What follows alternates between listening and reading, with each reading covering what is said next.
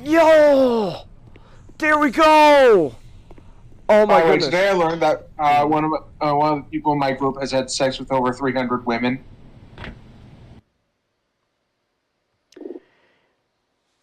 You want to repeat what you just said? Today I learned that someone in my group has had sex with 300 different women. So yeah. Oh, also, Godzilla's in Fortnite. So and also we lost Matchstick. So Matchstick is probably... Oh, no, he's back. There you are, Matchstick. He couldn't handle handle Godzilla being in Fortnite, and to be fair, I don't blame him. It's truly groundbreaking stuff right there. Maria, it's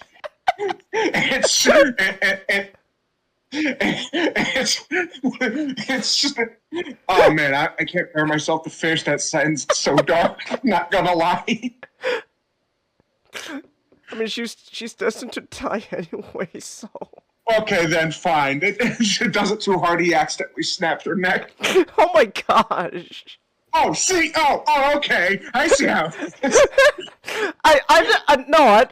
Listen. I didn't say you don't have to say it. I'm still gonna react to it. Okay. All right. Here we go. All right. Here we go. We're gonna kill the scientist. He said he could see the light. It's a. You know what? Speaking of God and all that, time to send this guy to his maker.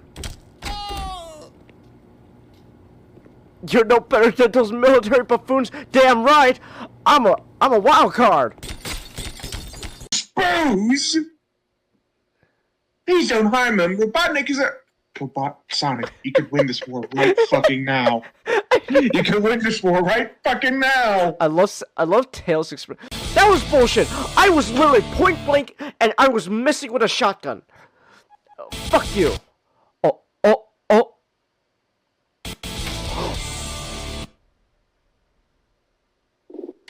I soft-locked myself. Holy shit. Okay, go back all the way from here. How far back are we? Oh no, I've soft-locked myself to a point where I blew. Okay, I got. Is it you? I mean, I knew it was you. I can't sleep and. Oh! Huh? This is a big issue. What? What? Why is it starting off with such a weak start then?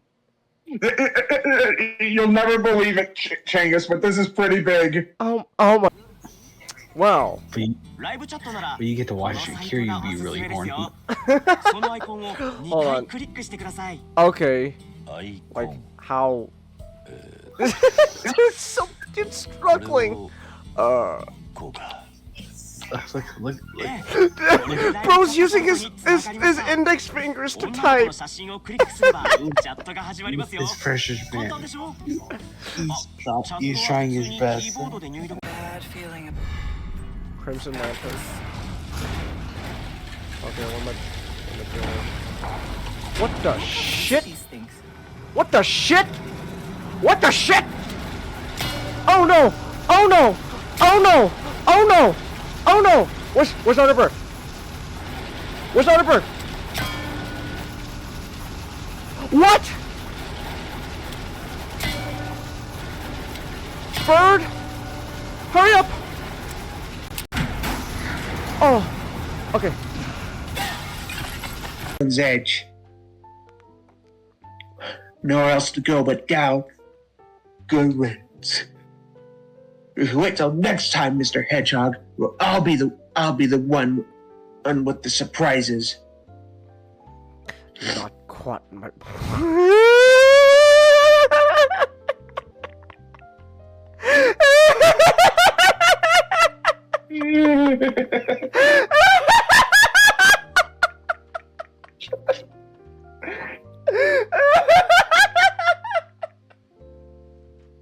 Oh. No table flips. That's true. A prowl is.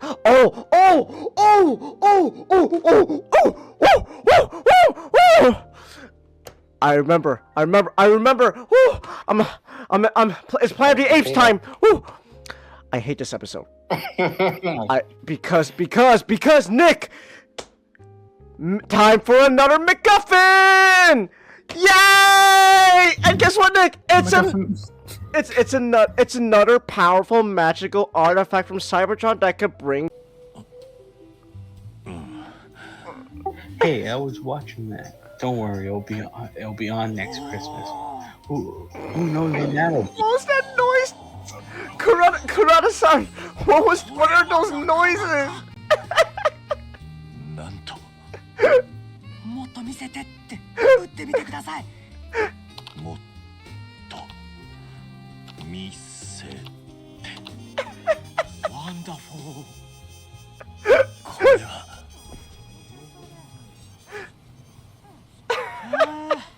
お疲れ様でした。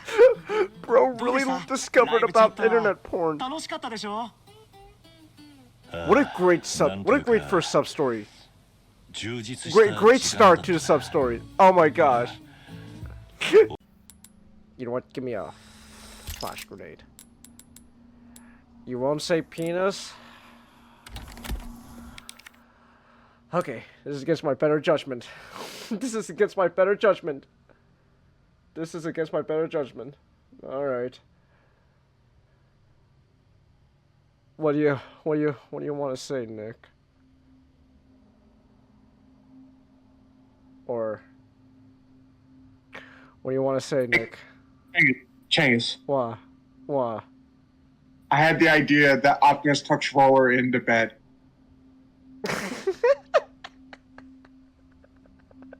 Like Roll has like a dog.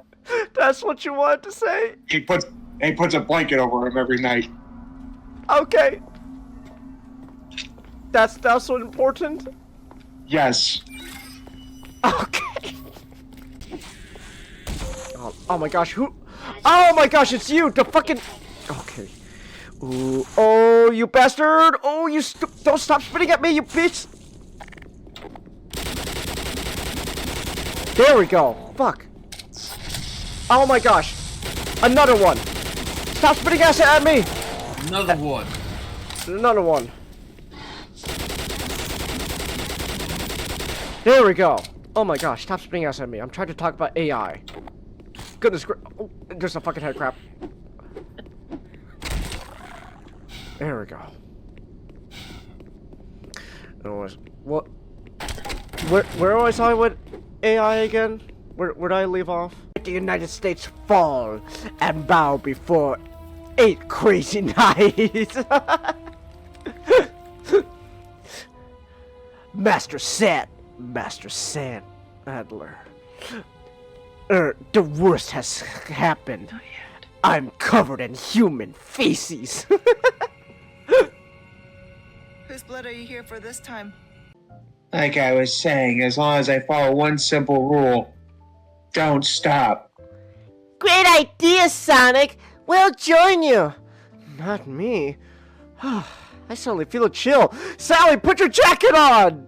What happened to your jacket you got in your own little miniseries? Put that shit on.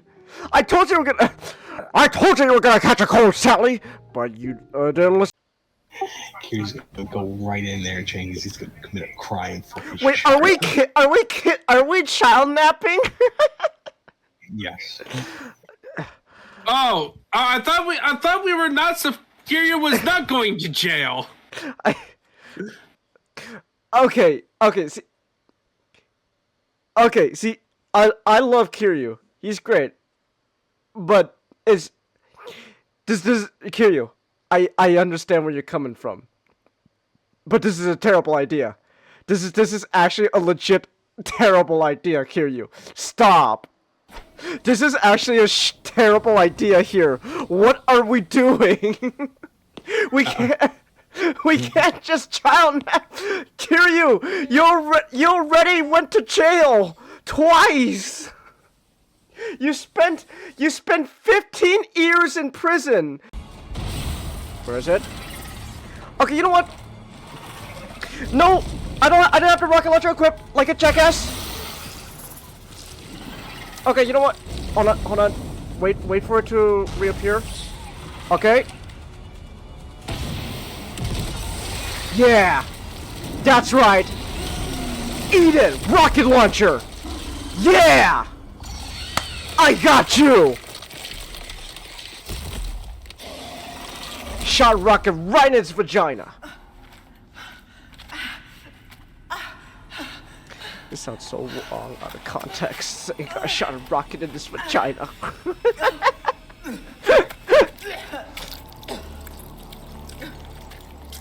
Oh. Ooh, I don't like that. You thought Knuckles was Cuban? Like Bob Marley? What, Chelsea? He's not. Bob Marley's not Cuban. And Knuckles isn't Cuban either, Chelsea. No! I can't, oh my gosh. I have to...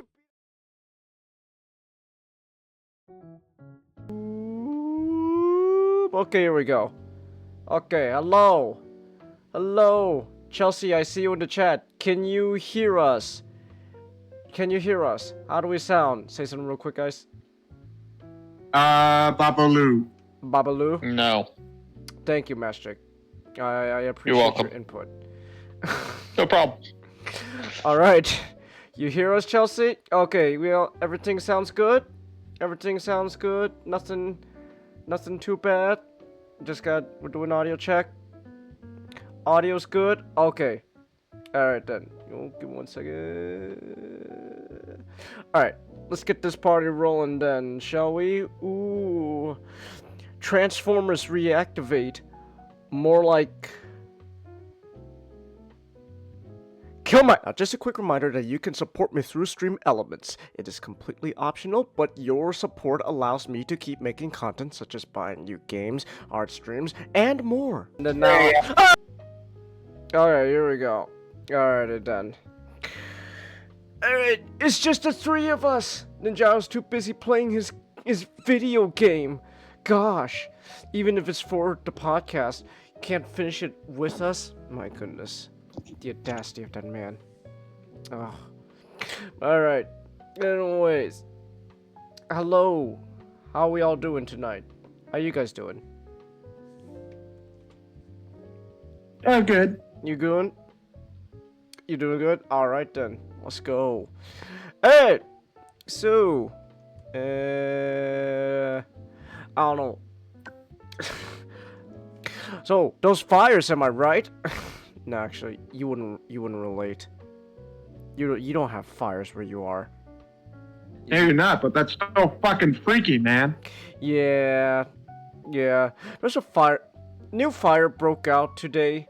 Close to actually like a close to a hospital nearby. Shit. No, it got put out. It got put out, man. It got put out. Yeah, but like there was a fire near that area. My dad told me. I was like, oh my goodness, what the hell? So yeah, that was my day. Besides preparing for the podcast tonight and doing other stuff, I learned that yeah, there was another fire that broke out. I love fire season. I don't, but you know, what are you gonna do about fire season? Well, you could actually do a lot of stuff about fire season, but hey. Ooh. But they did nothing. Exactly, they did nothing about it. So For years, despite a bunch of people warning you could do this stuff, and you decided to cut the fire, the fire departments. They cut the and budget. give all the equipment to the Ukraine. So yeah, you relate. You live in the same state as me, Chelsea. As I know. Nick got new drip. That's the Chicago Bears. because he's happy that they beat one team. So. So let Nick have his moment. Yeah, I don't think he's gonna be getting rid of that Bears chain anytime soon. So. Oh my gosh. Why do you guys hate the Packers so much? They're our enemies and we hate them. But why? because Changus. Just because? You gotta understand, like the Bears and the Packers have like one of the longest, if not the longest, rivalry in all of sports. Well, you see, Ching, it's one time the Bears' ancestors stole the Packers' donkey. Oh, I see. Now see, that's a myth. If the Packers started it when they insulted the Bears' queen. Alright. Oh, hey, Ninjato. But like it's like the rivalries, like they were like one of the Bears and the Packers have been like one of the first teams in football, in American football. Oh, okay. And so like they've been going at it like forever. Ah, I see. Alright, also Ninjato, can you hear us? Ninjato? Ninja Man. Ninja Man? The Holy Ninja? Uh-oh. I think he died. Shit. Well, Oh no. well, everyone, it was fun while this podcast lasted, but one of our co-hosts is dead. We gotta go now, prepare for his funeral. It just from what I'm looking at, it looks like they were just placed right next to each other, and that's the reason. That's funny. All right. Oh, there he is! Done. Ninjato! How do you I mean, All do? the cutscenes are done. I was wrapping up my adventures, okay? Okay, alright. Oh, hey, Ray. I mean, Illinois and Wisconsin are like right next to each other. That's a Wow. Wikipedia page. Yeah. Rivalry. Your rivalry. Yeah, so it's like not only we've been like the longest, like one of the oldest. Not only are like we the oldest team, some of the oldest teams in football, we're right next to each other. Oh, this actually, Changus, this is over a century old rivalry. Wow. Yeah. 1921. Oh my gosh. It sounds like you just. It just sounds like you guys just hate each other because you just like you looked at each other's faces one day and just like, I don't like you. My mom's from Wisconsin. Ah, okay. I'm sorry, Nick. You have to go beat your mom's ass. What did I? Yeah, What did I walk into? We're I'm talking talking about the sports. Bears. The football Bears. teams. The Bears versus the Yeah, Packers. the Bears. The Bears and what rivalry? Which one? Any of the was The any of Packers. the The Packers. Oh, okay. The The Cheeseheads. Cheeseheads. Yeah. The ones that actually won Super Bowls. You are doing See, this. here's the thing. I don't even remember the last time the Packers won a Super Bowl. Man, Ninjato here just starting shit for this, just for the game of it. Oh yeah? Well, you know what, Nick? You're for the Bears. I'm gonna root for the exact opposite team, just because. What are you gonna do about that, Nick? And so you do realize you're coming in April, right? I'm realize talking about Ninjato. I'm talking about Ninjato. He's the one saying all this, okay? I'm paraphrasing him. I'm voting. I'm playing for my team, and right now for this playoffs, I'm teaming up with the Vikings here. I don't As long as you don't root for the Packers, I don't care who you root for. I will only root for the Packers when it comes to you.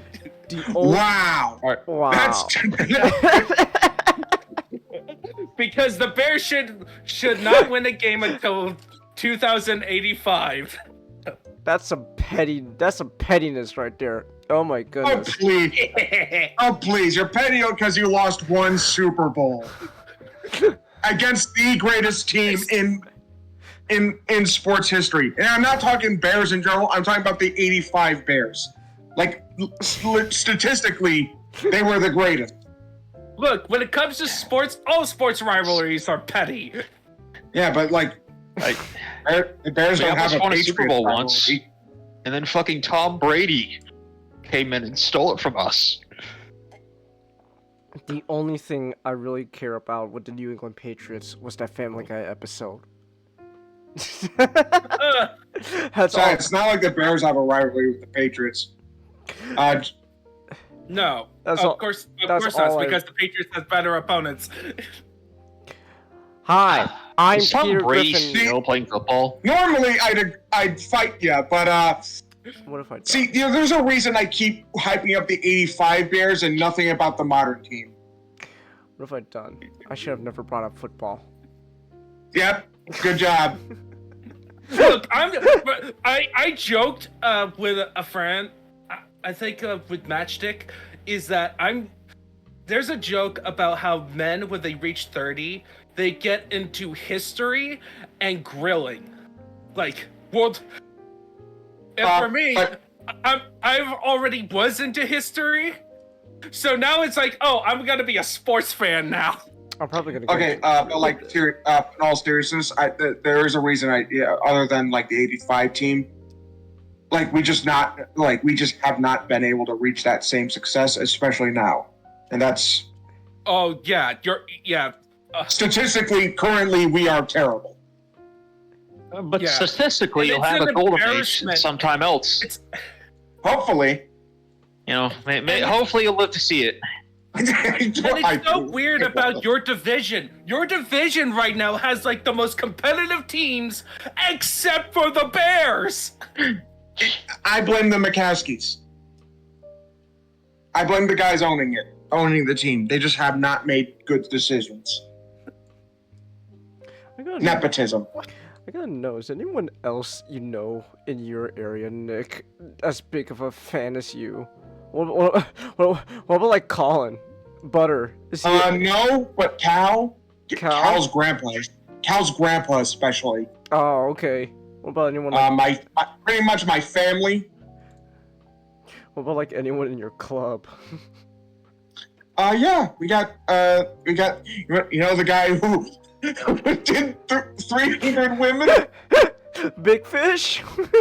No, that's a different guy. That's a different. Wait. Oh my gosh, you got too many people confusing me now. Who's the guy that did 300 women? It's a guy. What? Toxic. Oh. What the fuck? Nick I here will is friends. I Nick do here knows a also guy want from to his say something club. about the Patriots. I don't think they shouldn't be winning Super Bowls for a while, because we have like what how many Super Bowls? Yeah, I think the Patriots should be excluded for next 10 years. How about that? I think that all makes us No, happy. they should be a playoff team. Okay, like they What's the best team in the NFL that's right now? my goal. Who's Right now, Uh, Patriots right now Who's is on now the second worst team right who's now. on top at the moment? On top? Well, Chelsea. Chelsea. I despise Packer fans, and technically the Vikings also have a rivalry with the Bears. However, I'll give you the exception, Chelsea. Oh, here we go. Right at now, the top. best team is the Kansas City Chiefs. Oh, Tragus. the Lions. But Nick, can you really call the Packers fans people? Who is it? Yeah, my bad. Like, You know what's up. the best team right now is the Detroit Lions in the entire league. Just because they got it because they're the top of the North NFC division. But in terms of win-loss ratio, the Kansas City Chiefs are. No, they're tied. They're both 15-2. The Detroit Yeah. Lions historically have been a bad team. Yeah, right now they're Only like, lately are they like the top for some fucking reason.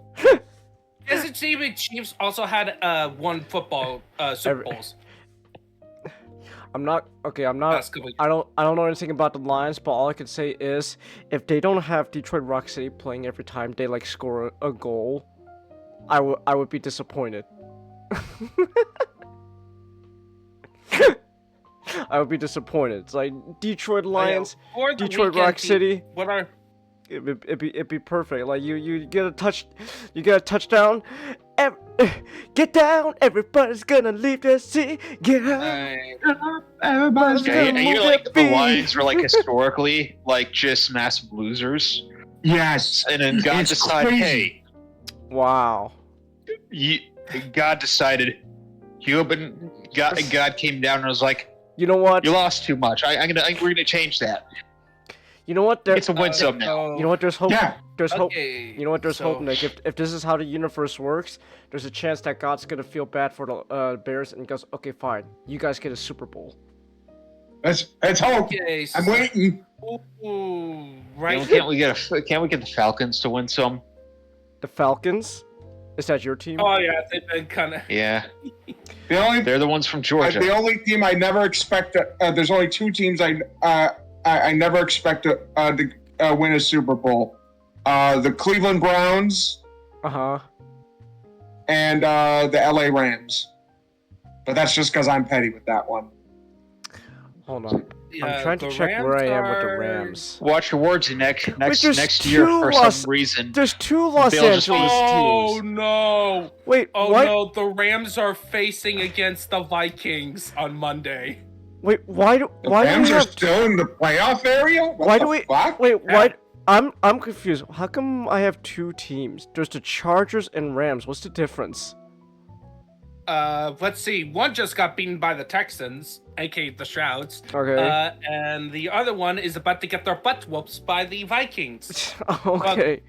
It's still a 50-50 because they did beat the Vikings during the regular season. I'm sorry, but this seems like kind of. I'm not gonna lie. This seems kind of bullshit. I'm not into sports, so I'm completely unbiased here. So I can say, LA, you're kind of being bullshit right now. How come you get to have two teams in the NFL? Like, everyone else has one team, but the then Chargers are San Francisco. no, San Francisco's a different team. Oh Are- no, they're the 49ers.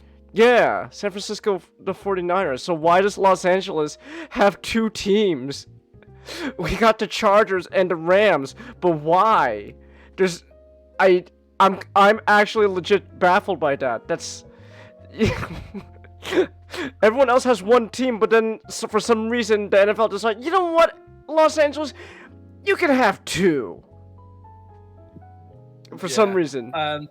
Unfortunately, right now, the only other team that I would probably be rooting for, the Steelers, because my family has tied to Pittsburgh, Pennsylvania relatives.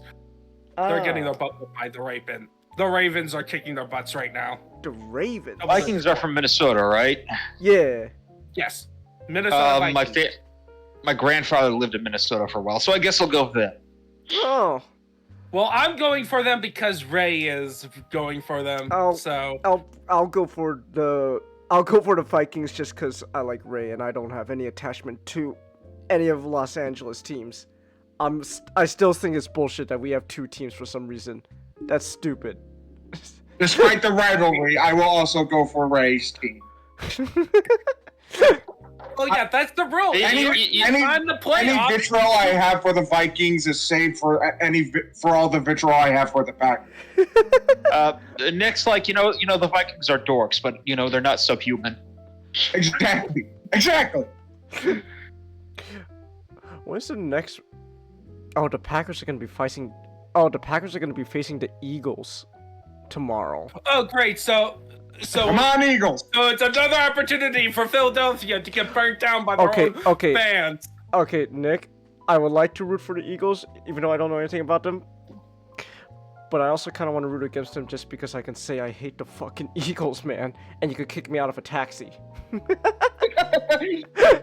Come on, man. I had a rough day and I hate the fucking Eagles.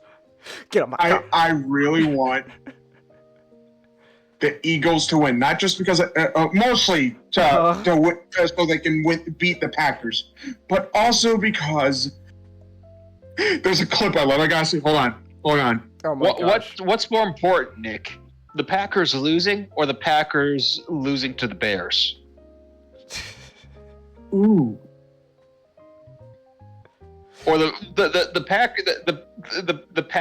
Packers losing outright, or the Packers getting eventually long into it enough to lose to the Bears. Nick, They both seem appealing to me.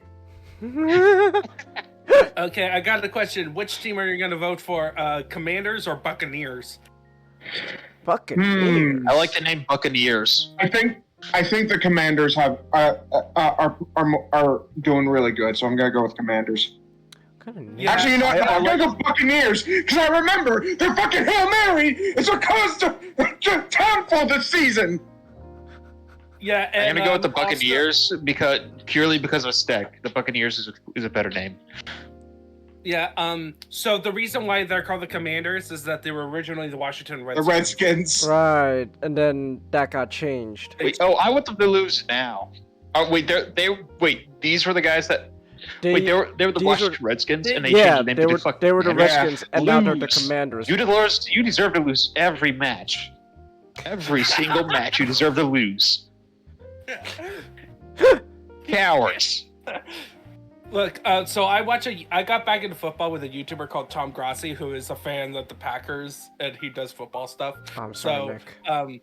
You had to hear but he- that. No. I've been watching some of his stuff too, despite the fact that he's a dirty Packers fan. yeah, he does this parody series where He's fair. The NFL is scripted. Yeah, and I love what he did with the Commanders. He's the Commanders character is Wildflower, and he's a hippie who is the most dangerous one because he says like, "We're dead with a Betty," and then he does like a threatening statement. It's hilarious. Oh, Imagine getting rid of the name Redskins and getting the name the fucking Commanders. Like that's just. Well, Commanders does That's- actually sound like an Indian tribe name. I'm not gonna lie though, Commanders actually does kind of sound cool. Like Their logo sucks. They have a terrible logo. they have a terrible logo. Okay, but like It's a W. It's just a W. They went from the Native American uh-huh. on their symbol to a flippin' W. Ah. A brown. Okay. Like you could you could have kept the logo, like ooh Commanders, and you could have kept the logo, but I guess not. So that's kind of. Hey, big fish. Look, Hey, Big Fish. We haven't even got to any of our topics yet. We got at a huge thing with sports. And We're it's- talking football, like here's the. and we're talking here's about the Bears. Original Redskins. Okay, All right. What about the original Redskins? the logo. Uh huh. So you see how cool that is? Yeah. There was I an know entire about the- South. Changus, don't you remember the South Park episode on this? Oh, was there a South Park episode? I didn't. Yes. I didn't see that episode. It's a good I'll one. be sure to show it to you at some Here's their point. new logo. All On right. all. Yeah, it's just a W. Yeah. I don't like that. Yeah. No downgrade. Like, come on. You know what? You know They what? should have gone for more racist. They should have gone from just an Indian guy to a racist caricature just of local people. Oh my god. Hold on. That's terrible. I was gonna say, like, you should be proud of your native heritage. So like the fucking the Indian logo, well the Native American logo on the on the thing, like on the helmet would like be cool. It's like ooh, like we changed our name. Sure, but we're proud of our heritage though. It'd be neat. But I guess I think guess I'm we like can't 1/16th Native American, so I could say that it should be a racist caricature.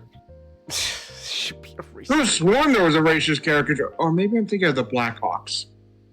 Yeah, The Blackhawks. It's more tied. Yeah, it's just like some people who of some Native American First Nation didn't like how they Yeah, just make it's like that they kind of commercialize. yeah, I get it. I understand. But I'm just saying, like it'd be like ooh, we get to show off, who we are. This is our heritage. This is we're I don't we're the think you've- we're the commanders. that it wasn't. I don't think there's not even a tribe they use. Why do they? Let's see. I don't know. You say at least your hockey team is specific. You love the wild, but the name is generic. You say the Indians was more offensive, to be honest, Ray. I don't know. At least our baseball team is badass. The Braves. The Braves. Ooh. It's Indian too.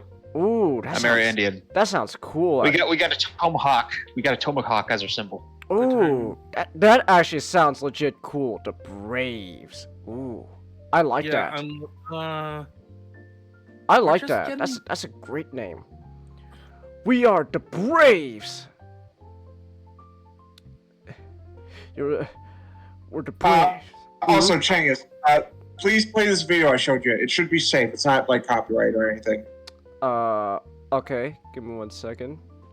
I'm doing something at the same time while we're talking all that. All right.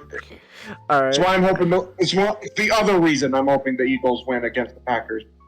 Okay. Oh, you sent me something. Okay, what is this? Let's see. What is it you want to show the class, Nick? I can show this on stream. Okay. So apparently they sift through 40,000 choices for new names, and you know why they picked commanders? Why?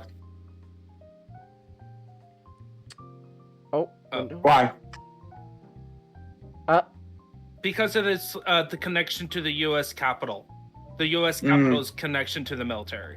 Oh, okay.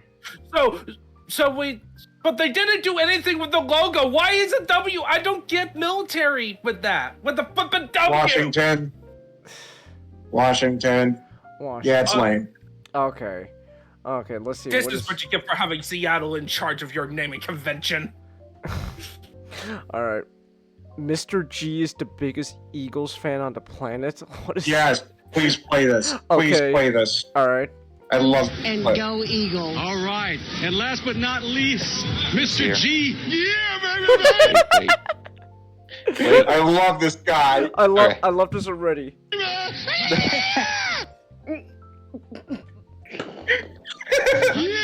I'm hype, baby. You know, I told everybody. Everybody knew what's going on. They trying to count us out, and I told them what's going to happen. And you see my shirt tag?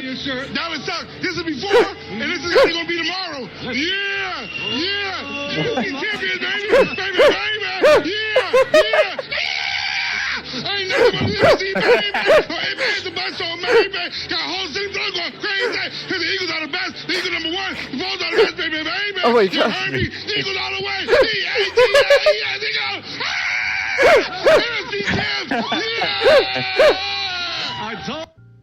I love this guy. I definitely enthusiastic. I love his enthusiasm. Where's the base of the Washington Commanders? They located in Washington D.C. A lot of celebrating going on tonight. Now it makes less sense with the Redskins. Why did they went with Redskins in the first place? Why were the name called Redskins in the first place? They're based in the Washington D.C., a city that was totally built. It was built. There was no land on that. I think you're just a stupid team in general. Then, I think you're just a stupid team in general. No, they should be called the Washington Politicians. Let's be honest. Well, you know, wait, hold on. If you're based in Washington, why don't you be something like a little more, you know, like patriotic, I guess. But you know, but then you know, the New England don't. No. They stole the Patriots. So I don't know, like let's say like the I don't know, the Revolutionaries or something like that. I don't know. You know, something to do with American history. The Washington. It can't be Eagles, unfortunately. The Washington Unions or something like that. I don't know. So, is the review for Late Night with the Devil gonna be a spoiler review? I do not know. That's up to Not whenever he gets here.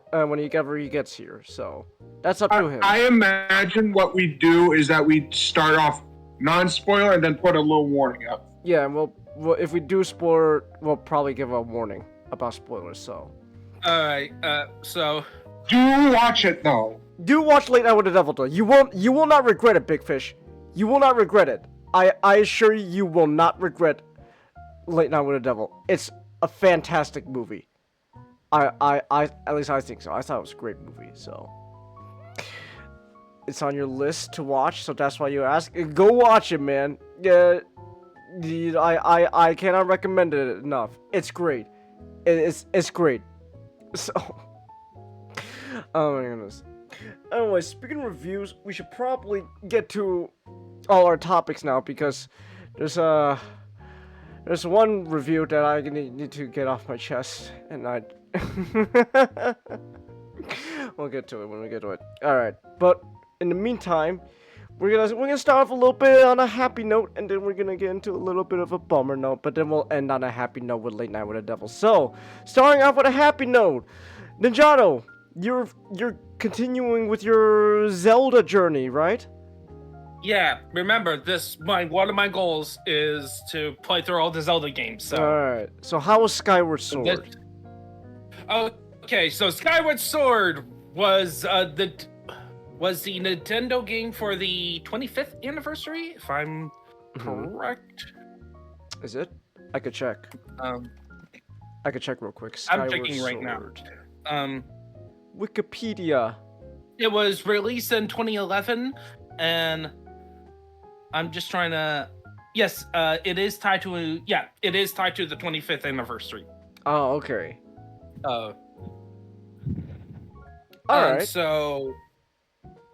Unfortunately, the game came out very controversial, which is kind of a common thing with Zelda at this time. Like the 3 console games for Zelda has that came out during like before Breath of the Wild. Had some form of controversy, like people not liking it as much at first. Okay. You first got Wind Waker. And, people didn't like Wind Waker? Oh yeah, they they thought that, they thought it was like cartoony and stuff like that, and then it got it more established and people loved it. The art style is like one of the things I find most appealing about Wind Waker. Yeah, but it's new and different, so people aren't gonna like it. Changes. Okay. Take your mind back as like a fan. If you were a fan of Zelda, you kind of grew up like Zelda has like a more typical fantasy, and then you see new graphics coming out. The N64 and PlayStation 2, and everything was heading towards more realistic, more fantastical, realism, and like darker, and that was like a huge achievement. And then Nintendo, with their next Zelda game, and they already had a gameplay demo. Well, not a game. They had like a showcase of what a Legend of Zelda could be by showing Link and Ganon in Ocarina of Time, but in the GameCube graphics. So people were waiting for that game. Okay. And the game they got instead was Wind Waker graphics. Okay. Man. And so it's like they were kind of. We can't have. They were kind of fine. They were kind of fine, and then Twilight Princess came out, and that was probably the most well received during this era. I wonder why. Of the 3 console games we're talking about, because it's more of a return to form. They went for the more darker art style, but there was some complaints about it becoming a Wii game, along with the GameCube game, and the Link turning into a wolf. Was also some. They didn't like wolves. All right. Well, they didn't like the mechanics, but they did to change the gameplay. Okay. And then this game came out. Of course, this game had a lot of fanfare. All right. And people were excited. The problem was it was released on the Wii. No, not the Wii. No, Big Fish. Link was not a furry. The wolf thing was more unique to the game. It's a consequence of the Twilight Realm. Shenanigans. It's shenanigans. And I already played that, so I most likely won't be replaying it this year. Look, if Sonic can be a wolf, even though he's not, then so can Link. Why did they even call it a werehog though? I don't. Yeah, it's like if I just if I was like a were-man. What do I just become Ray? Why is he called a werehog? Oh my goodness! But yeah, so this game, I just turned into a black guy in the full moon. Oh my gosh, that's terrible. What were you saying though, Joe? Xeno Nick was my slave name. Oh my I am gosh. now Milkshake account. Oh my gosh. Okay. Okay. So this game came out, and so people,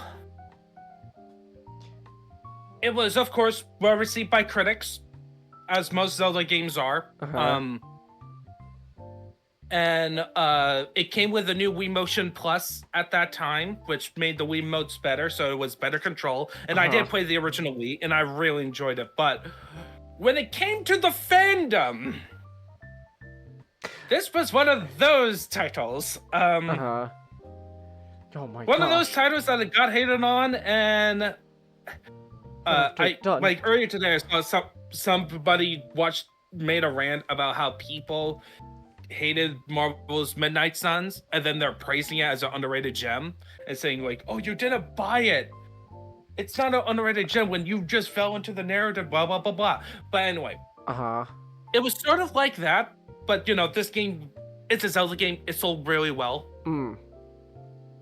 But the reception of it, for the longest time, has always been more on the negative side. So people did not like it. The gameplay being very linear compared to the previous games in terms of dungeons. Seemingly, at first glance, right? Let's compare it to Twilight Princess. Twilight Princess has like a forest area, snow area, desert area, the Twilight Realm, a sky area, a sky temple you get to explore. Oh, okay. And that's just the name a few. Like, that's just like name a handful, along with Death Mountain, the fire inside the volcano and stuff.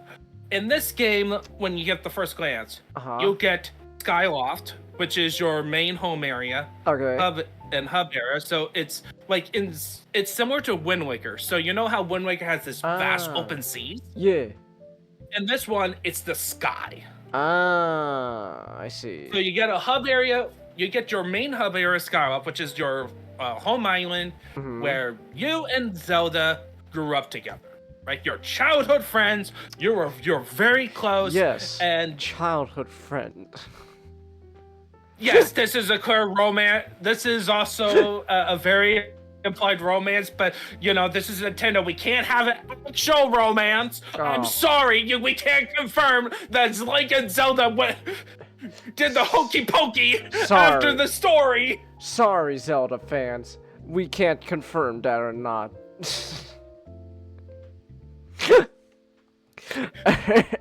I am salty about that. I am always salty about that. It's like, dude, you literally, and at the end of the game, a spoiler, you literally have this whole reincarnation aspect where the main villain curses both the hero and Zelda's bloodline to always have to need to battle his hatred reincarnating as Ganon. So why not just have it that they get together? No! We can't have that, Ninjato! Oh my gosh. You're tempting with things you don't understand.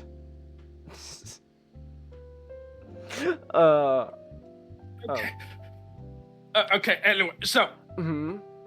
But so you got but I'll just get to the plot and then I'll explain why people don't like it and why I actually love this. I love my experience playing this game. Oh my gosh, controversial take. Whoa. Look, I'm one of those people that liked it at the start and it is getting better reception. Like, this is one of those games that is probably going to get better reception because of the Breath of the Wild games. It's like every fandom related to Nintendo where they don't like certain games when it comes out because it follows the old formula, right? Okay. It's like viewed as like, oh, this is the old formula at its worst. And then Nintendo switches up everything for the next game, and people at first it's like, oh, this is amazing. And then the game that uses that exact formula is like, oh, this is amazing. And people are just like going nostalgically, oh, complaining about that wasn't that so bad. Like, Oh, okay. that was actually very good. In fact, that was better than the innovative game that we were praising. Like it happens with Fire Emblem. It happens with Zelda. I bet it, like, any franchises at some point, you just look at that chart. It's like, okay. Really? But anyway, so Link and Zelda have to do this ceremony. Link, of course, wins this air race so that he can be with Zelda together, because we're setting up their relationship and or the story. Well, as they're like going off, flying around, hanging out with each other, building like this cute little romance, a tornado showed up and dropped Zelda and her bird down below the clouds. Oh my gosh, no. And then in this civilization, nobody knows what goes on the surface of the actual world. Oh. Because this civilization was set up because in the backstory, the goddess Hylia separated the people of Skyward on the ground because the main bad guy Demise was taking over the whole Earth. So Link's gotta travel to the surface and go on a journey. Is this Transformers 1?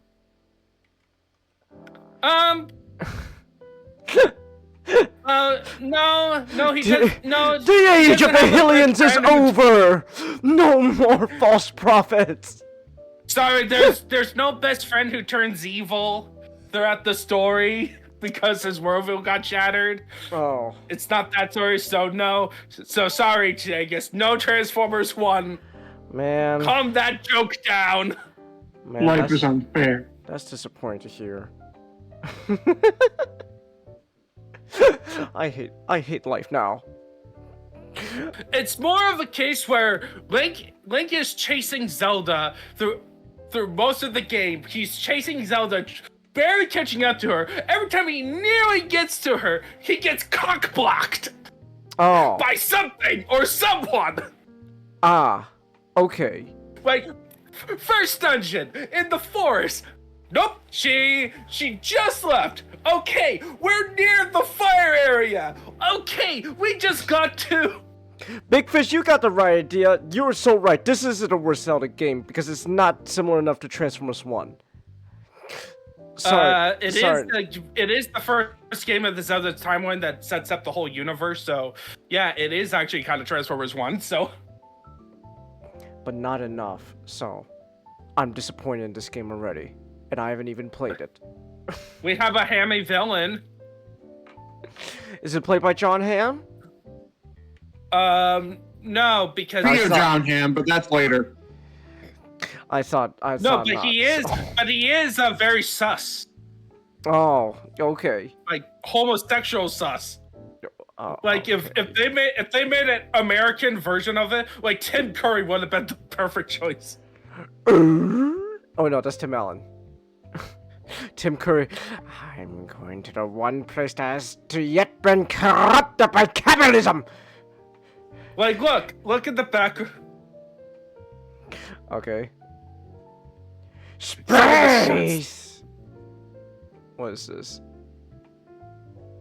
That's the main bad guy. Gear him and just. Why has he got his tongue out? That's for a shot just to freak the audience out. But anyway, so. Oh, anyway, I didn't realize the main. Wait, so the main villain is Gene Simmons? Alright, wait, yeah. Okay. His basic goal is that he wants to grab Zelda so that he can resurrect his master, Demise, who's currently in prison. Zelda, On that, so anyway. you know, I've got you now, Zelda. Hold on, I gotta sing a song now. Unfortunately, every time he keeps getting foiled every time, foiled every time because this is a Legend of Zelda game. Like, we need to have more dungeons, so. And Link, has to win. Right, he has to. But he did accomplish it, reviving his master, but that's at the end of the game. So anyway.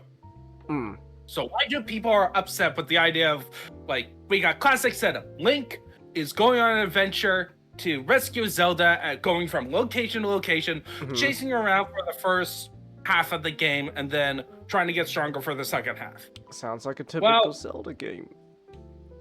Yeah, like a typical Zelda game. Well, first off, we need to talk about the Skyward Sword, mainly the companion. So you notice in the cover, you got Gearham on the left, over the title logo, and then on the right, you see this interesting figure. That's fine. That's the companion for the game.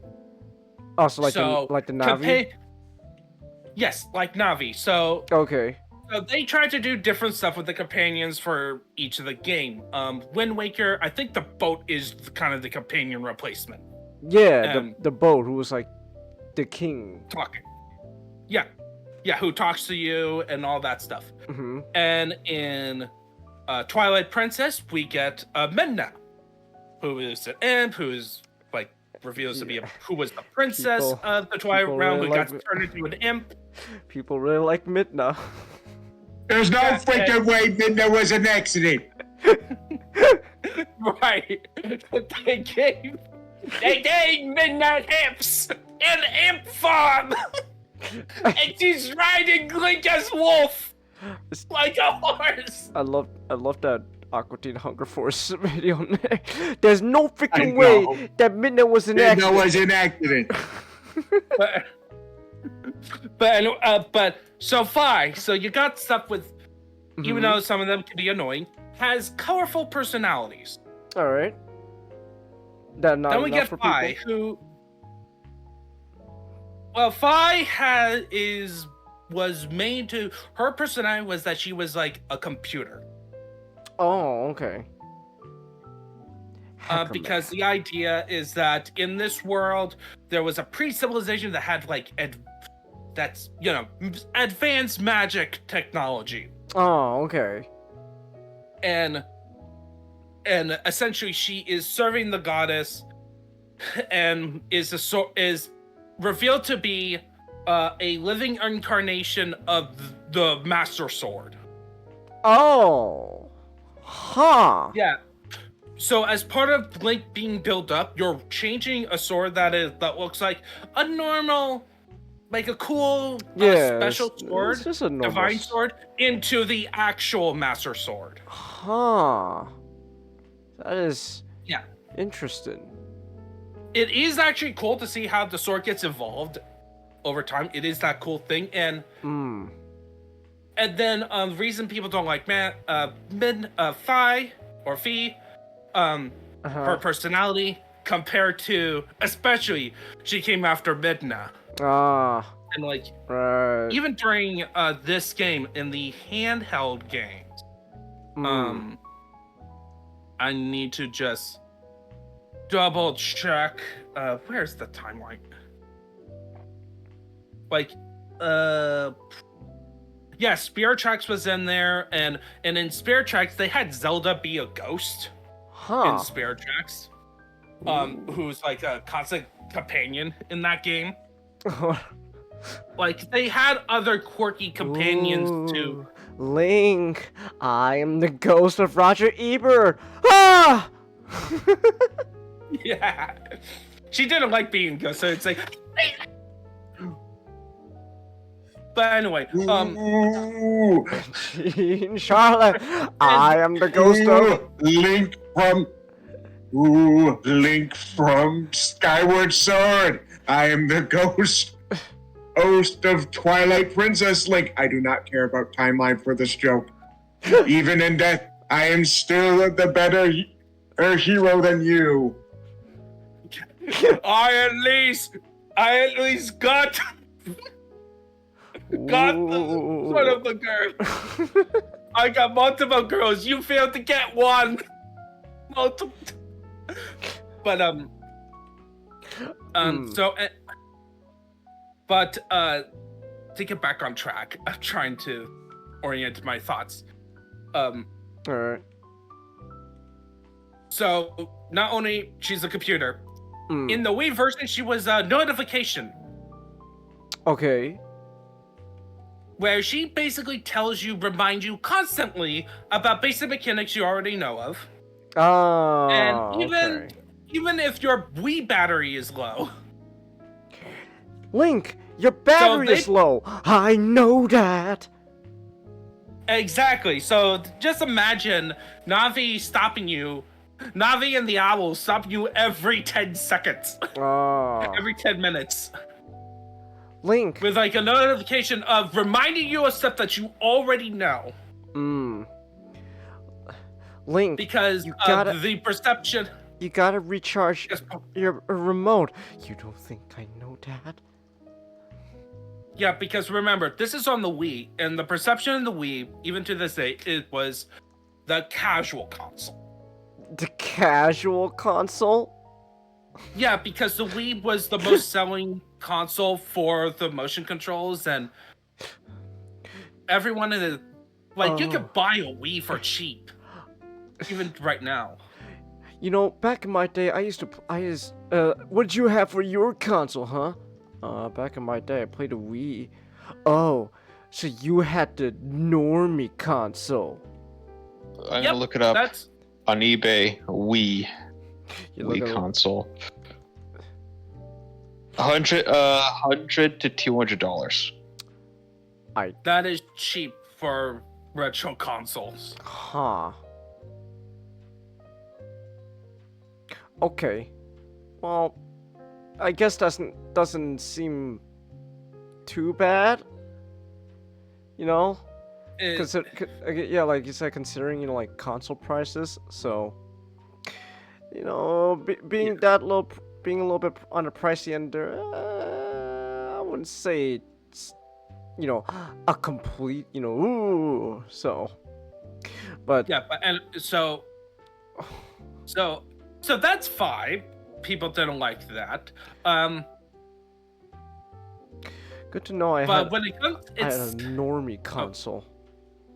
I didn't realize that until you mentioned it. Damn, I was a normie. Oh. Console. And then, also because it's on the Wii. The sky area. There's a perception that the sky, I don't know. I haven't played a Wind Waker yet. That the sea was very much a vast open. Lots of opportunity to explore. Oh. And the perception is that Skyward Sword, not a lot of that. Didn't have that? Even though it has like... Okay. Like aside from like the dungeon areas, in terms of the sky area, there's very little islands to fully... There's not a lot of islands in the sky to explore. They're like kind of small. They have one thing, or this is where you can find chests. Okay.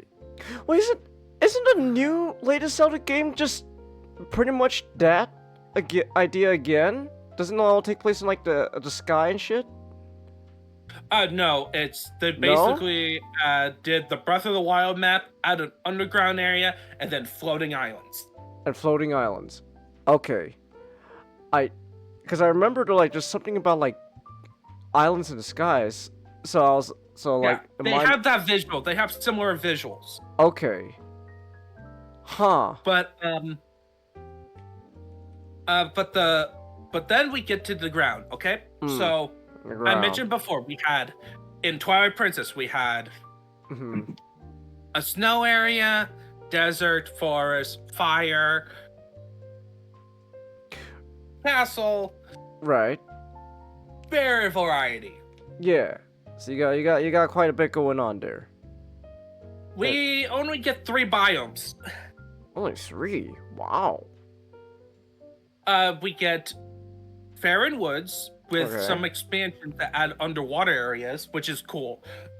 So basically, they did was that you get 3 areas that you're gonna go back and forth all the time throughout the game, which is adds to people don't like, because people don't like backtracking, so they view it as backtracking, especially in order to go from one location to another. Is older Zelda games, you ride on like your horse, like Epona, and go in between a field area, go to your next location, right? It feels interconnected.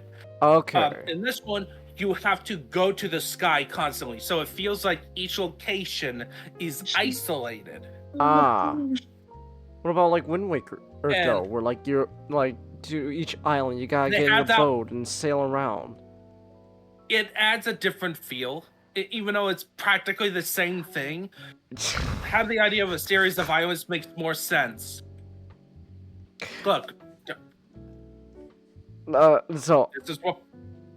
I understand what you're saying, but like from like, you know, like an kind of essentially like an outside perspective.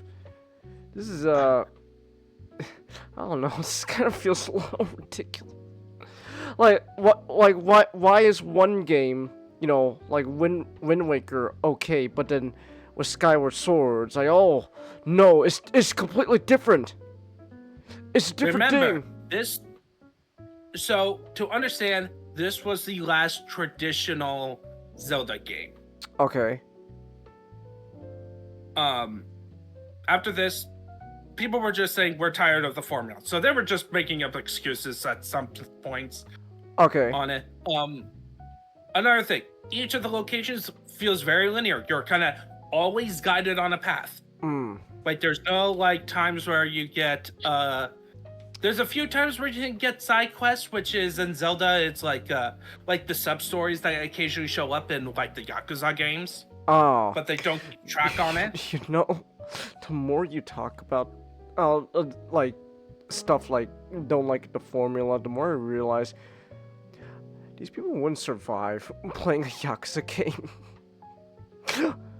No, I bet no. The thing is that they probably will like the Yakuza games. Why? It's literally the stuff they're complaining about. Like all the Yakuza games are practically like the same, at least like when it comes to like the gameplay. Look, they will find excuses. Okay. That's stupid. They're people, and people will find excuses. Okay, people are not rational. Consistency is not one of the things with people. Okay. Okay. Okay. Okay. But anyway. So. So you get linear. You get fewer areas, biomes to explore, and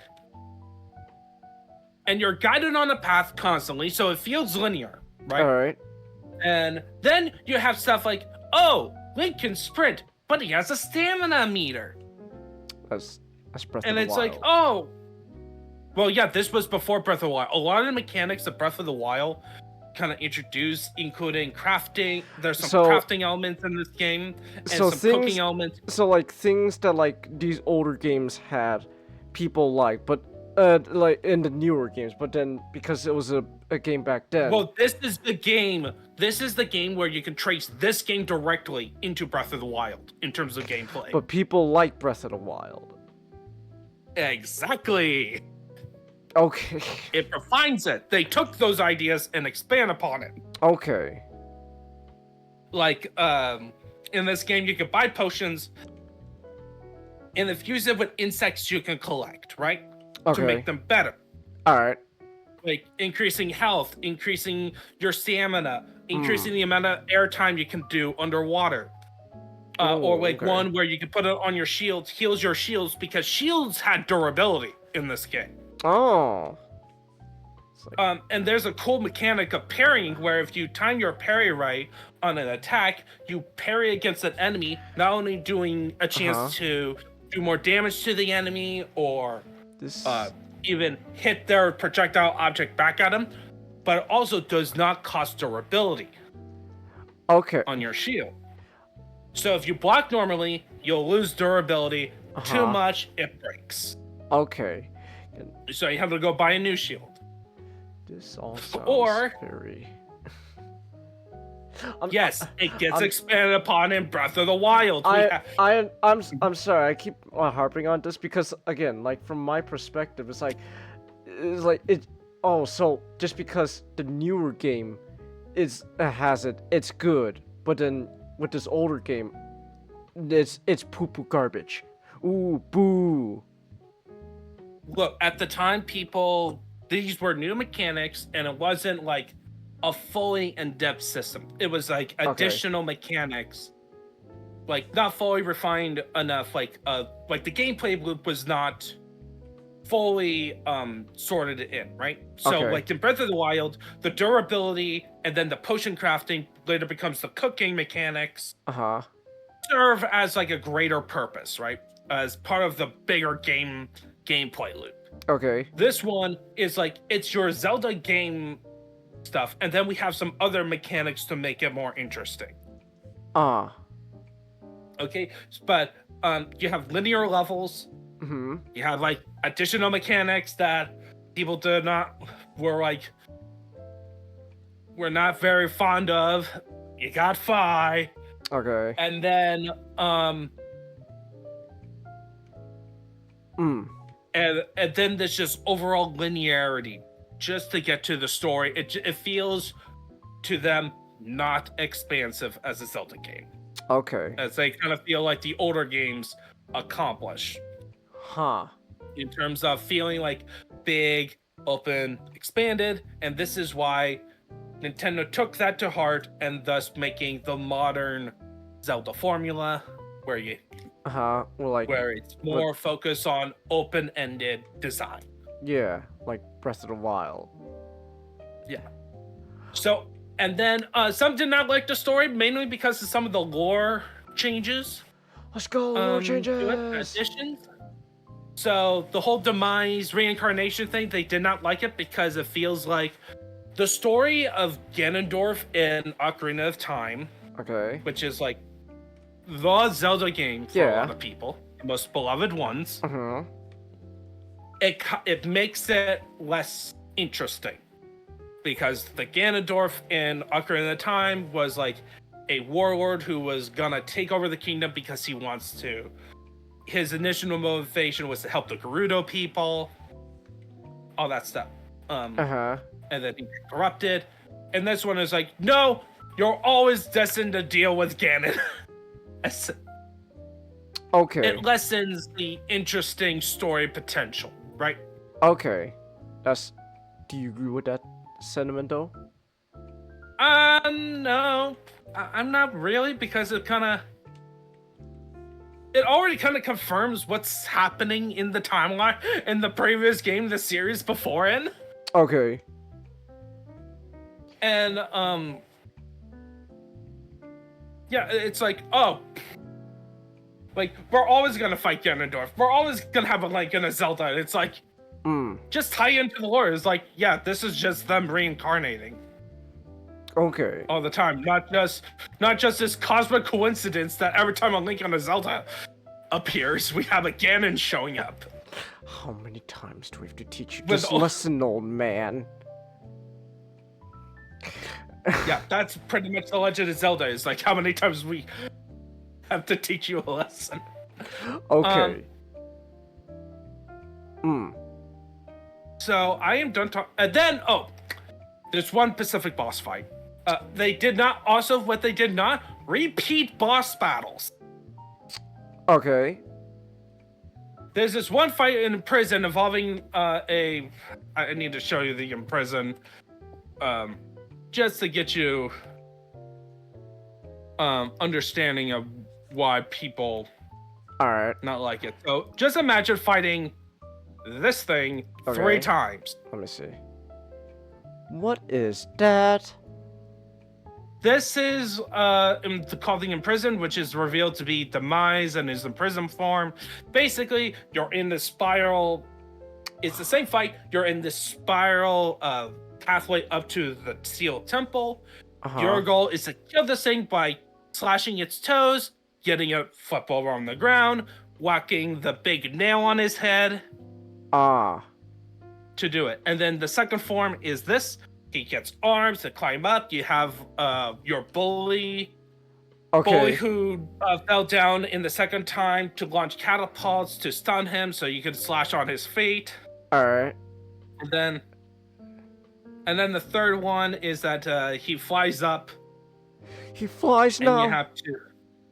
Yeah, he flew. Fly now. He flies. Oh my gosh. He flies now, and you have to launch on top. All that stuff. Like, they did stuff to make it interesting, but... But you're still fighting the same guy 3 times.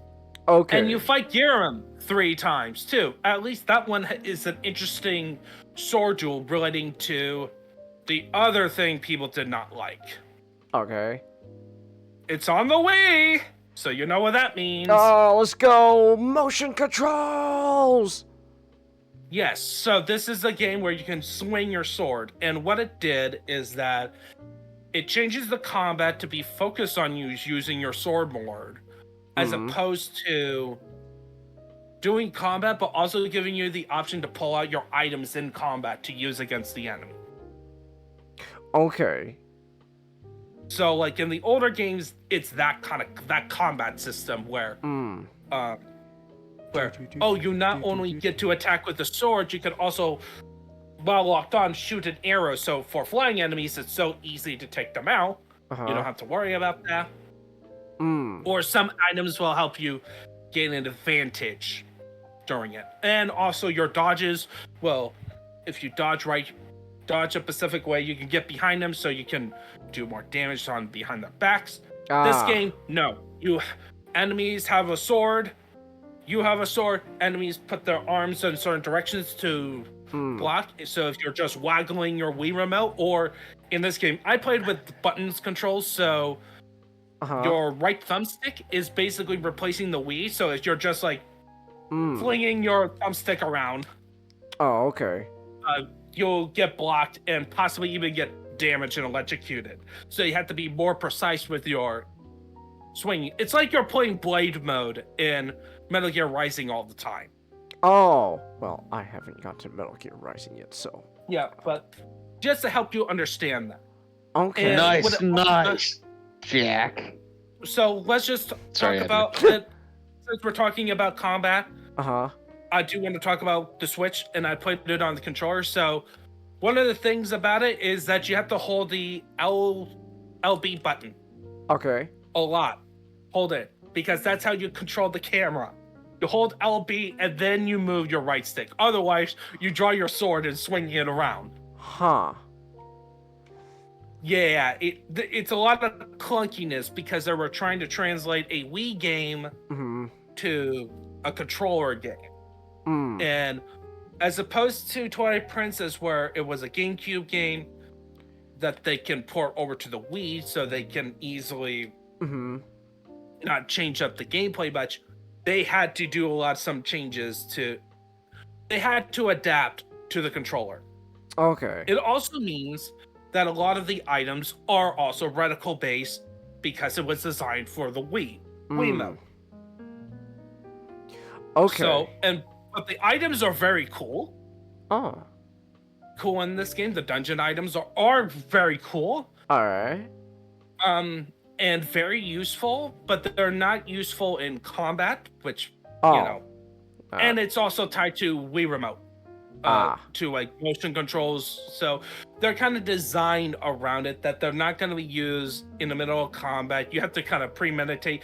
Even your bow or swing shot that you get, it's treated as a separate item, not best used in combat. Interesting. Inner clunkiness. So all that said, that people complain about. There's a lot of things that people complain about, which understandable. But I think it's the best one. it's one of the best Zelda games. Oh, okay. And why is the that? ones I played, which is one story. This is the most focused. This is the last time where we get a really good focus on story that is really good throughout the narrative throughout the entire game. Okay. Breath of the Wild and Tears of the Kingdom has the problem of being so open-ended that the stories, even though they can be good, it has to be cut up. Huh. It has to be cut up and presented in a way so that you can encounter each piece of the story beats that's already happened in the past, too. It's not like something that happens in the present. There are some in the present adventures in those games. But in terms of the overarching story of like that you want to explore, because of the open-ended design, it's not as strong as this one. Because of the linear nature, you feel like the story's evolving and like even the world is evolving, because just because we have 3 locations doesn't mean that they are not super explored. Like take Faron Woods. So first time, it's just a forest. You're just exploring a forest, typical Zelda fare. All right. Going through woods. But the next time you get to visit, you get to go to the lake area, which then leads to an underwater section. Ooh. Underwater section. And then when you go there for a third time, the whole forest gets flooded. Ooh. Interesting.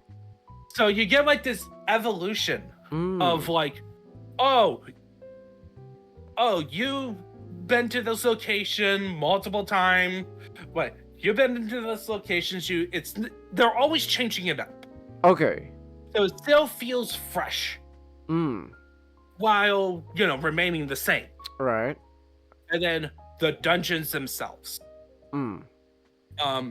They made sure that the dungeons are awesome. This is the last time where the dungeons really got to focus on that. It real feels like you're going through a series of puzzles that is perfectly matched to the equipment you have. Okay. And also so unique designs too. Like like I did not imagine making a water temple that is not focused on swimming. Oh? It's about controlling water, and then they have like this Buddhist aesthetic to it. Oh, okay. And then there's a dungeon, and then there's an area. One of the adventures in the desert area, the main mechanic is these time crystals that you whack, and it changes the local time to an earlier time where it was lush and green, and these broken down robots can survive. Yeah. Okay. Well, you do that, there's a big area of sand, and you go on a pirate adventure. Oh. You go to a pirate ship in the middle of the desert. And you go open water, so you get like this cool visual of like this local time bubble where the sand turns into waters, and then sometimes the sand covers some rocks, but when you go over them, they come back up. And then like if you go in the and then like you get, if you do in the pirate ship one, you hit the crystal, the pirate ship, you have to change it constantly from like this old broken down pirate ship to back on its prime, and all the electricity goes back on. Oh. And in that one, you get to have like a pirate duel on a gangplank. Huh. That sounds fun. Like the creativity is amazing. On that. Okay. And then the sword combat. Like, yes, it's not as, when it comes to the group fights, it's not as fun.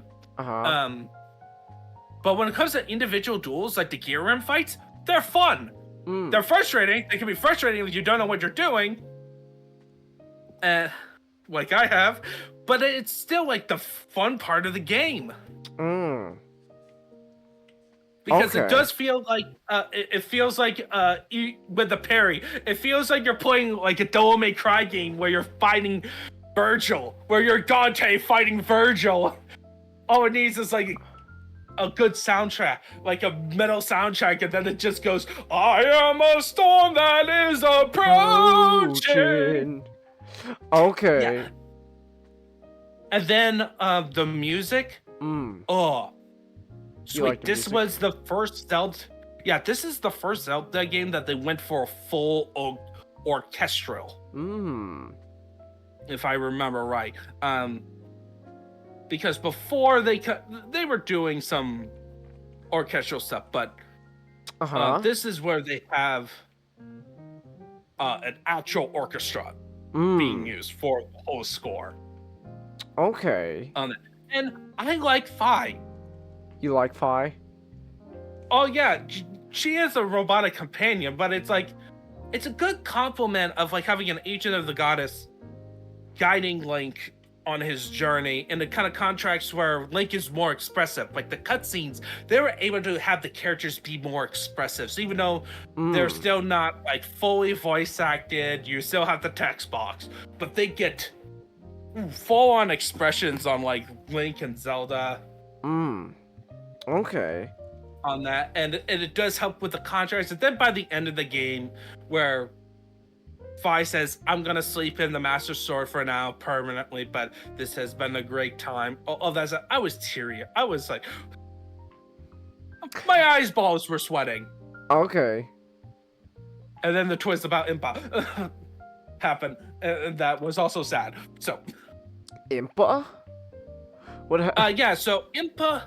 So Impa in the Zelda games is. So first you encountered an old lady in the temple. Okay. Right?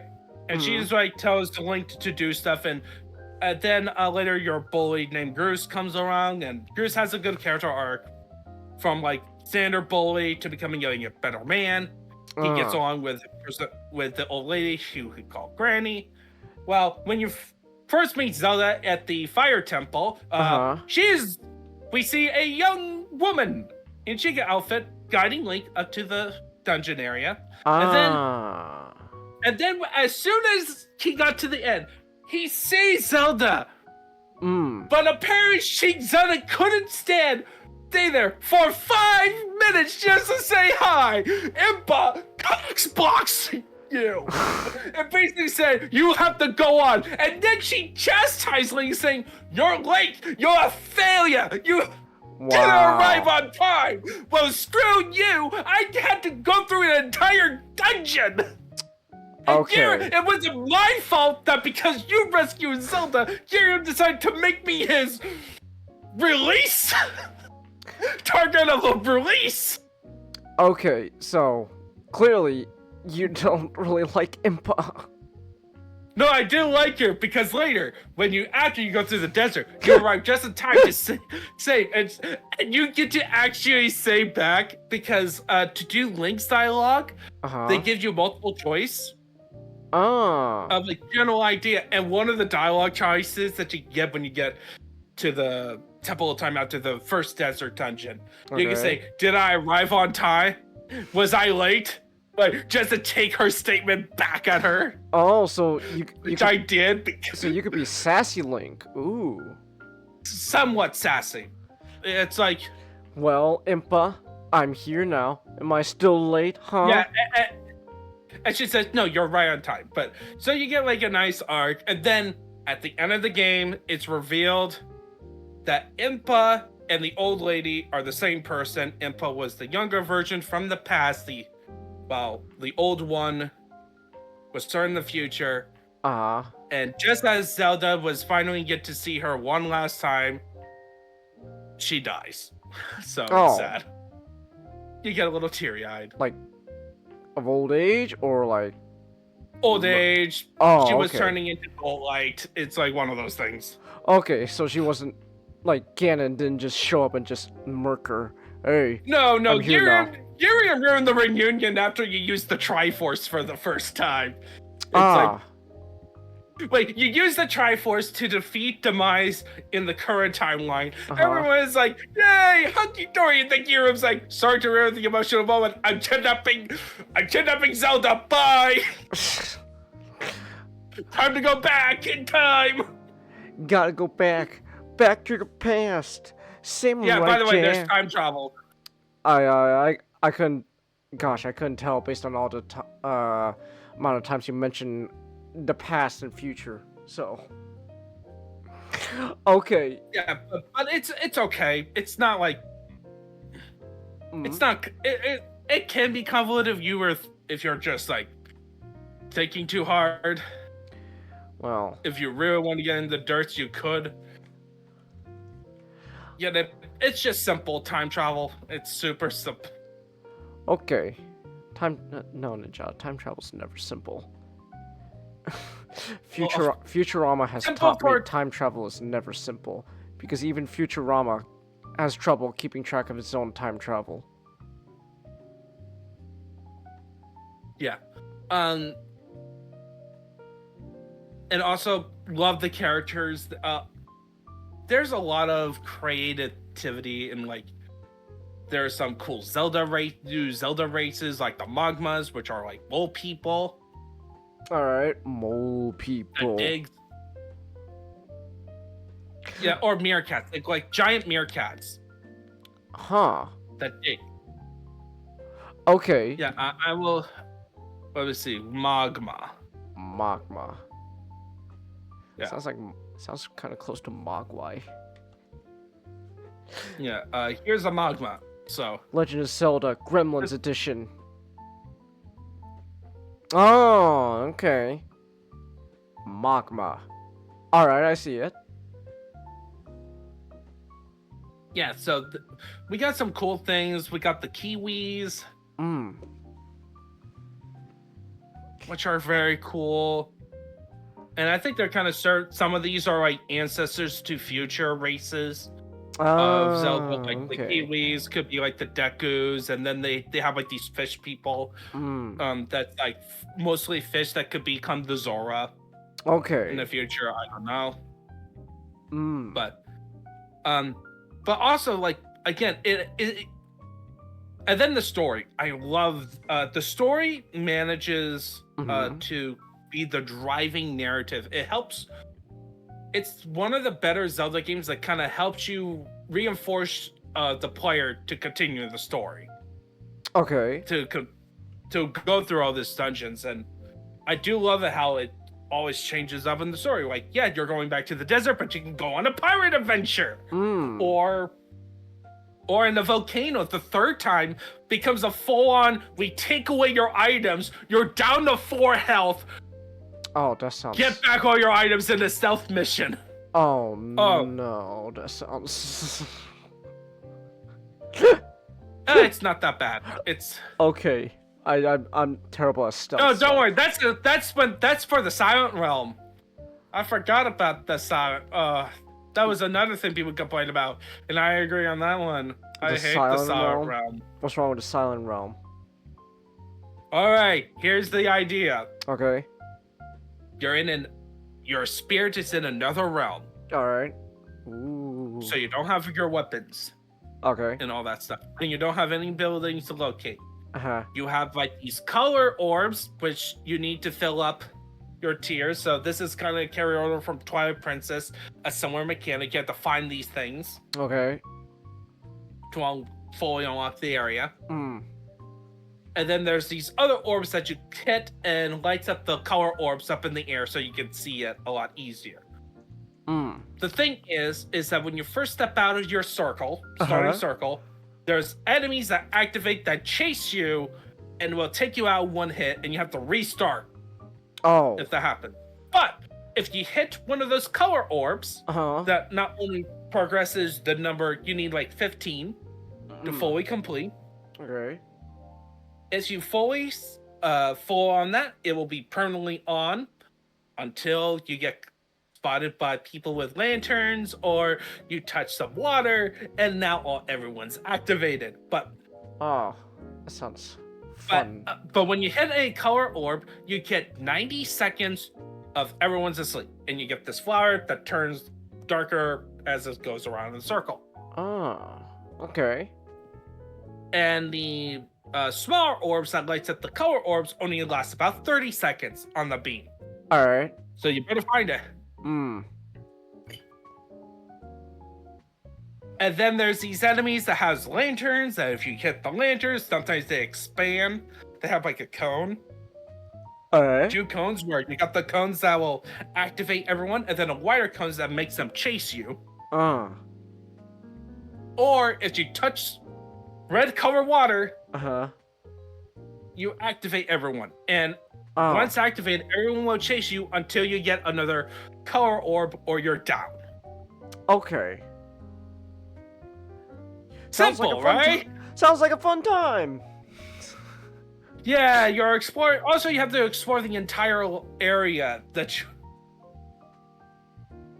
it's the entire area of your main hub areas. Well, it sounds simple. So how is it not simple?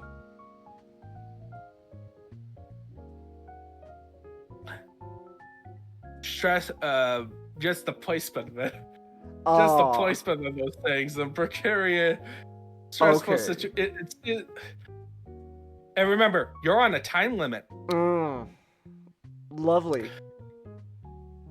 It's not just you have to avoid detection, avoid the water. Sometimes they put him purposely in the area where you're gonna get caught. And you have to just grab it no and matter run. what, just book it.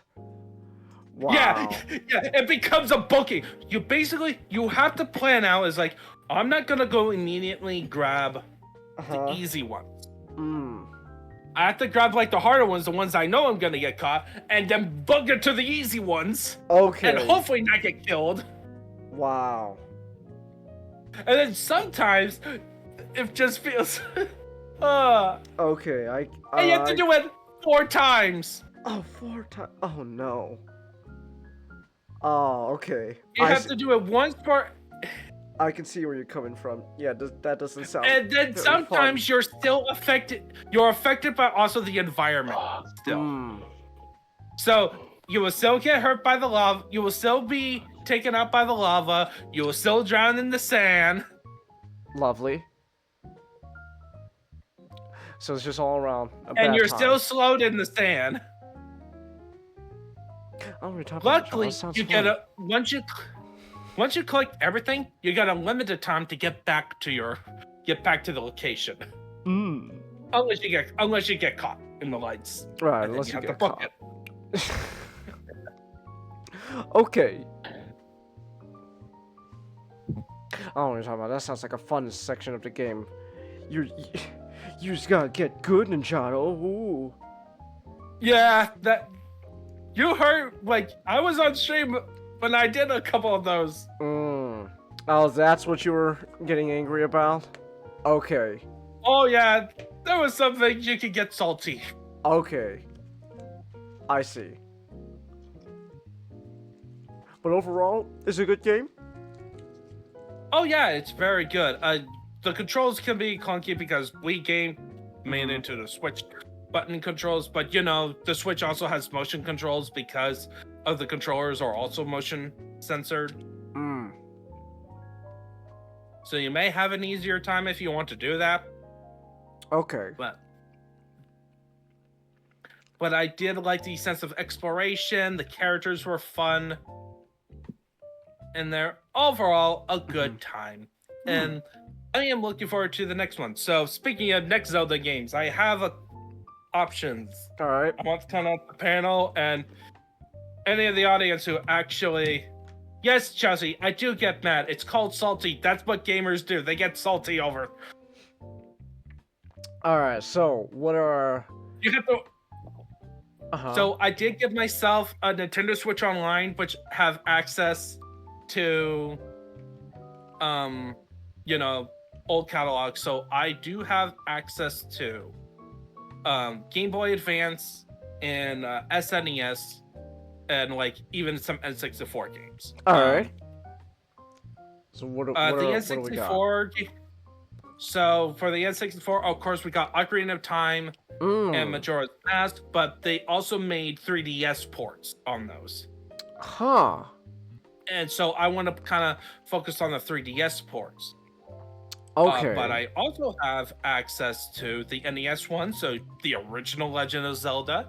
All right. And and then the second Legend of Zelda, and then also the SNES. Mm. And that has one of the most well-known Zelda games. A Link to the Past. Right, Link to the Past. And then since I have like the Game Boy Advance one, I have Minish Cap, which is the first one done by Capcom. Oh, Capcom. Really? Yeah, Capcom. Huh. Yeah, so Capcom made 3 Legend of Zelda games. 2 are on the Game Boy Color, and they released on the same year. They're called the Oracle games. I did not know that. That was Capcom. Wow. And then I also have the modern remake of Link's Awakening for the Switch as well. Interesting. Okay, I did not know. Wow, I did not know that they had that. That's... Wow. Capcom. Okay. Alright, cool. Is that our options? That's the one. Yeah, for now. Otherwise, I have to go buy stuff, but I'm trying to save money for now. I did a big spending spree in December. You demand Zelda 2 Adventure of Link, Big Fish?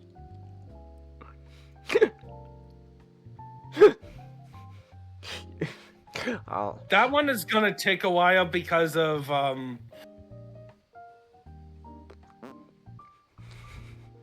it's notorious. It is notorious for being one of the hardest Zelda games. Remember, this is the NES. Right. You know what? Well, what do you feel like? You feel like going a little? You feel like, you know, old school pixels, or do you want something more current?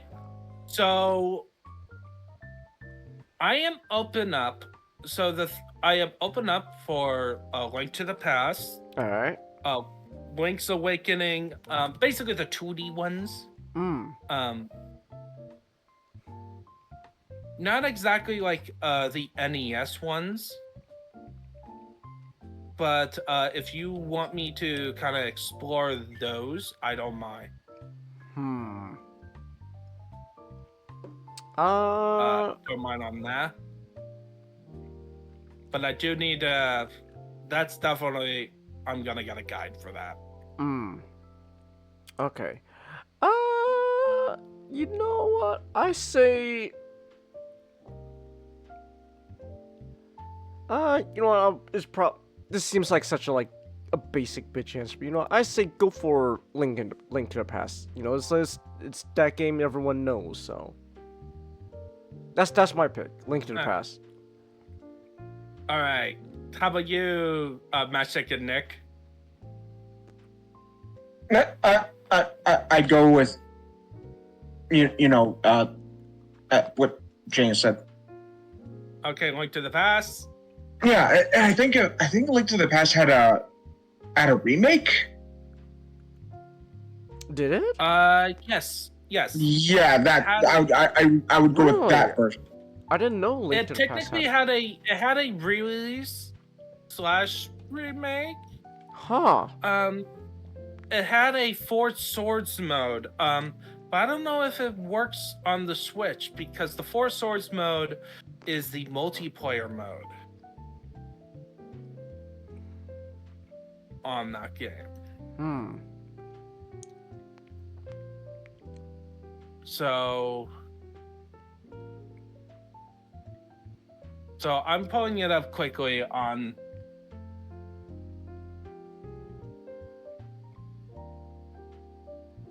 Let's see if I can access Four Swords. All right. Immediately off the menu. If I don't, where is it? Where's the K?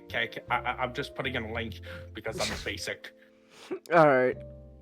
I'm not one of those creative people who says.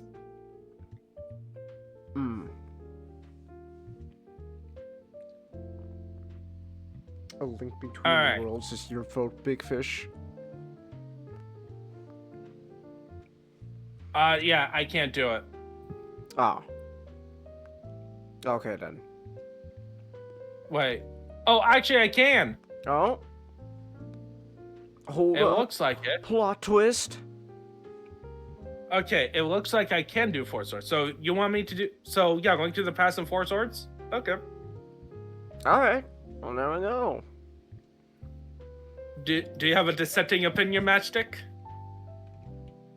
What?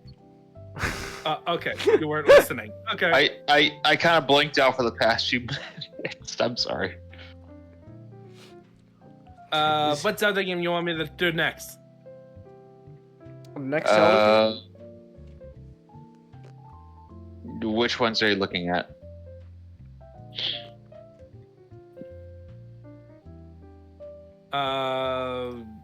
The Game Boy games, Link to the Past, Oracle of Ages, Link's Awakening. Oracle of Ages sounds cool. Okay. That's true friendship. Okay. Big fish ignoring each other. I know, it's great. Is this what you and Nick do all the time? He's like, hey, man, what do you think about this? You say something, big fish?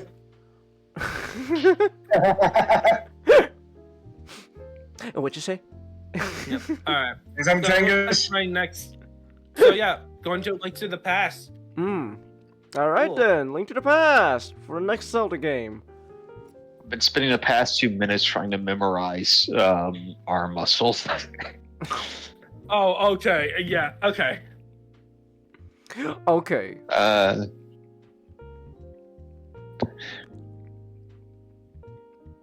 Yeah, I'm gonna have some fun because I'm also been playing the Game Boy Advance stuff with a Nintendo Switch Online with Fire Emblem 7.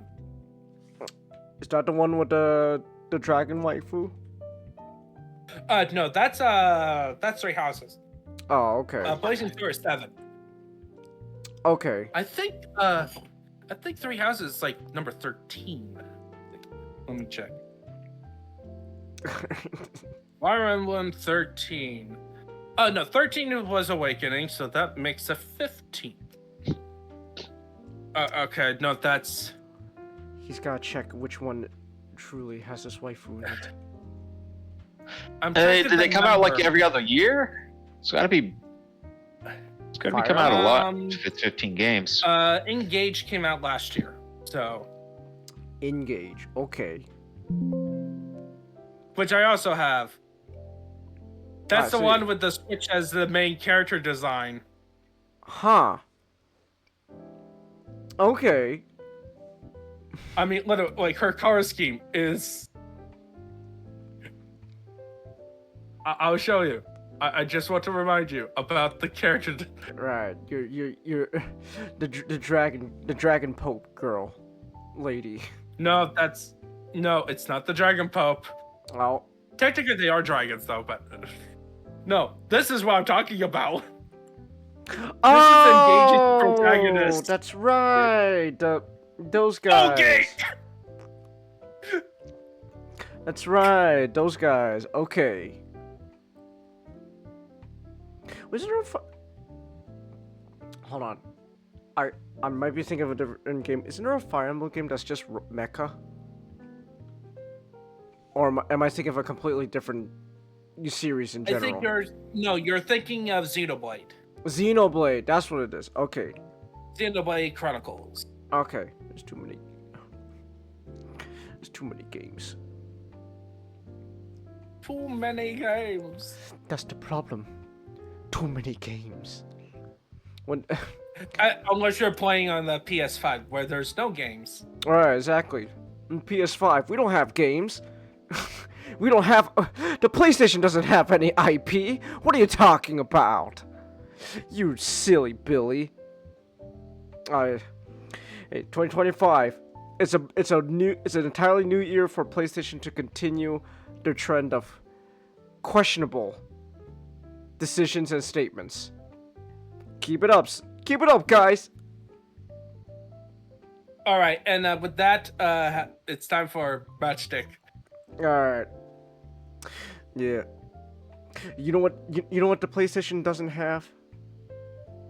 It doesn't have Gendy Tarkovsky. Exactly. It doesn't have Genny Tartakovsky.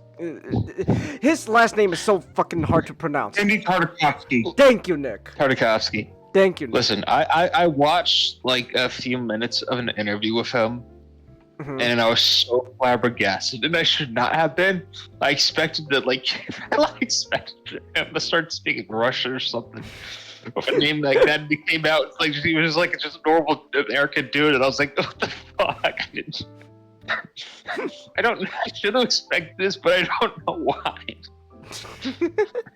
Like, here you go, subtitled. It's kind of off-putting. No, Big Fish, the PlayStation 5 doesn't have any games. No, then we're talking about PlayStation 5. They have Astrobot.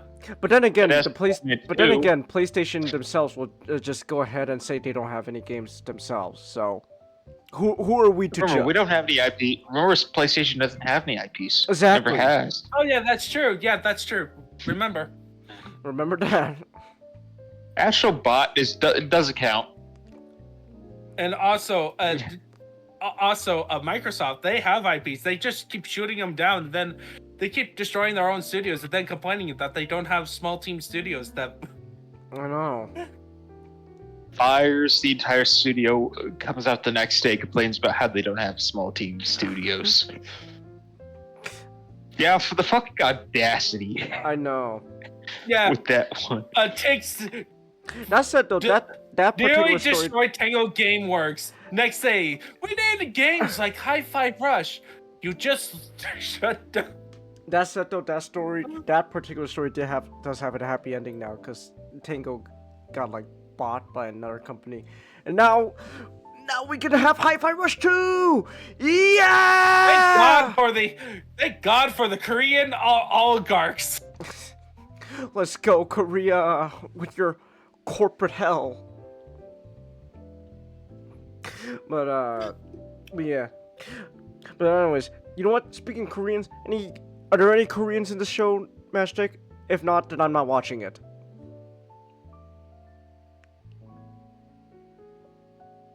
I can't say, because if I say something, you won't watch it. Okay. But anyway, so this is Gendy's latest show, right? Yeah, Unicorn Warriors Eternal. He made it after. I think almost season 3 is coming next. Oh, is there a Primal season 3? Okay, I'll watch that. Yeah, I looked it up on Wikipedia, and then it was like Primal season 3. So I was like, all right, I guess that's coming next. But Unicorn Warriors Eternal, it's about a group of heroes fighting something called a monster called the Evil, which threatens to destroy the world, and they have to. I know original. And they have to reincarnate. They have this robot.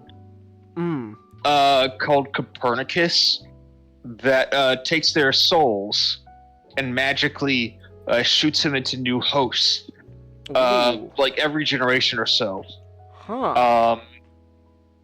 And they sort of morph with the hosts.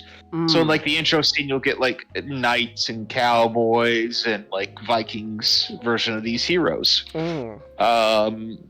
And this modern one is in London, but it's steampunk London. Ooh, let's go. And it kind of goes wrong this time. Because not only are they sent into a bunch of kids, the kids, some of them partly they kind of had their original personalities, and it's kind of weird and mixed up, so something went wrong.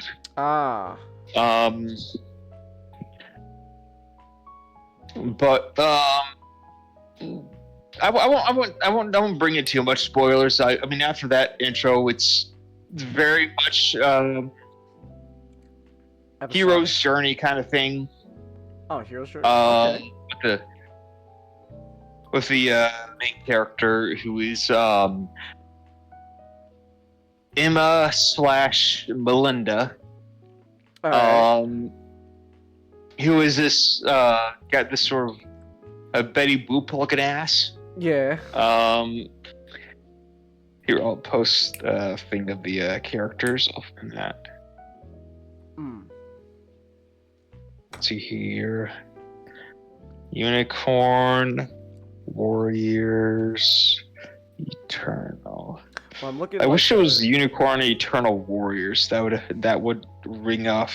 That would. It does sound. The tongue would. Yeah, it does roll off the tongue. It would run off the tongue better. Yeah. There we go. Little reference. Okay, yeah, I see them. So you got the robot, you got Betty Boop looking at. Who's like the elf looking dude? He's an elf. He's an elf. Who is he? He's dude's name's Edric. Edric. Ah shit, I forgot the monk's name. Just a second.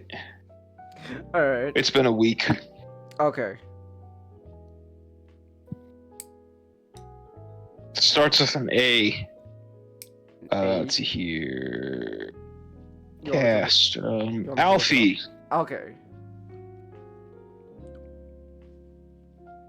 Oh, Sing. Sing is his name.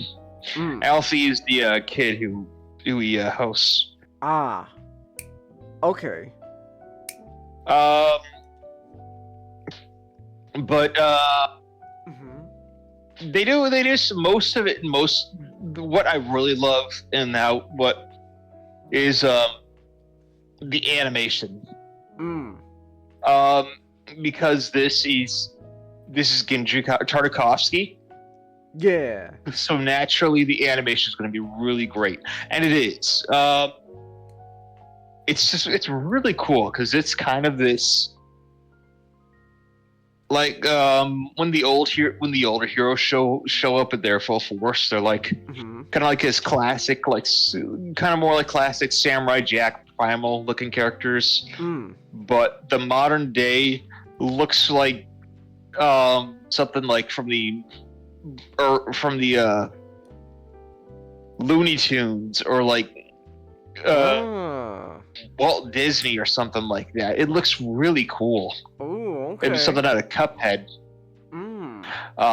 With the designs and all that. It has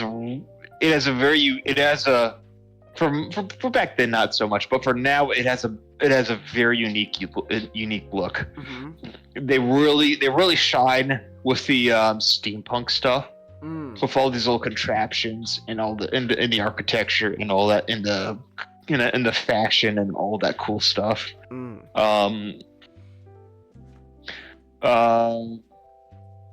The fight scenes are. It's Genji Tartakovsky. Like all the animation stuff, I can just reply with it's Genji Tartakovsky. Yeah, like dude's like a animation legend at this point. Like. Yeah. Like it's great. Like have you seen like? Yeah. Have you seen Primal yet? Bits and pieces. Oh, you should. Primal's great. I love it. Yeah, I've seen like the first half of season 5 of Samurai Jack, and basically nothing of seasons 1 through 4.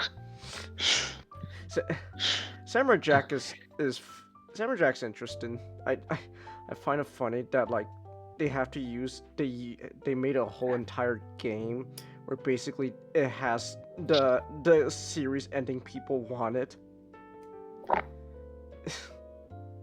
What? There's the way Samurai Jack ends the series, people didn't really like it. So there's a game with Samurai Jack, and then it has pretty much a different ending from the series, and people prefer that. Okay. Yeah. Well, I glad you get the ending one way or another. Yeah. So. It's like bittersweet or something, or bad. The original ending, it's supposed to be like a bittersweet ending. Yeah. It's like, You ever watch Gurren Lagann? I watched like a third of it. Okay, never mind. This isn't gonna work. Well, I guess I don't. It's not a show I'm gonna pick back up again. Oh. So go ahead and spoil it. Main character Simone's girlfriend ends up being this weird entity thing, but then there's a happy ending. But then after being the big bad of the series, she can no longer technically exist because her life was connected to the big bad. So Okay. yeah, it's something like that with Samurai Jack, and then Of like, what was her name? Aki, something like that, and then people didn't like that ending, so the game decided, you know what, here, have your happy ending then, where they live happily together, and people like that. I get that. That's more satisfying than a bittersweet one. Yeah. So.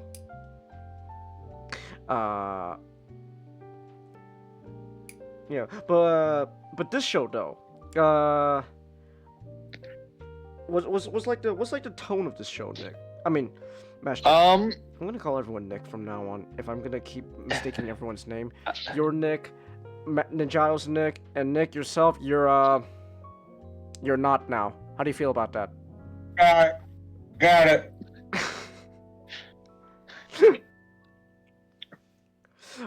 But Master, no. It's an action cartoon. Okay. But it's a bit more. I guess how would I phrase this? It has a lot of fun. It's not too serious about itself. It does have some serious moments, but it is mostly just having fun. You get to fight a lot of cool stuff like zombie elephants and ghost pirates. Ooh. And you get stuff like a Arthurian legend with like Merlin and like mythical elves. And the next season, it looks like I haven't seen it, but I have seen that one clip. It's like from Army of Darkness. Oh. The cut. Okay.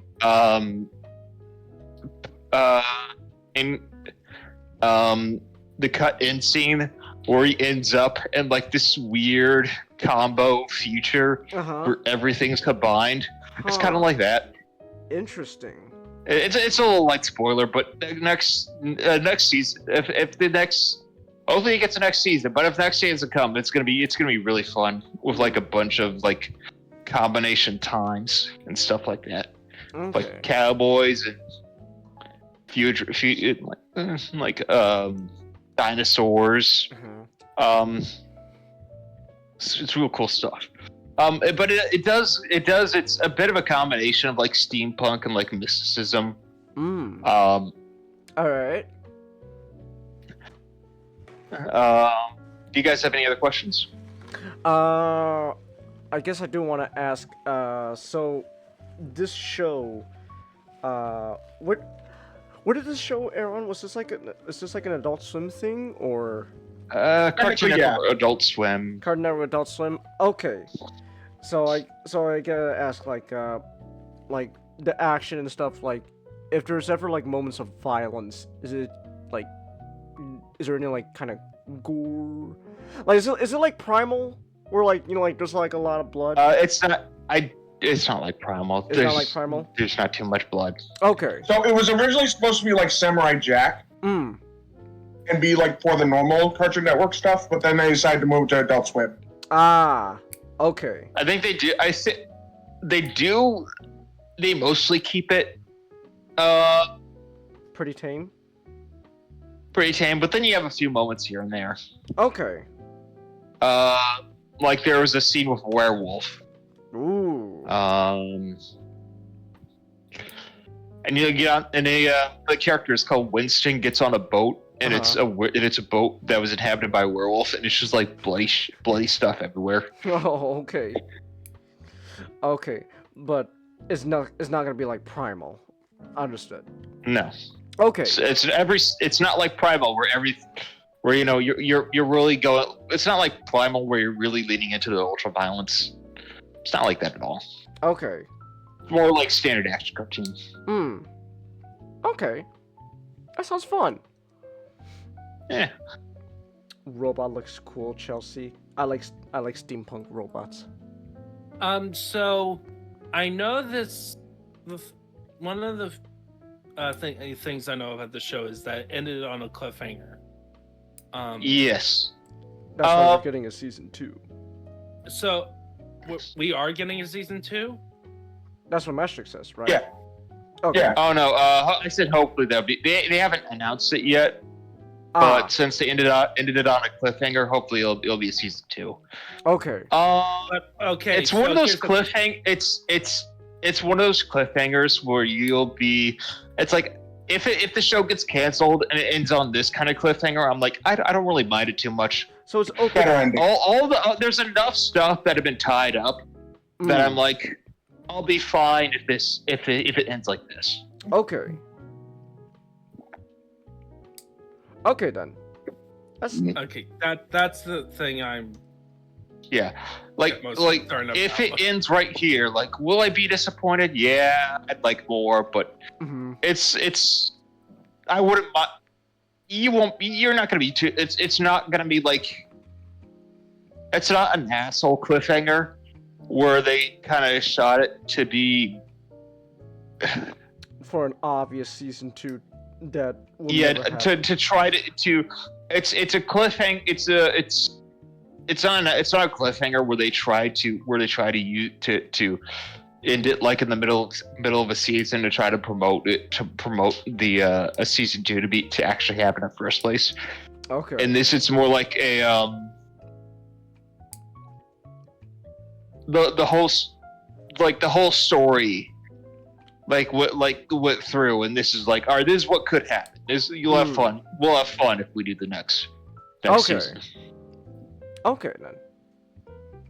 But it is a fully self-contained story. Like it actually the story arc actually ends, and then it's sort of this is what could happen next season kind of thing. Okay. All right. That sounds fair enough. Neato. Alright, any other question? Any other thing you want to say about the show, Mastic? No, I quite enjoyed it. It's fun. You'll have fun if you watch it. Okay. Neato. I think all the characters were really endearing, and again, it's Gendry Tartakovsky. Well, the story. From what I wonder if he's working with other guys for the story, but because from what I know, Tartakovsky is almost a minimalist. From what I've seen of his work, for story work, because this has a bit more story than it seems that he usually has. Okay. Alright. That sounds fair enough. Yeah. Alrighty then. Alright. Well, in that case then, if this interests you, you could check out Unicorn. Yeah, Unicorn Eternal. Unicorn Eternal Warriors does roll off the tongue better. Yeah. Alright. Well, I can't say it because I can't say the title of the show because I will just inevitably just say Unicorn Overlord. Unicorn Overlord. Unicorn Which is Overlord. the game. You cannot live with yourself. Where did that bring you? Back to Overlord. Look, the talking about Vanillaware. Back to Vanillaware. I am so Vanillaware pilled. Well, get used to it, buddy. Alright. I'm stalling. I'm gonna be honest. I'm stalling right now. All right, come on. What you uh, paid for? Ray, are you here? Ray, RiseCon, Youngblood Ray 95 in the chat. Are you still here? I gotta know. Is he still here? Ray is here, Chelsea. He is. Yeah. I'm sorry, Ray. I'm so sorry. So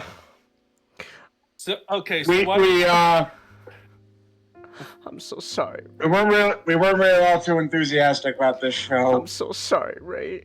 I know you paid for us to watch this show, but we gotta be honest. I'm so sorry, Ray. We gotta be honest. I'm gonna touch you. Because I know you like this show, but we gotta be honest. We don't really. So this is a paid review from Ray, which, by the way, I keep forgetting to do this in the beginning of the streams, but just so as there's a good enough time to bring it up, that we do paid reviews for the podcast now through the stream elements and all that. You can pay us to review something. This also goes towards the convention fund goal. That seems self-explanatory, but so this was a paid review by Ray from Ray, $10, and my rates are double the amount that Changus zoomed in. You have to pay double the amount. No, he doesn't have to pay a double amount, but No, if you want me to do something, you have to do it double. What do you have to offer then? What if you're gonna pay double the amount? What are you gonna offer? You know the money is just gonna go to us, right? To get him to Right. What are you? Joke. But still, Okay. still, if you're gonna pay double, what would you offer in return? What would you make us review in return?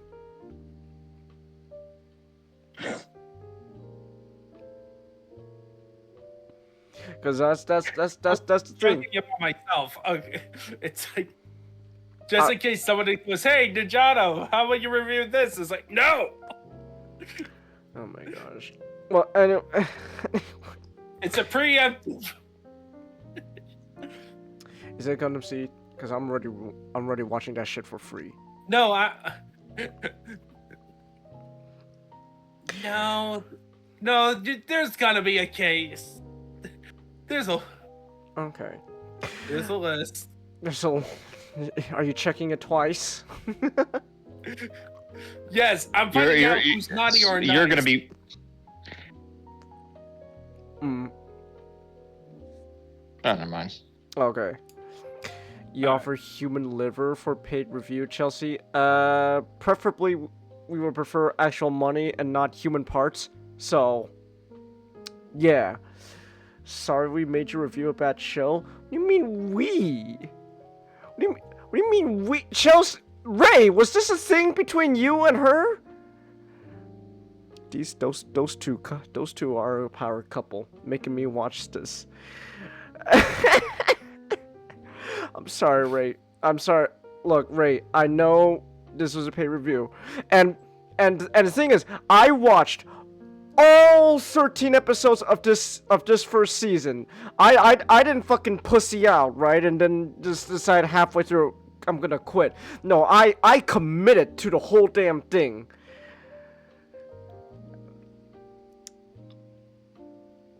It didn't really. Oh hey Nosh, you're in time for me to talk about a show. Grimsburg. How you doing, Not? I'm doing fine. You doing fine? Alright. Alright, Changus. So what is Grimsburg? Grimsburg. What even is this show? It looks like a comedy. Yes, it is. Just based on the cover, it looks like a comedy that is making fun of. It's a comedy, all right. It's a comedy, all right. I laughed. Oh, so this is Look, you know. So I'm assuming it's making fun of. It's poking fun of detective shows of Fargo. I have Looks not. like I have not it's- even. I have not seen Fargo yet. That's something I need to do. like But murder up in a mid-northern something like that. So yeah. How to have Steve Shimmy. no. There,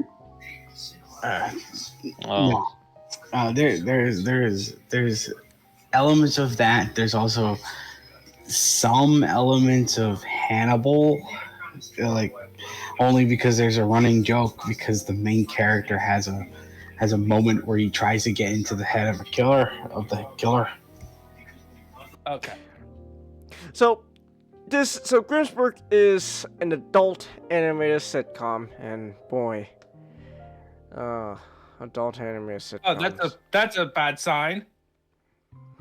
Oh, Grimsburg, you're no Family Guy. Now, So I think we're being a bit too harsh because we didn't end up hating it. no, so this is an adult animated sitcom for Fox, and it's just kind of a mediocre show. Gonna be Yeah. Gonna be one of the honest. That's just really it. I've always said that the continuous problem with a lot of animated Fox sitcoms that came after the wake of Family Guy is that they just don't have Family Guy's pacing. Mhm. It's always joke every 5 seconds, and none of them are there for you to digest. Yeah. So, you think of your typical adult animated sitcom nowadays, and this is exactly what you get when you think of that. That's the show. It's your typical adult animated sitcom. That is not Family Guy, or American Dad, or The Simpsons. So, not funny cross humor. This. Not really crass humor. It's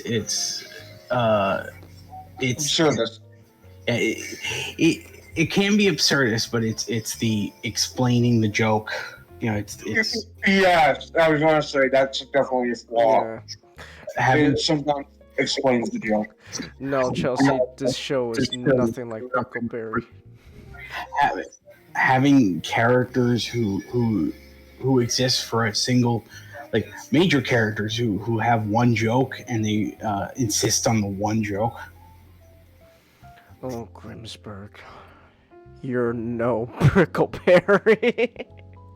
That said, I love Kang. That said, I love Kang. He just exudes that raw sexual energy. Oh, that's true. Yeah. So premise, I guess, whole show takes place in the town of Grimsburg. Basically, it's just a town where just murder and crime just happens 24/7.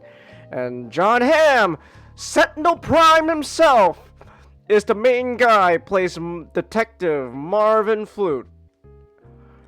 Oh, Marvin. You're no Sentinel. I want to watch Sonic 3 again at this point. I keep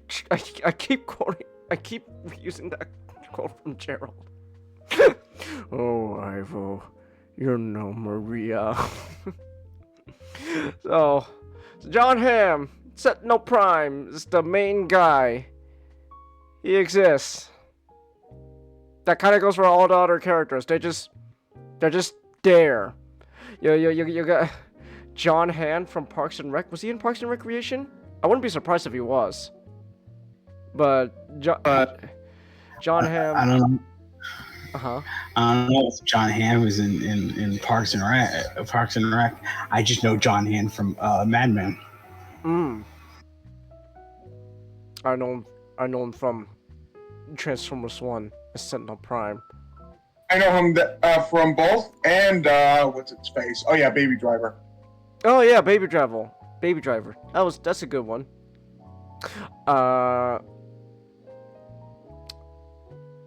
Oh, and he was also in Top Gun Maverick. So he was the big top guy in Top Gun Maverick. So this is one of John Hamm's less extraordinary roles. They straight up make a joke about that in the show. Like, oh, did you know John Hamm's only here because he needs the money? And it's like, I'm not against self-deprecating. I think that might be a bit tongue-in-cheek because he is a producer of the show. Oh, is he? Okay. John Hamm, you could do so much better. I feel like that just goes for everyone here. You could do so much better. Like you got Kevin Michael Richardson here, and he's just doing his Cleveland Jr. voice. I'm gonna be honest. It's not Cleveland Jr. and I can tell. It sounds like Cleveland Jr. Okay.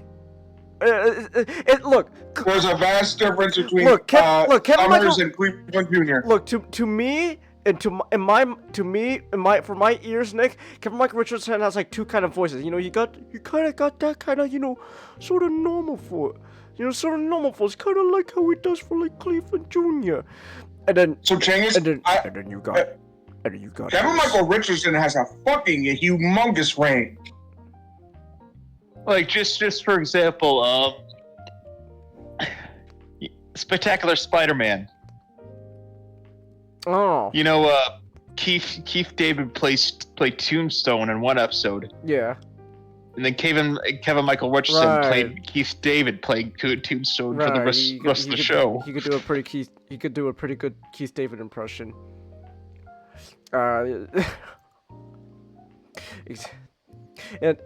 Except whenever he does the Joker laugh, all I hear is just Principal Lewis.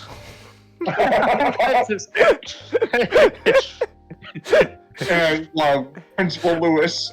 Batman, please. I didn't do anything this time. Shoulder tap. It just steals the Batmobile. Joker's in the front seat this time. I'm imagining a half-naked Joker shooting AKs on the top of a building. End of days, bitches! That's what Joker was doing during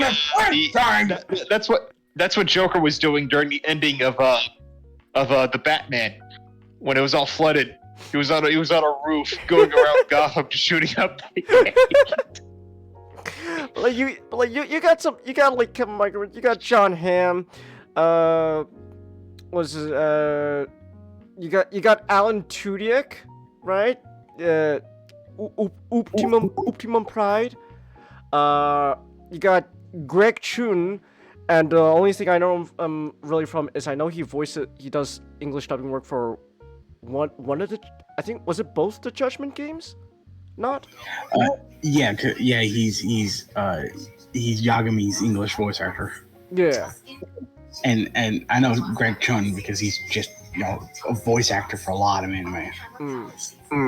So you got I got his voice and I'm like, Greg Chun, why are you here? So Greg Chun's here, but you got some good people doing voice work here, and then just kind of wasted. I'm not even gonna go like episode by episode with the show. Like a lot of episodes just kind of honestly just blend in together. It just feels like a mediocre, your typical mediocre adult animated sitcom. Like I can't even say it's like legitimately like god awful bad, but it's not good either. It's not awful or offensive. It just takes a lot of the bad lessons that it should have learned from Family Guy or The Simpsons. It's like what I said before. Like a lot of these characters can really only be explained by the one joke you know them from. Like Marvin kind of has a joke that constantly keeps shifting, but his ex-wife is just, oh, she was raised by bears. Did you know she was raised by bears? And his child is like feeling neglected by his father, who's never been in his life. Although I do love the gay skeleton. His imaginary friend is funny. Actually, I'm not gonna Granted, lie. I think a lot of that has to do with Alan Tudyk. I'm not gonna lie though. Anything, I actually enjoyed anything with Stan and Mr. Flesh. Yeah. I think Mr. Flesh, honestly, hilarious. He is hilarious, but I honestly think anything with them, with those two, is actually really enjoyable. And again, I was making a joke, but I am serious. I love Kang. Kang's. I love that. I love that how dry he is. Yeah. So Kang can be nice, but everyone else, even the main character, is just like yeah, like Not to say that the characters are terrible, but they kind of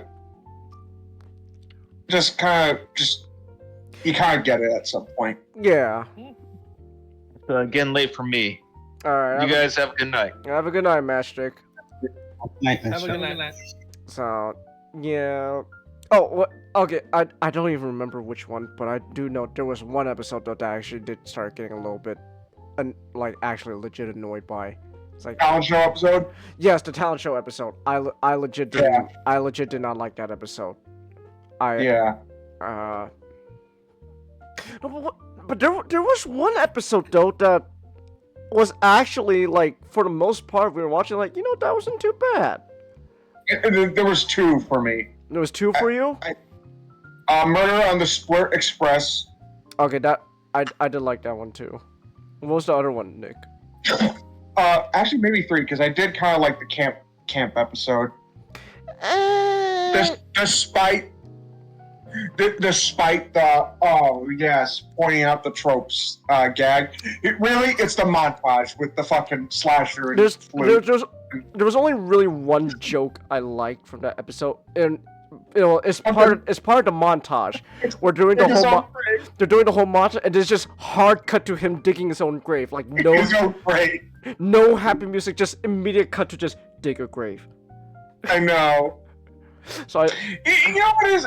A lot of the episodes, there are funny moments. There, like every episode, I can get a laugh. But there's never gonna be like a thing where like you found like the whole episode hilarious. Like there's just moments here. For me, the moments that do actually kind of get me to laugh is really when they start doing more of the like just absurd stuff. Like it's like, whoa, where did that come from? But then like anytime they actually like do like an actual like,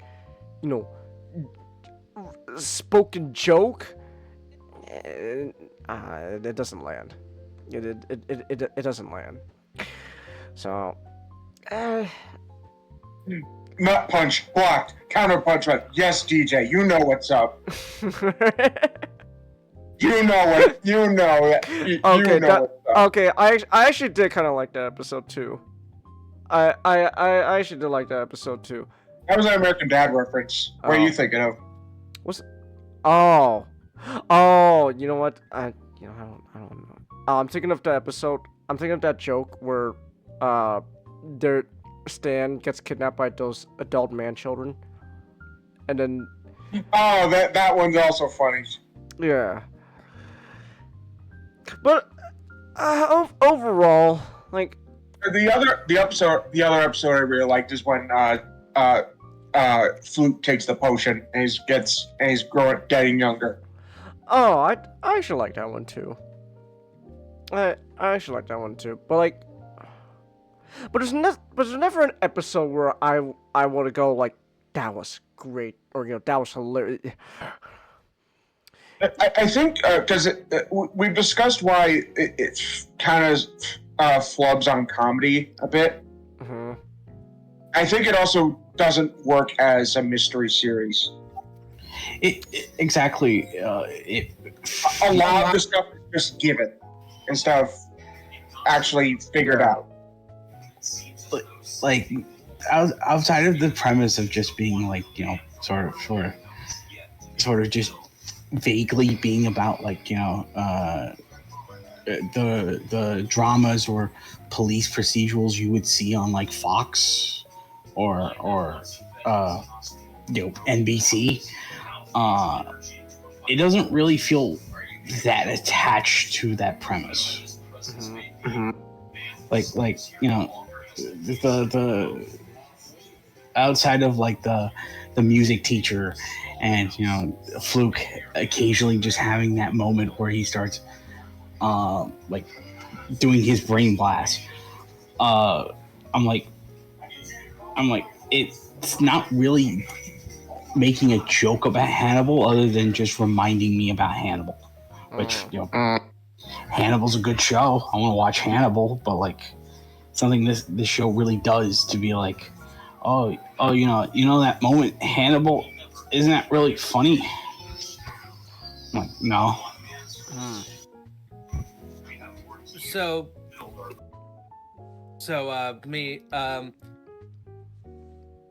So your main problem with Grimsburg is that a lot of the humor is not. It's not. A lot of the humor falls flat, and it doesn't really succeed on being a detective show either. Oh, great! That sucks. Yeah. And is the humor falling flat is because it's just mostly referencing stuff? No. There's Really? references. There's explaining the joke. It's there. Like it's a, you know, there will be 5 jokes back to back that has no flow to them, that you're supposed to either find funny because it's a bit wacky, or, you know, they think that the setup for the joke of them explaining it to you would at least be chuckle worthy, but it doesn't.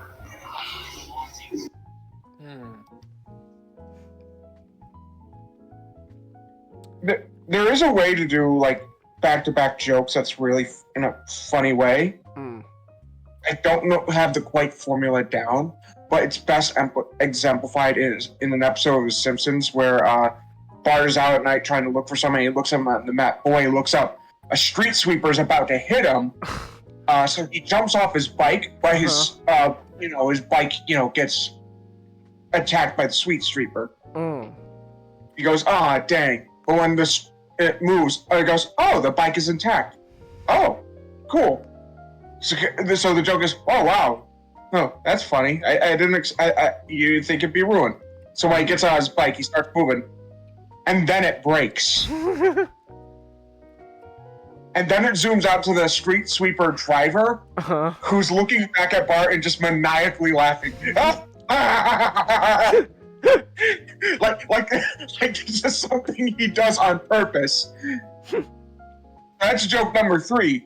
Joke number 4, because he was looking at Bart while he's laughing, he didn't notice like him go down like a subway tunnel and he falls.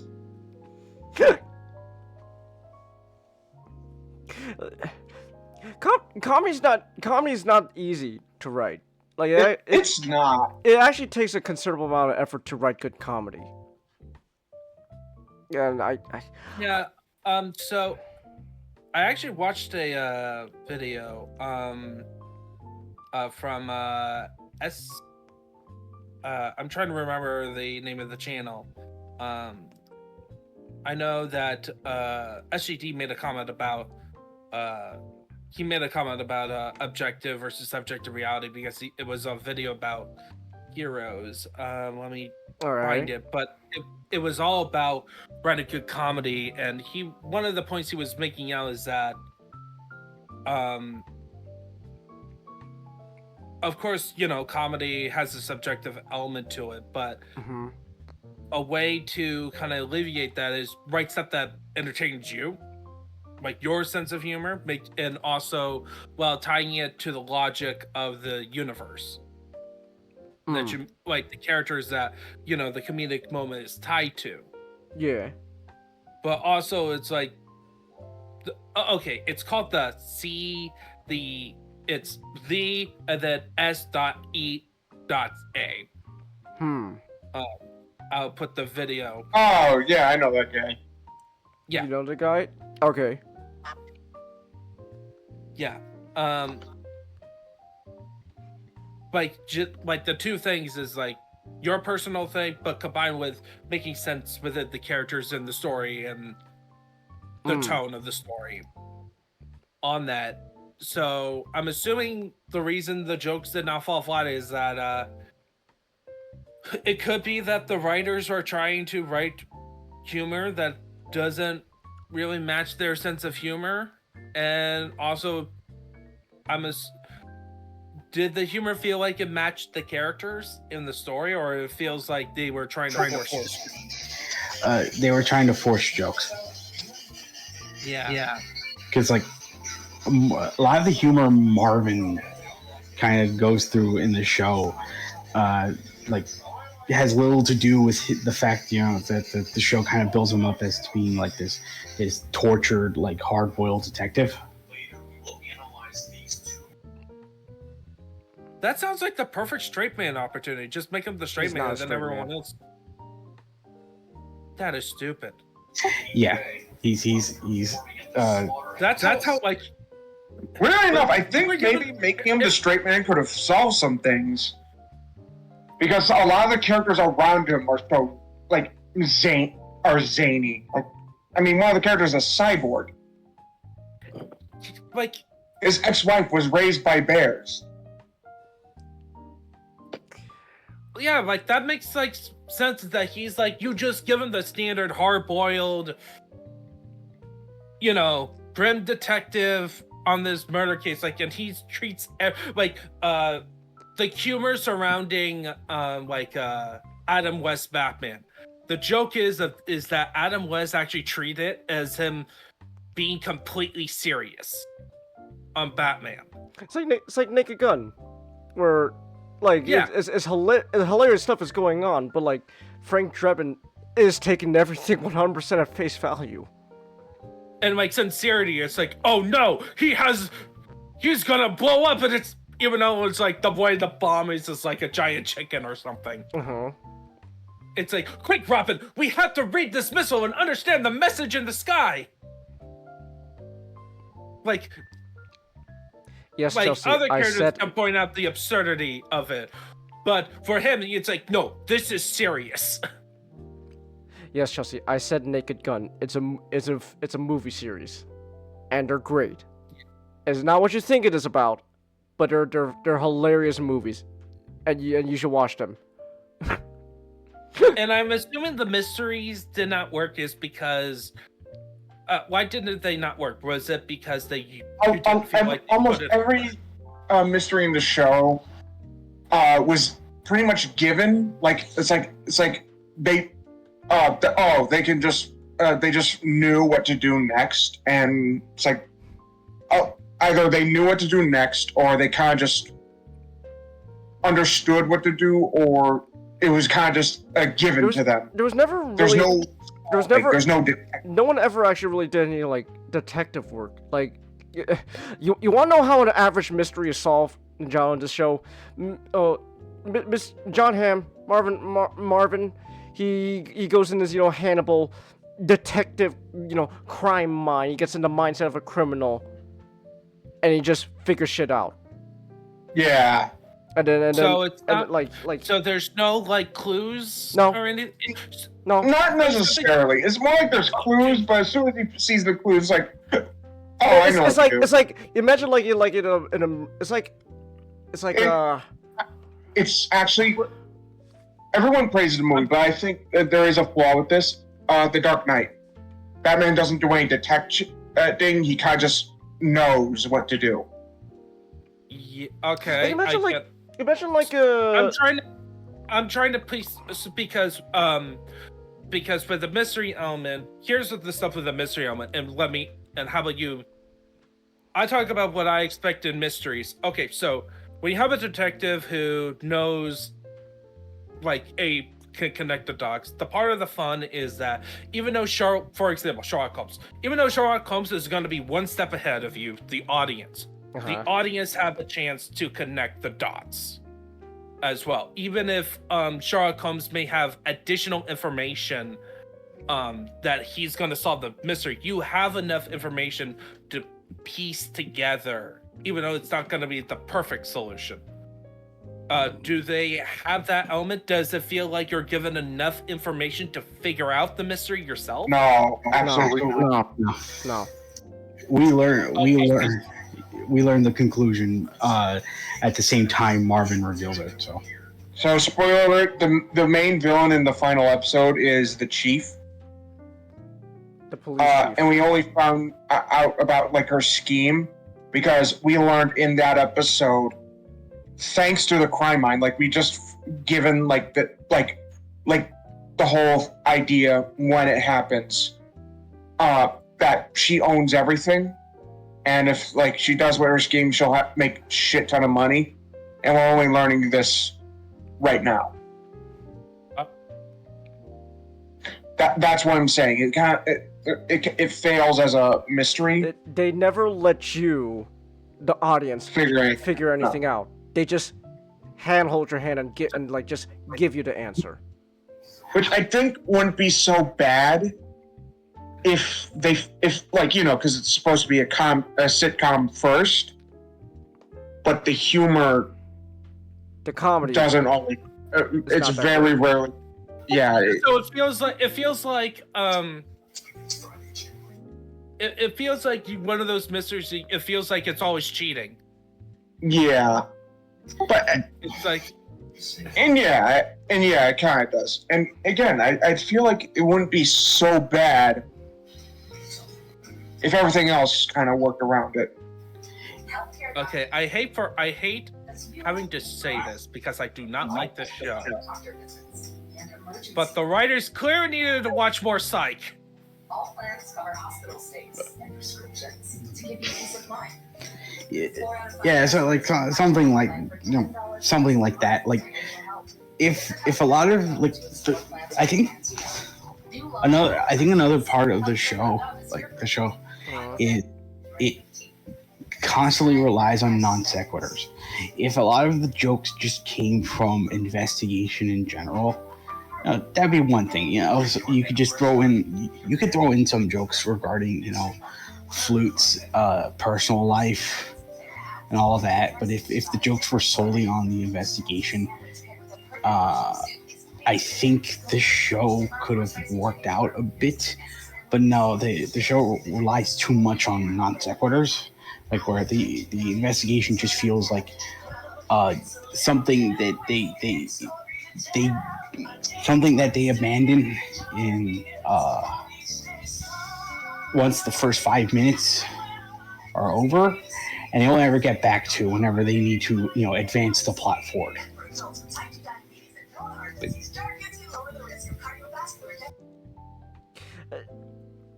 It's just overall it's just a mediocre show. Like I didn't dislike watching it, but I'm not looking forward to. If there's like a season 2, I'm not watching that season 2. Yeah, I don't think I'm gonna watch season 2 unless you pay us to. But I'm not in a rush. It just really suffers from.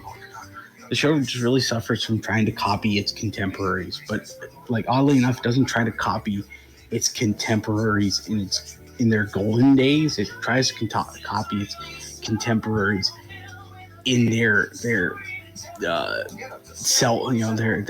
pass by dates. You know, where a lot of that type of writing and a lot of that type of humor is dragging it down. Ray, you're still here. Here, I know you paid for a show because I know you liked it, but we gotta be honest. We didn't really enjoy it as much as you did. Which sucks. It sucks. Cause like, never once do I ever. I've always say this like with things that like, never once do I ever go into mindset. Well, okay, that's not true. Very rarely. Let me correct myself. Very rarely do I go into the mindset of going into something knowing like, oh, this is gonna be bad. Like, I always want to give something and anything a fair chance. You know, I was willing to give this show a fair chance. I gave it a fair chance. So, Didn't really hook me. yeah. I'll give it this. I think it's better than some other Fox and other adult animated shows. But yeah, it doesn't really say much. It feels like, and I don't say this to be disrespectful. It's like it feels kind of sad that this is the standard we're to expect from from Fox, because you know, apart from like Family Guy and The Simpsons, Fox had a ton of really good animated sitcoms that came out of this block. You know, King of the Hill, American Dad, Bob Futurama.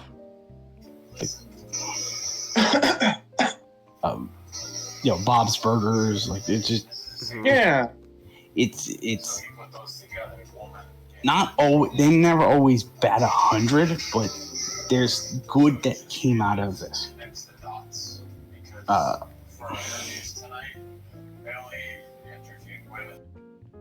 Yeah.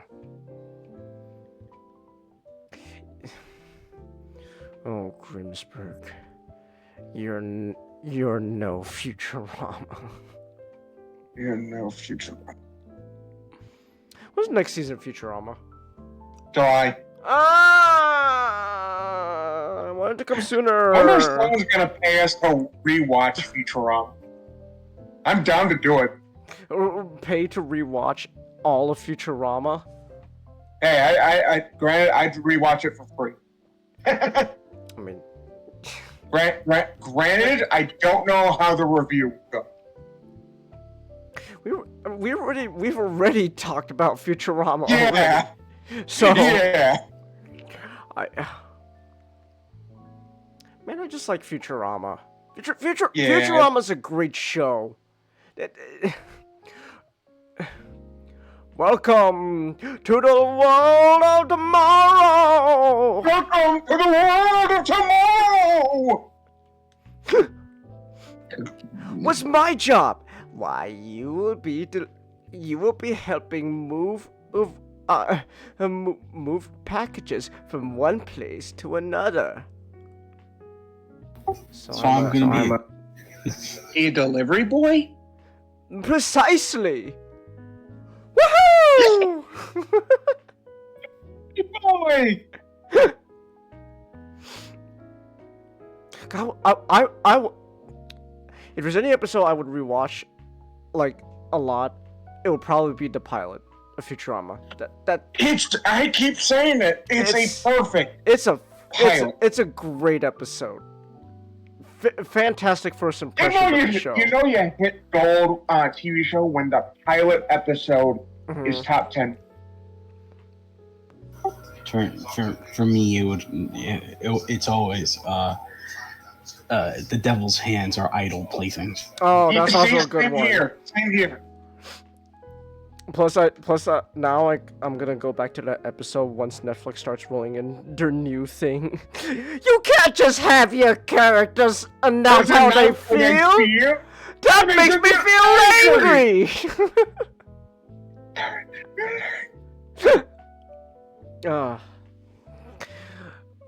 Man, I love Futurama. Anyways, that said, just to wrap this up, Grimsburg, it's your typical mediocre adult animated sitcom you get nowadays. It's not that great as a comedy. It's not that great as a mystery. Yeah, it's a shame. It's a shame, really. Moral of the story: there are better things you can watch, like Futurama. What was that? Speaking of shame. Speaking of shame. Well, no, well... It's a shame, but a not unexpected one. So... Yeah, so this is what we've been advertising. It's recent news too. Transformers React. Man, I can't believe, like, like the standard Transformers games is gonna be the Cybertron games. No, Chance. Do you know what the standard actually is gonna be? Battlegrounds, Earthspark, that one racing combat one. Man, that's just gonna be the standard. Because that's all the kinds of games we've been getting. Alongside mobile ones. Well, unfortunately, it's expensive.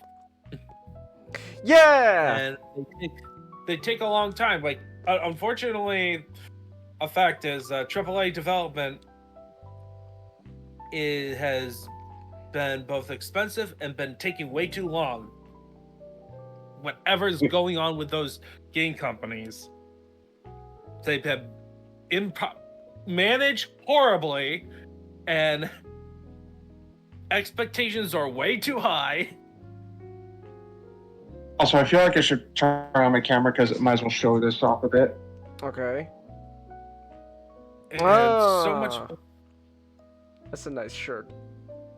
Yeah, it is. But where is Sonic? See, I literally told my sister, it could have only been better if Optimus is wearing Sonic shoes. Oh, I just saw the video in the stream. Oh my gosh, it's Badassatron! Whoa! Okay, real quick, can I just say, there was actually one time I did actually like legit kind of get a good laugh out of Badassatron. It was at the end. It was when Bumblebee gets his weapons and stuff. Oh my gosh, I have knife hands and guns, and then he shoots that guy. I was like, yeah! This guy's gonna become a serial killer. It's like, he's like laughing and like, yeah, Badassatron. I kind of want to see the sequel to one in which it's a murder mystery and we find out it's actually Bumblebee's committing all the murders. just because he got so excited about the knife hands, he just wants to take them out and see what he can do with them. Badassatron. You thought all Transformers media except Earthspark made you happy? Oh, Chelsea. Oh, Chelsea. You are so innocent. Sweet summer child. Oh, Chelsea. Chelsea, you should understand, and we're Transformers fans. Absolutely nothing of the Transformers. There's absolutely no Transformer media that makes us happy. Exactly. Even the ones we like. Exactly. I praise Beast Wars to death, but all it does is bring me pain for some reason, I guess.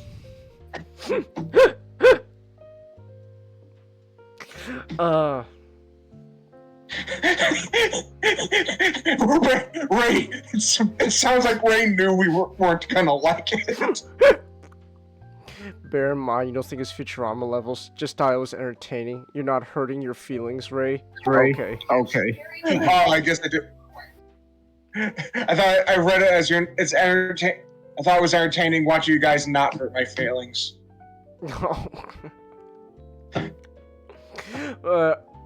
Anyway, so anyways, back to Transformers though. Yeah, Transformers Reactivate, it dead. So those toys we got were for absolutely fucking nothing. Chang is, it didn't die. It was dragged to the back of the shed and shot. I know. You know, Well, it was on life support.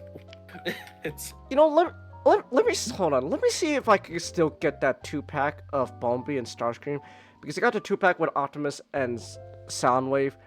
This is gonna be the only thing I have to represent Transformers Reactivate, because this shit's dead. I want that Optimus just because it's Optimus.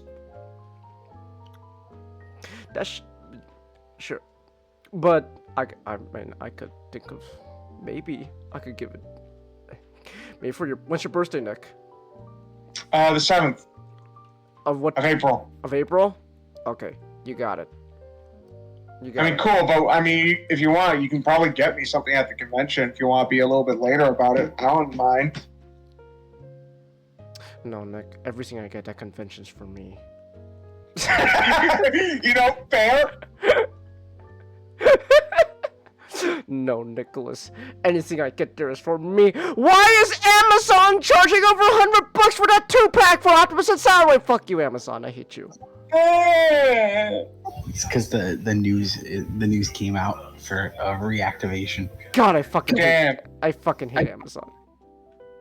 Well, at least Bumblebee and Starscream are still somewhat reasonable. They're just a little bit over 60, so could be better, but it's not, you know, bad. But man, so yeah, so those toys are gonna be legit the only thing I can have that can say, yeah, this piece of media was supposed to exist, maybe existed. Like, you know how much money was fucking sunk into this, and now it's just gone? What's the absolute state of Transformers? So, What is going on? So okay, so here's the thing. I've said this before and I said it again. Transformers is never gonna go anywhere anytime soon, at least based on its track record. It has its ups and it has its downs. It's just kind of a shame that at the moment we're a bit in the middle of where you could argue we're kind of been in a bit of a down period with Transformers, because it goes up and down, and we're kind of in a little bit of a down period.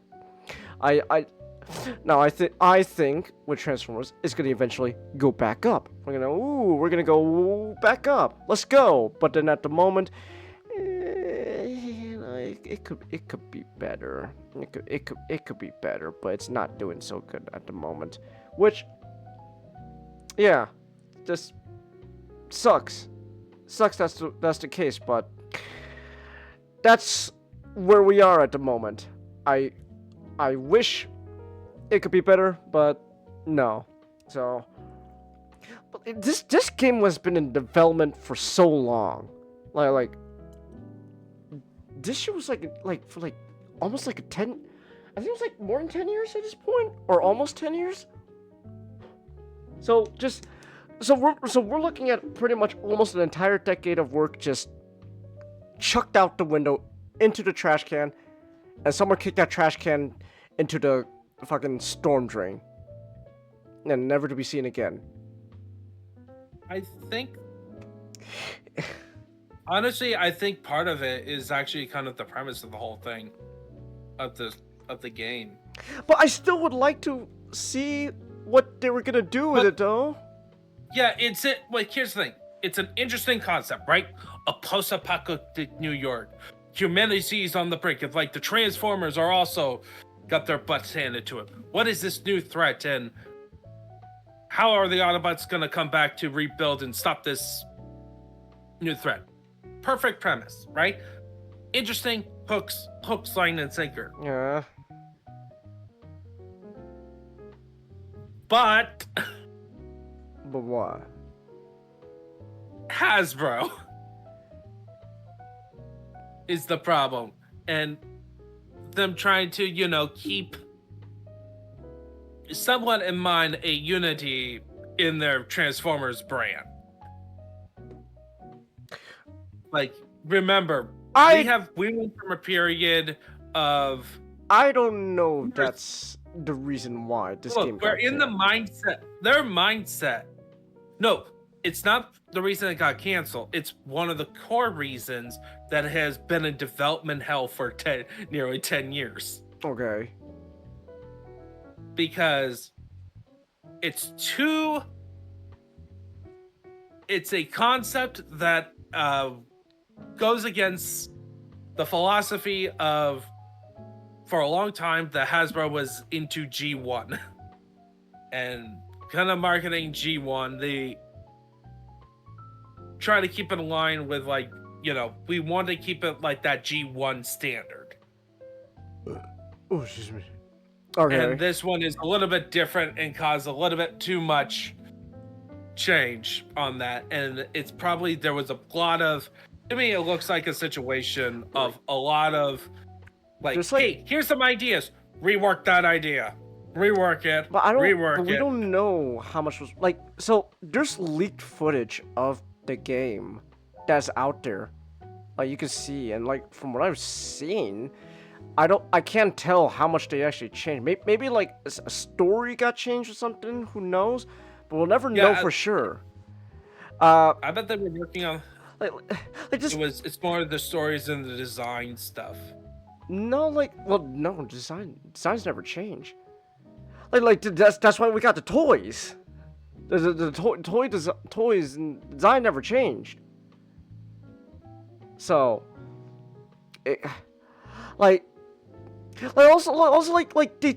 this game also had to switch developers halfway through development, when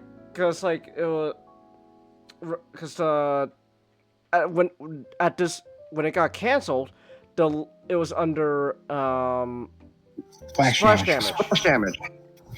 Yeah, but but before that. But they switched from a different developer to Splash Damage, and Splash Damage has been working on this game for several years now as well. We were supposed to get an update on the status of the game last year. Last year, sometime last year, we were supposed to get an update on the status of the game. We didn't get anything, and then this year, they just come out and say, "We got it." It's this year's like, hey, we finally have a status on the game. Update. Oh, it's canceled. Oh. So it first started development under certain affinity. Affinity. Right. And you've raised my hopes and dashed them quite expertly, sir. Bravo. They've more or less been in the same sort of field of work as Splash Damage, where they've been helping work on multiplayer. Mm-hmm. And ports for other companies.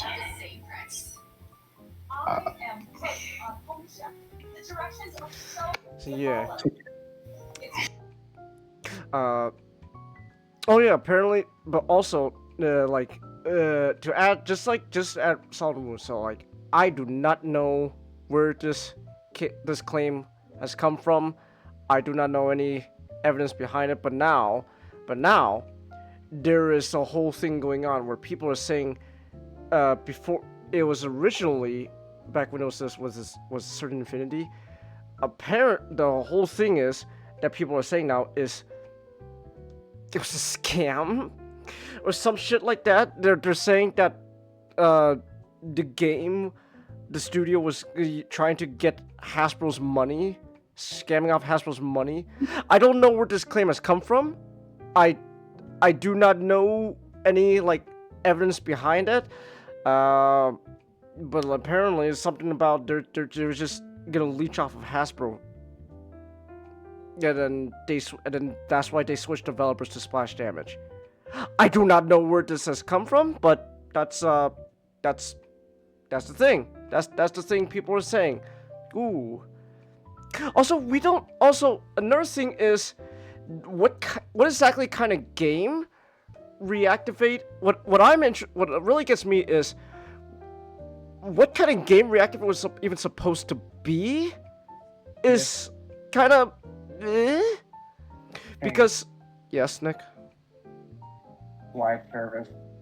So it was supposed to be live service, but then apparently maybe not. I think live service, for the amount of time being spent on this game, I would say live service is probably... It probably would have been live service. Which, honestly, I'm going to be honest, if it was live service, I probably would not have played the game. So, I'm going to be 100% honest. The Reactive website is still up. Hasbro hasn't taken it down yet. Wow. So, the way it's being described on the website, it's a 1 to 4 player online action game. So, considering the work that Splash Damage has done for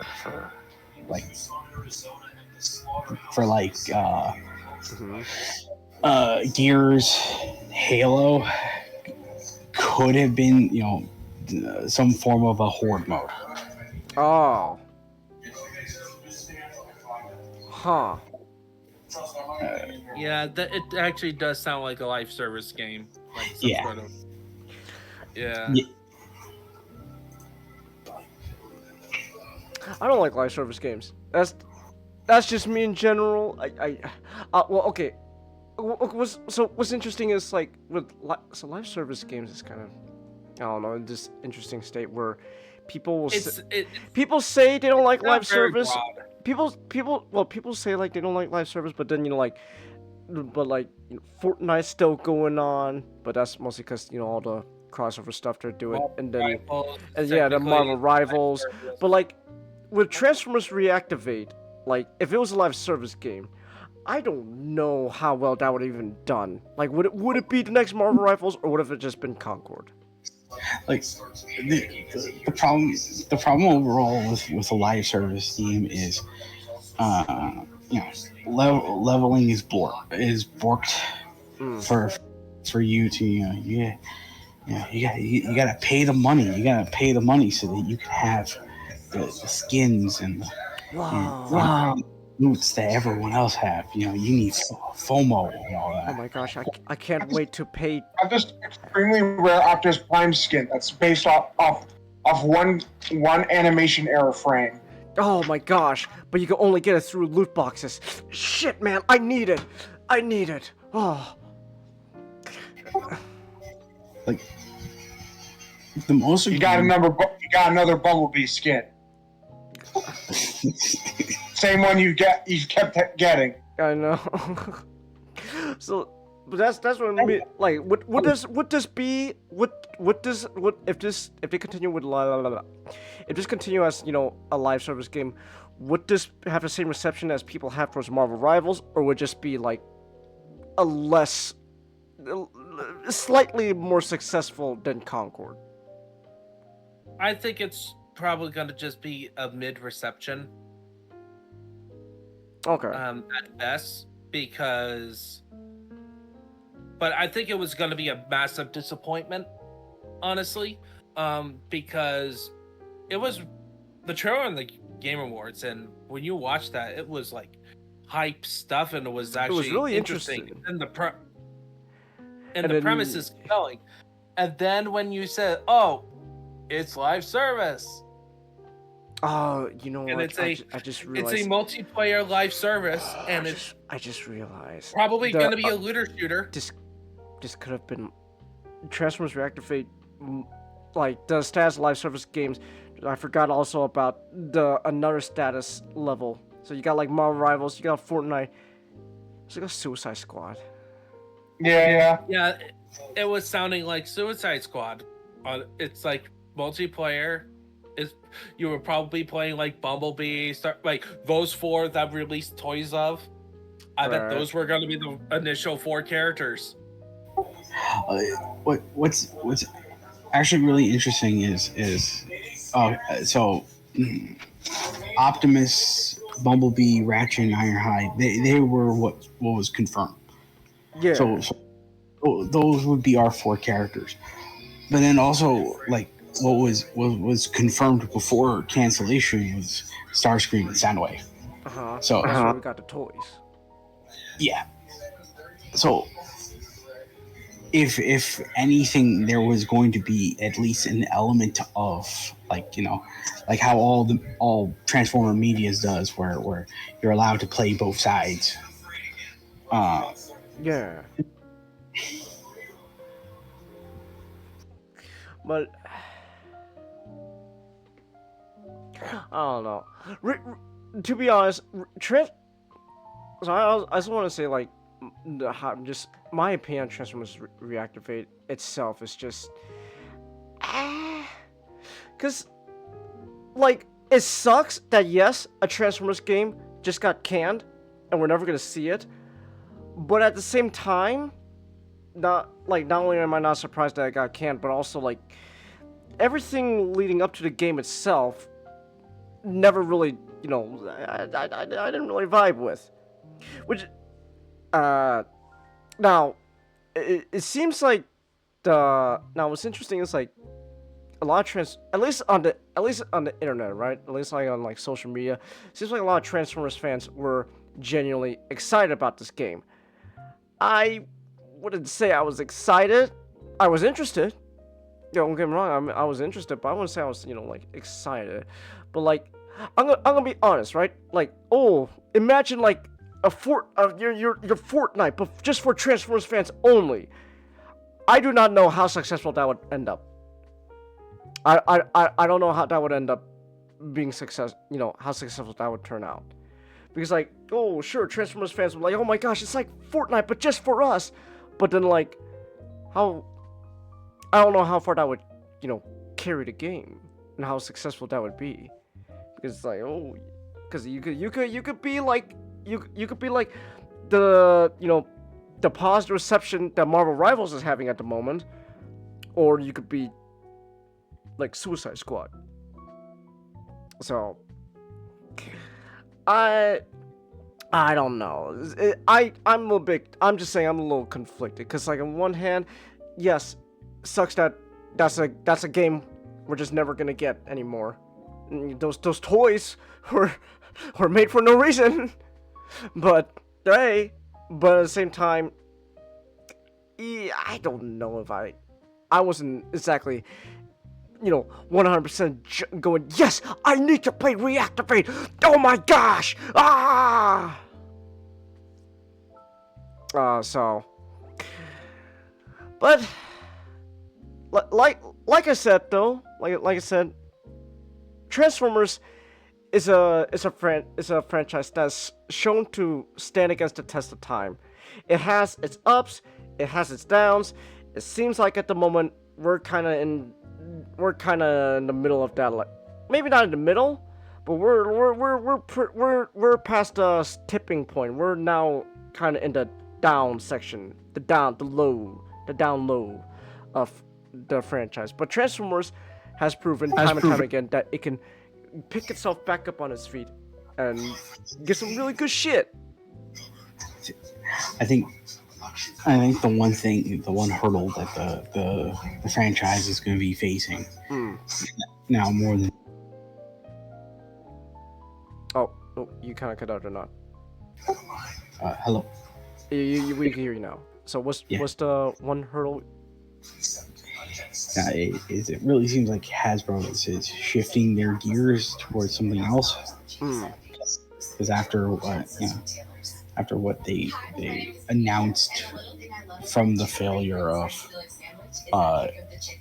one, right? You know, like how they're not going to be footing the bill for any sort of franchise film. You know, any film of their franchise.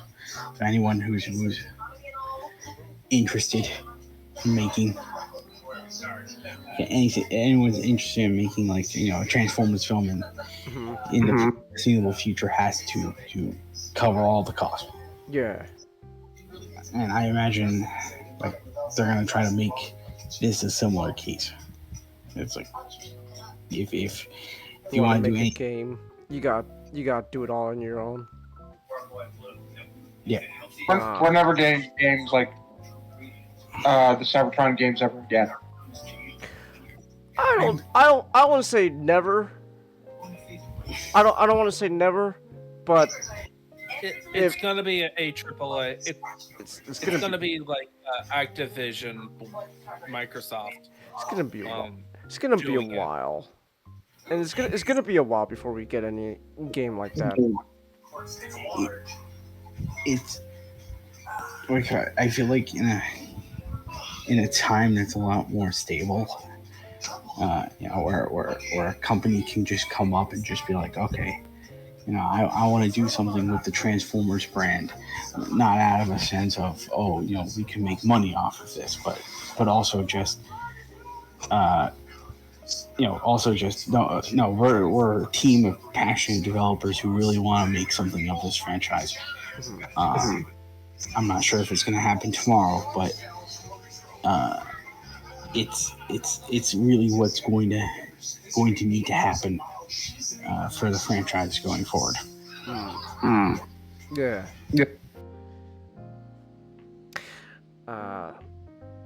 That said, though, I do also want to point this out. So the current CEO of Hasbro did say that at the moment, seems like the direction he wants to take the company towards is more focused on games and like digital products, more so than anything else. Because that's there's someone who said something that I think we should take note. Chances are what he meant was not AAA. Oh, I doubt it would be AAA. Yeah, like mobile games. Like that. Something like that. So, I doubt it's gonna be anything like AAA stuff. So, like, not today, but eventually we will begin. But the license right now will be used for quicker things with the emphasis on cost. Yeah. So, well, that's it. Nick, this was your topic. Any other thoughts you have about Reactivate? I'm not shocked, but I am disappointed at the same time because someone did leak gameplay footage. I'm also kind of like, from what I'm seeing, and it almost looks like I understand why it got canceled. Oh, okay. Because it didn't really look all that. Right, obviously, it's unfinished, but yeah, I don't know. Just some about it just doesn't look like in modern, like it doesn't look like something that would come out today. It looked like something that came out like a decade ago.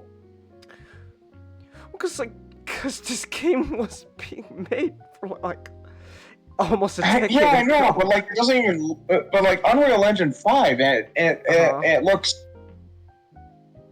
Look, I know. The Cybertron I games. believe I think Unreal Engine 5 is a terrible engine right now. You don't like Unreal Engine? Unreal Engine 5 specifically. Okay. Unreal Engine 5. From what I've seen of it, it's fine. Like it feels like something that they Unreal totally made to put Fortnite into it, and didn't think of any other developer. It doesn't. Right now, its Reactivate didn't look. track record is horrible. Reactivate doesn't look polished, and obviously again unfinished, but it didn't look good, and like the gameplay kind of looked clunky.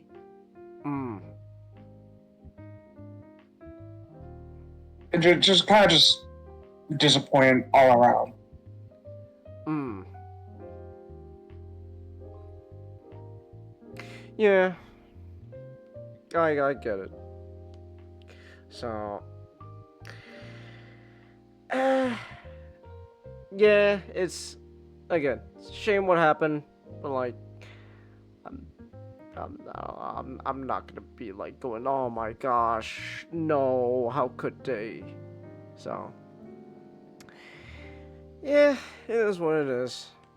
That's Reactivate. I still want those toys though. Just cause I can say, yeah, I have proof that this piece of media was supposed to exist. I have the Optimus Prime somewhere. I have it somewhere. Where did I put it on my shelf? Oh, it's way back there. It's way back there. It's a nice Optimus Prime. It's a neat Optimus Prime. I love it. So yeah. Oh my gosh, we don't even know what Megatron's supposed to look like in this game. Okay, is Megatron even the main villain of Transformers anymore? I don't fucking know. Okay. Is Optimus the main character of Transformers anymore?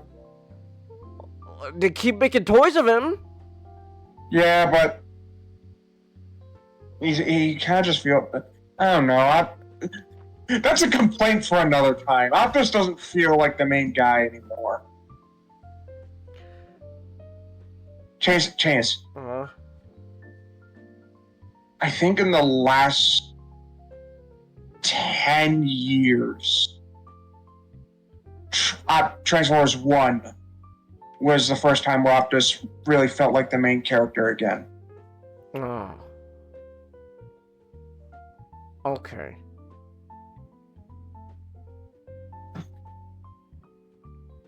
Man, we don't even. But that's something we could feel depressed about some other time. Wait, actually, if I'm remembering right, wasn't there like 3D models that got leaked that the toys are based off of? I remember there was a Megatron there. I just don't know why they didn't bother making a toy of him. I can look it up. Let me see if I can find it. Like, actually, I'd probably just look up Transformers Reactivated Megatron. That's simple enough. All right. Well, I got Dad. Oh, okay. Have a good night, guys. Have a good night, Ninjato. Oh. Enjoy talking about a good movie. I'm assuming since Nod is talking about it. It's a great movie. It's a Great fantastic movie. Fantastic movie. Also, I found it. I found what Megatron's supposed to look like. I'm gonna put this in the back room for you, Nick, and Nod. This is what it's supposed to look like.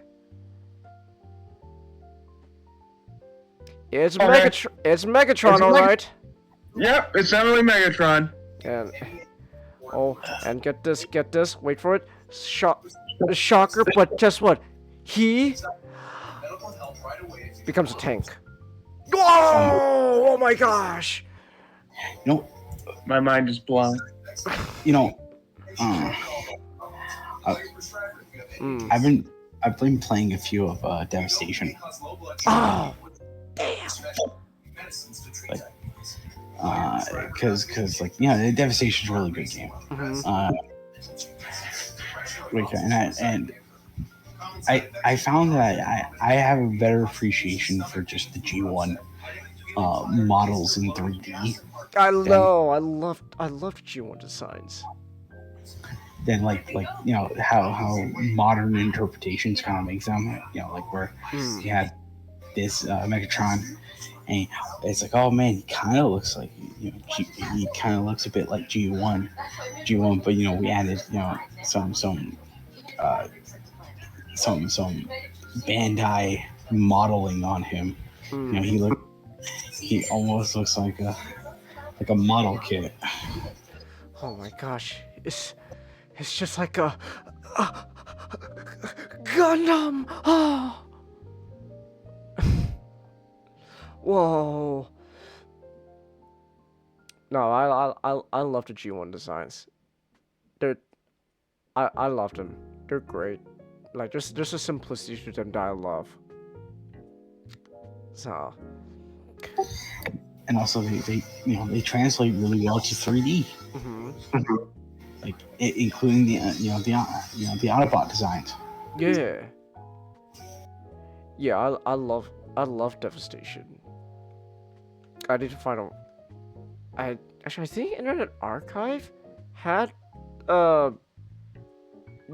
Transformers Devastation, like a file for it. Yeah, they have a file for all the games. Yeah, so maybe I'll just get it from Internet Archive.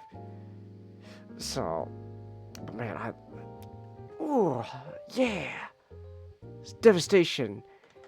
Hell yeah. I always wanted to play Devastation, but yeah. Should you microwave a Crayola marker? I think a microwave should be used for food only, Chelsea. No matter, and drinks. So. Say goodbye to that crayon. So you probably shouldn't put anything besides food and drinks in a microwave. That's just my opinion. So.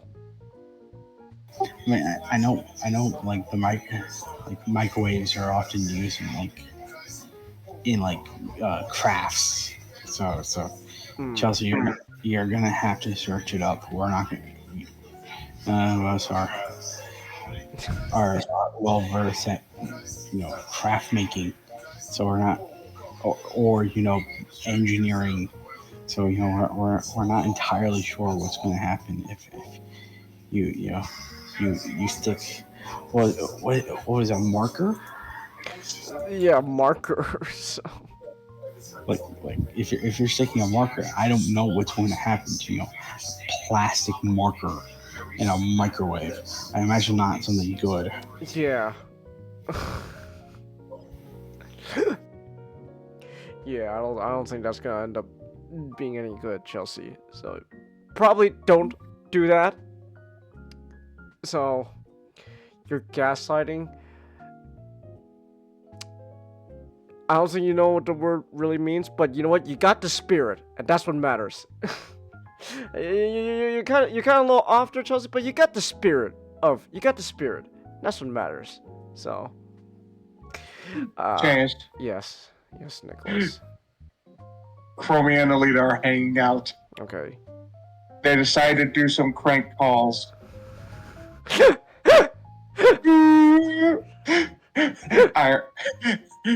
Ironhide's eating pie in the toilet. You're weak, Ironhide. You're worthless and weak. You found Ironhide.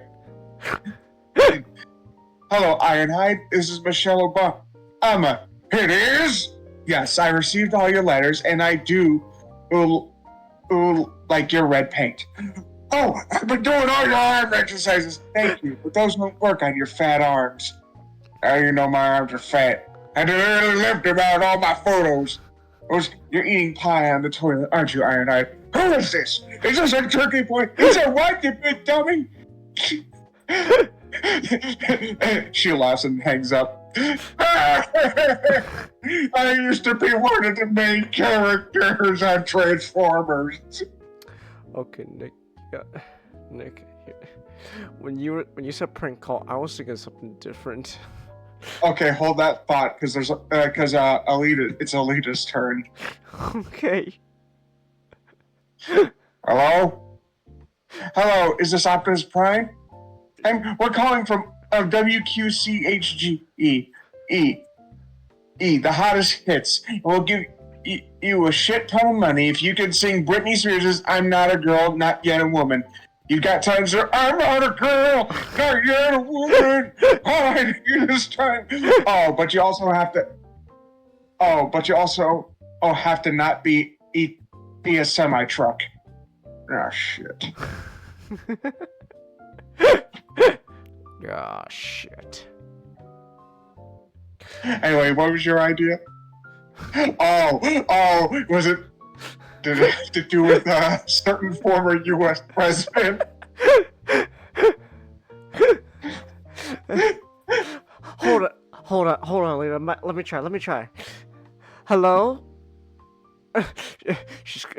Hello, is this Megatron? Yeah. You should have talked, you bitch! That? How did you die? That? Boy, Chromia, that wasn't really much of a prank call. That was just unpleasant. That's just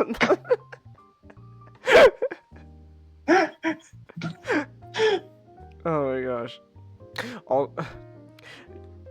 Speaking of Optimus saying shit, I will not. I will cherish. That's kind of why I will cherish. I will cherish those bloopers. So. Megatron, Megatron, get down here, Mega. Ah, shit. Yeah, shit. You can also hear Peter say "fuck" as Ironhide. I know, it's glorious. Ah, fuck. My favorite is Megatron's interaction with Scrapper. Oh, I haven't seen that one yet. Oh, Scraper! It's Scrapper, you asshole!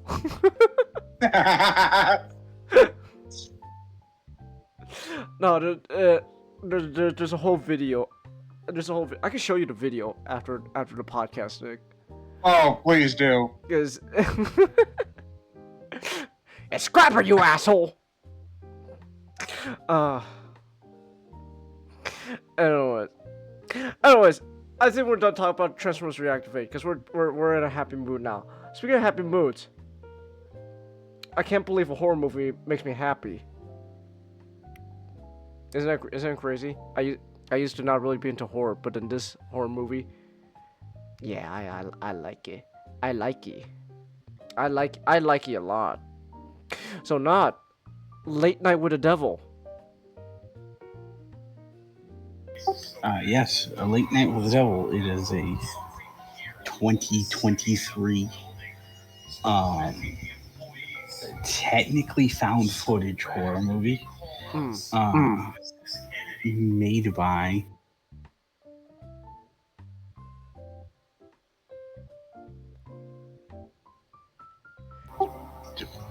Colin and Cameron Carnes, who have made other movies before this, 100 Bloody Acres and Scare Campaign, but I haven't gotten a chance to see those yet. I'd like to check them out.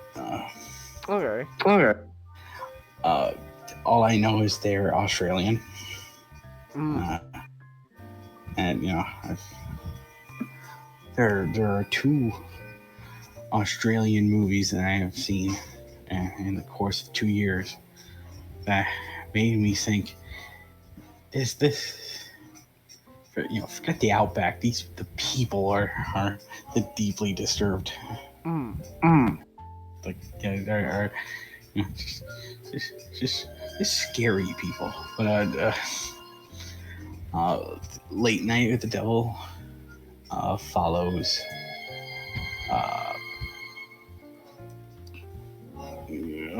it is a supposed first look into a tape of a talk show on Halloween night 1977, in which the host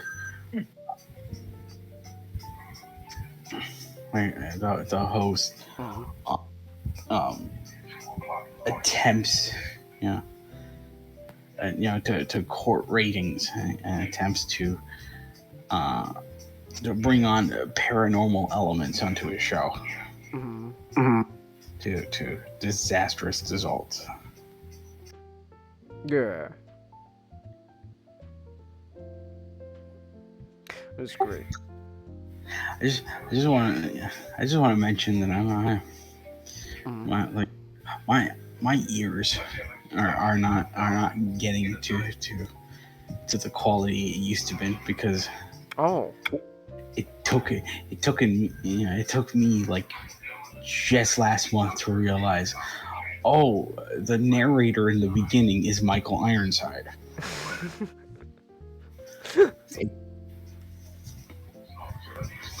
It's like that's why he sounds like Darkseid, because he is.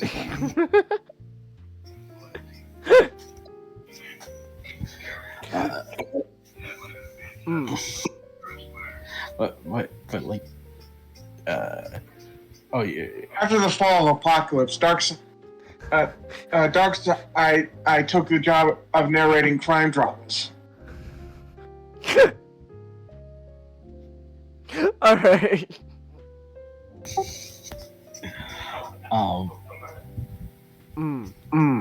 Like like, you know, the opening. I once joked about you guys as like this is a movie where like I didn't know when it was going to begin, so I constantly gaslit myself. So okay, all right, movie. And now we were like, oh my God, it's still going. Oh, never mind. Oh, so it's gonna be about. Oh, so it's gonna be a crime mystery. Oh, never mind.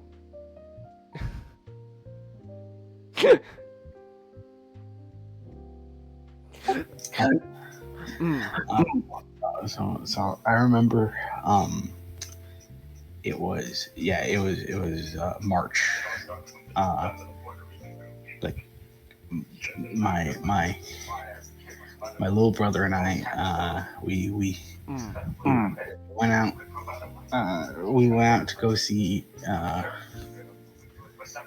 Immaculate and Late Night with the Devil, because it was two films he really wanted to see. And I'm like, you know what, those are two films that I really want to go see. Immaculate's a different story, but Late Night with the Devil, I saw Packed House. It was really good.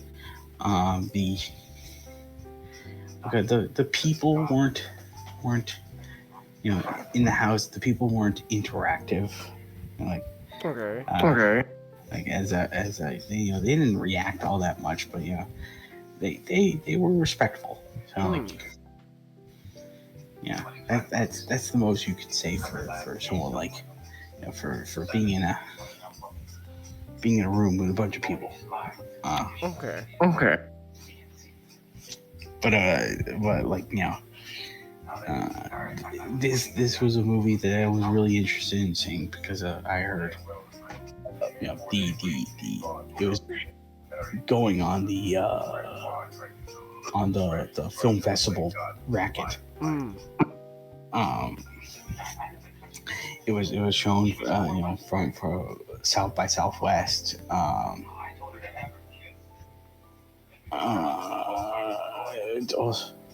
So like, you know, I think TIFF as well, which is, you know, the Toronto International Film Festival for you people, you fans out there in the crowd. But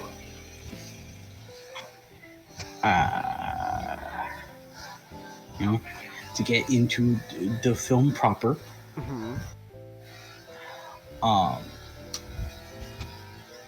the 70s, you know, I know most people here, and most people, you know, us including, you know, people who might be listening, we haven't been around for the 70s.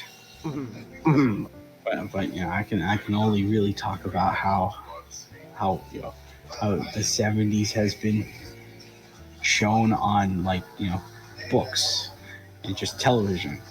All I know is, man, the 70s was like a hard time to live in.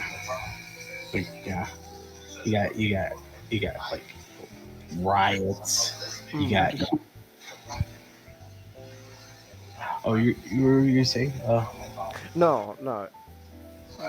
You continue. Well, I think Nick was gonna say something. No. I was I was saying something to myself. Nothing to. Admittedly, I do have the fucking Mrs. Garrett. My head for some reason.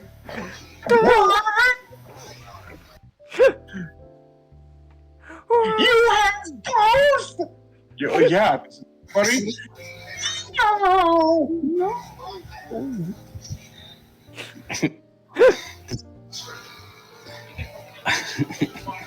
All I can say about what Mrs. Garrett is. Mrs. Garrett! Garrett! Okay, probably not what you think of, but I really did like that. I was also thinking of no, that's all wrong. That's at the top of the right can.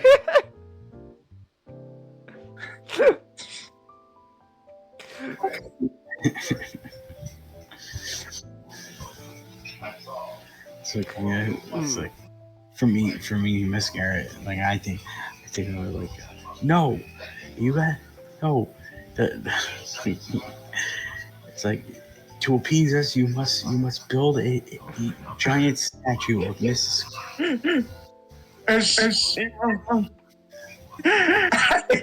I love that bit too. Mrs. Garrett's rack.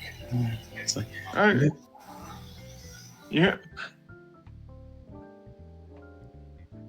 It's like, no, you've gotten it all wrong. You see the sunspot. Notice the sunspots on top of the right can.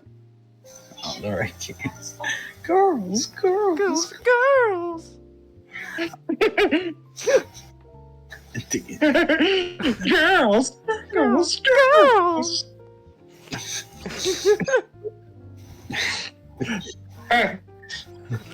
Anyone who opposes our demands will be destroyed. Our first demand: you will erect a statue in the town square. It will depict Blair Warner admitting to Mrs. Garrett that the poem she submitted to her creative writing class was plagiarized from a work by Emily Dickinson.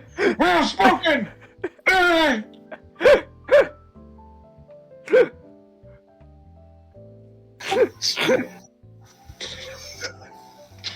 We have spoken.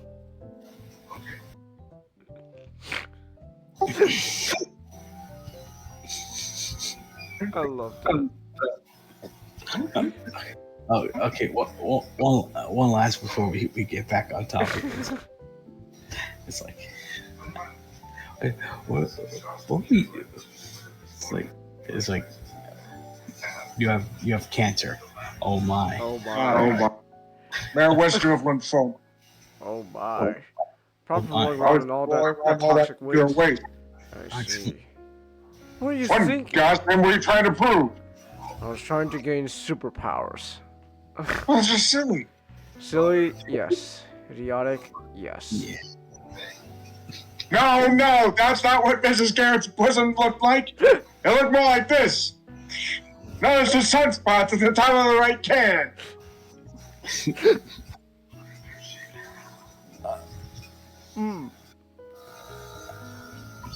But to get back on topic, that has nothing to do. What Family Guy?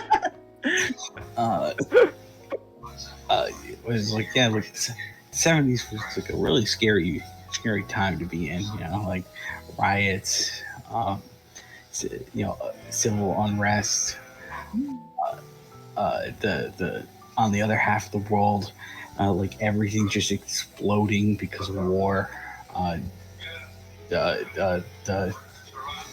Charlie Manson got mad because no one wants to hear him sing. Nixon's in the White House.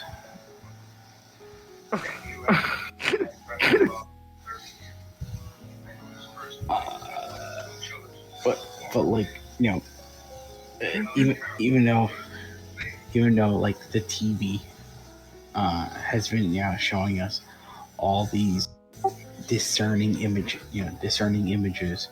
and shocking stories. The TV, however, can also bring good things. Namely the talk show, which in real life yes, that was actually, that was a positive. Like they did a census on like what was what was does TV account for good, like good behavior? Does TV I think the right word is like does it promote good behavior? Well, no. Does it leave a good feeling in the viewers watching it? And many have said at that time, it's like, yes, like they talked about all their favorite shows, like All in the Family, Sanford and Son, and one of the ones that are often brought up, television shows that leave people with good feelings and that they're always looking to watch is The Tonight Show with Johnny Carson, because people like the idea of that guy who's always on your screen, and he's got a joke, one or two jokes for you, and in general he's just making you feel good during a time of a lot of anxiety, and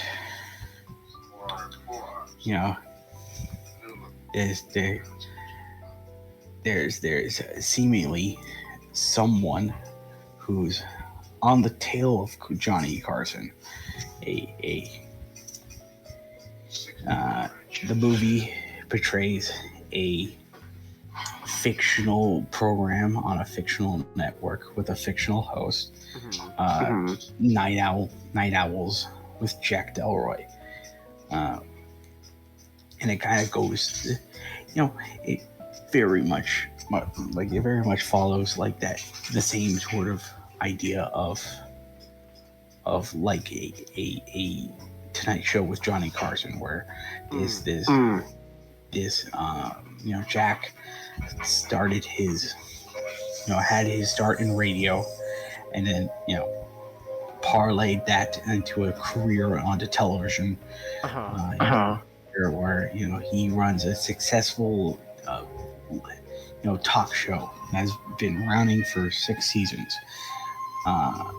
and despite being very much the talk of the town in newspapers and the like, the one thing he can never manage to overtake is the Tonight Show, with Johnny Carson in the ratings. And so as pressures build on, and his want, that need to constantly be the number one, he starts to do very drastic things. During the introduction of the movie, they mentioned that he has a wife named Madeline.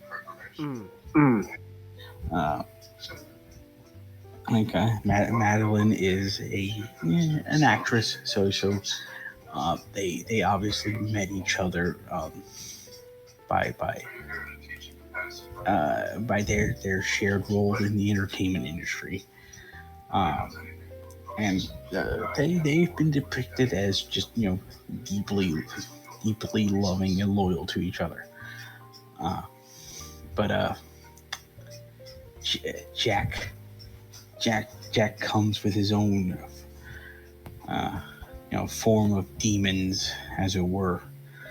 He is affiliated with an organization referred to as the Grove, which in the film is a very clear reference to a real life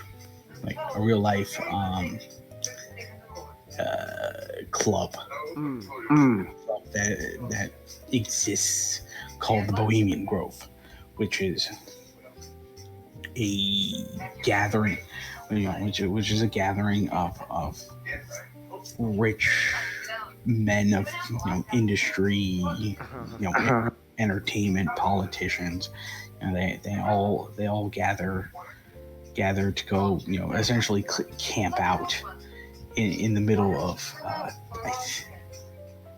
I think it's the California redwood forest. Trying to remember the forest in San Fran. Just like just that. They camp out into the forest.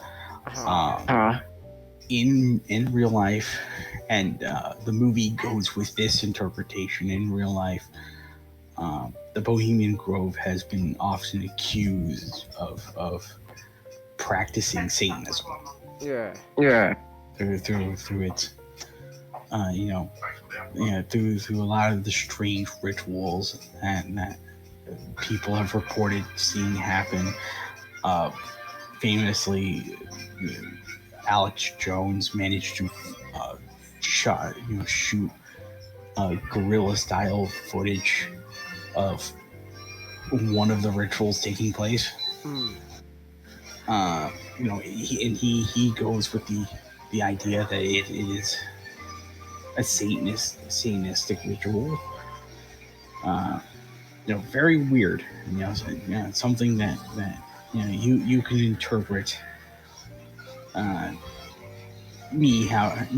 I don't really believe that the Bohemian, what happens on the Bohemian Grove is satanic. I don't believe that. I believe they merely do stuff like that because at the end of the day, it's a giant. It is a giant frat house out in the woods. I remember it was one of Isaiah's podcasts. I think it was a Red Dread podcast he was doing. When the goon, I kind of like their take where their conclusion was they don't think anything actual satanic's happening there, but like it's kind of like they took like this, they like appropriate the aesthetics of all that because they thought that looks cool, but they're not actually doing anything like satanic. Yeah, they're not doing anything satanic. I do think some illegal things might be happening there, but like that's all that is rumor. But for the sake of this movie, the Grove has inclinations towards the spiritual and towards the unholy, and Jack is a huge member of it. But it's something that hangs in the background of the movie as we go on. So Jack, in his continuous quest to get the #1 spot from Carson, his wife Madeline grows sick from lung cancer, which is to the shock of everyone because she never triggered any of the signs. Yeah. Of lung cancer, and so he tries to incorporate her illness in the show for ratings, but it was still not enough to edge the needle, as it were. And with her passing, it brings Jack down to it brings Jack down, as it were, and as he comes back to the show, he starts doing a lot more controversial things, including what he's about to do on Halloween night. And we are now going to see, as Darkseid lovingly puts it, we are going to see the never before seen,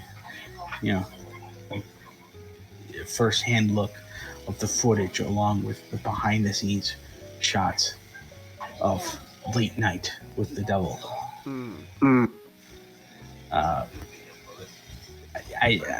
One thing I want to mention is everything. They nailed completely everything. With the talk show aesthetic. You got the set, you got the club band, the sidekick, the lead actor David Dashmond.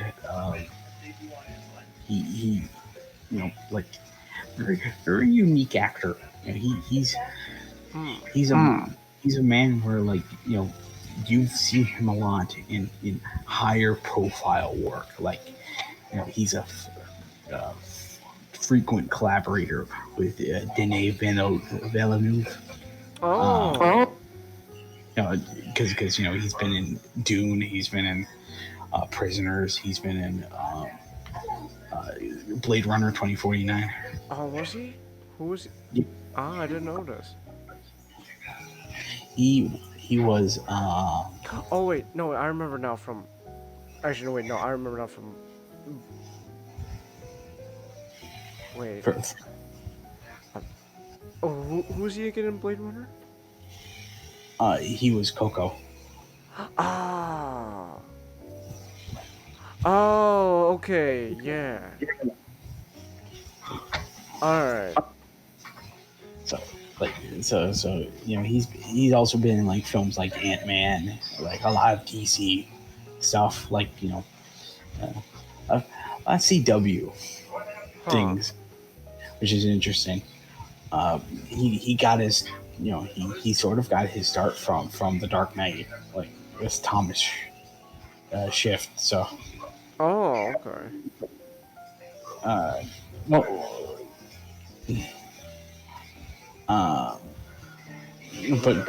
he's been the polka dot man in James Gunn's Suicide Squad. Oh yeah. But even with roles in high budget movies, he still likes to accept a lot of roles in smaller productions and indie productions. He's that guy who just likes being a character actor.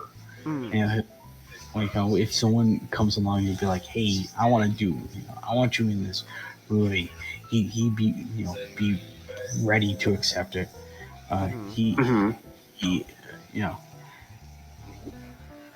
agreed to be in the AVGN movie.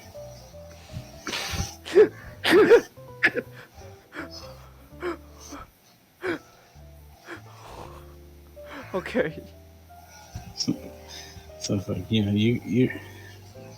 you can tell he's a guy who's just happy to act in whatever roles. I also should mention he's Calendar Man and the Penguin in the Long Halloween animated. Okay. So the really great actor, really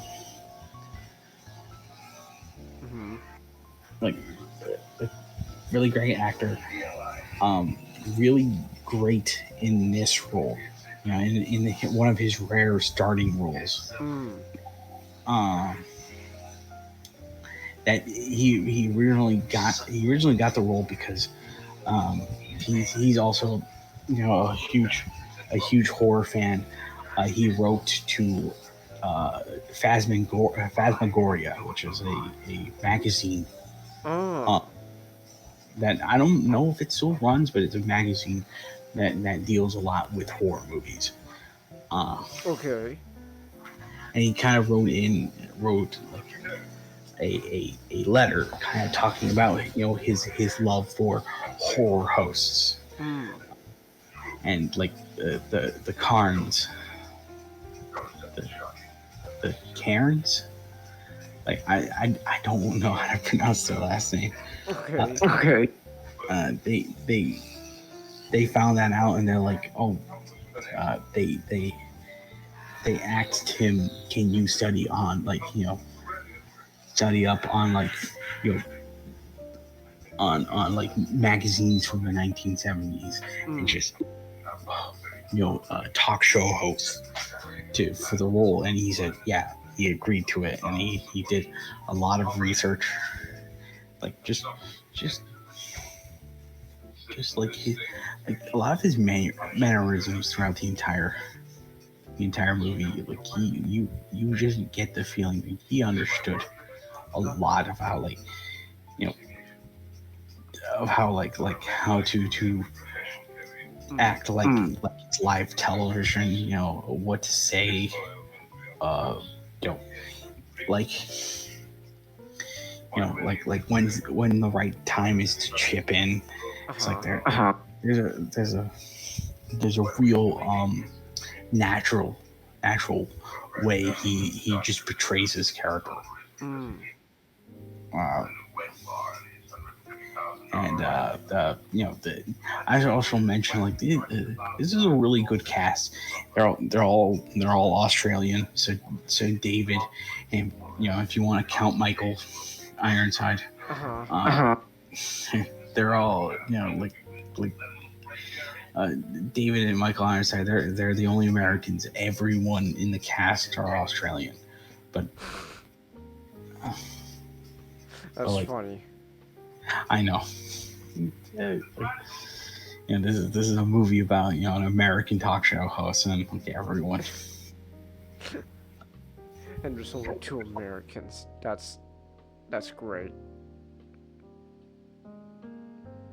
Like everyone is a very are all like character actors and bit players in Australian media, but just they showcase the idea that you don't need top names to be in your movies. You just need people who are really good at acting. And Jack Delroy, he's preparing for his Halloween, the Halloween night by fighting a medium and a girl who is supposedly possessed by a devil.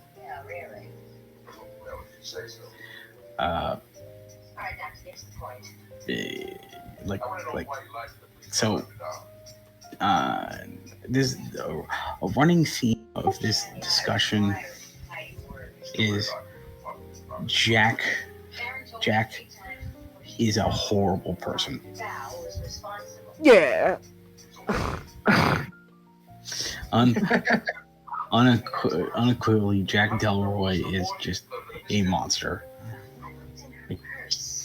Because the movie never really outright tells you it, but you from what everything you can gather from the film, you know that Madeline's illness is his doing. Because the film obviously goes, like I said, it obviously goes with the idea that the Grove, as they call it, is a place that practices Satanism. So he did something there to help bolster up his career,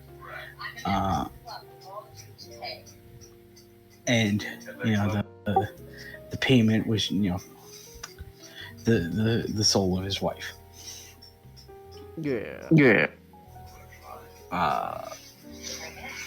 And it's actually kind of interesting with the movie, because with a story like this,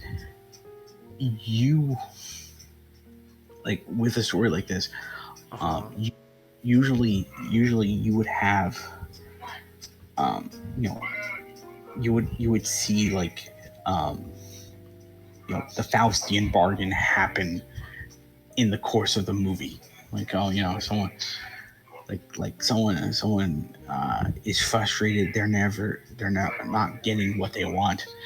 They summon a demon to sell like their soul or someone, the soul of a loved one, to pay for their their most needed desire. And then the movie then shows how that contract that they made is not only ruining their lives, it's ruining other people's lives. It's a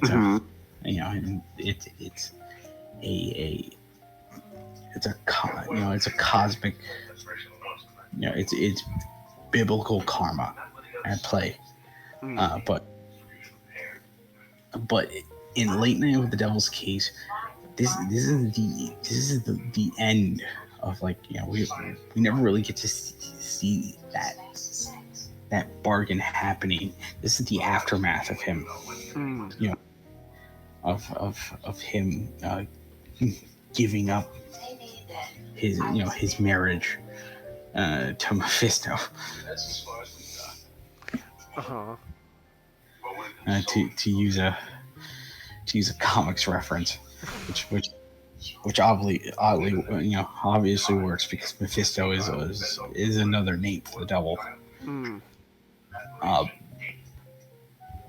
So like Jack sold his wife's soul, and that still didn't help him overtake Carson. He had to rely on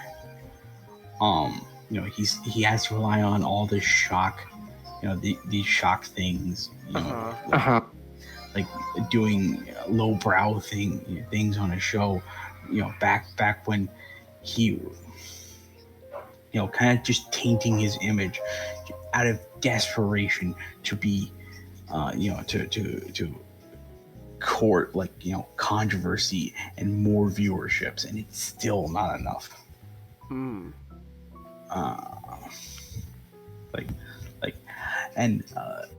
Like a lot of the newspapers that happen, at the beginning of the movie, with like the montage before we get into like the episode of the show prior. Like, I got the advantage to kind of pause and read it.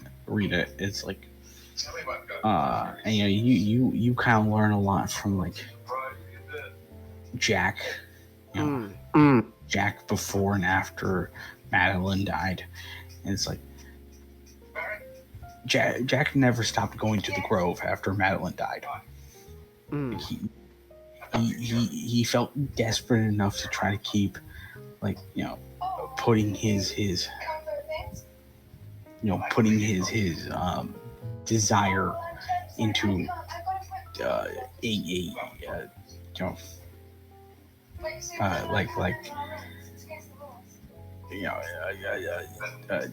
what like the line is of a master that deserves sacrifice.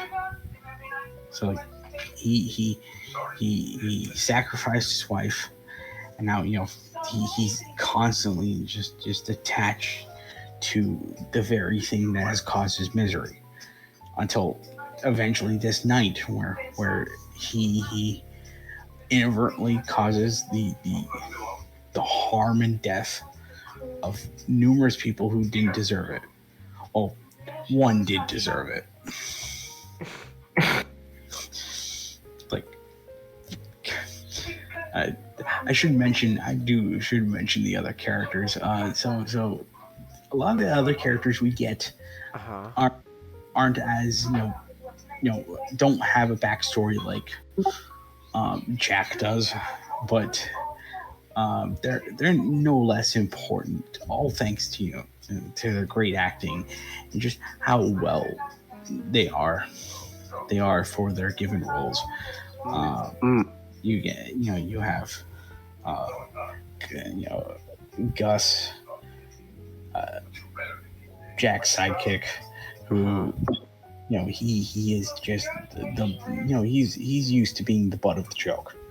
You know, because that's what all sidekicks are on like late night television. You know, they're there to react to the.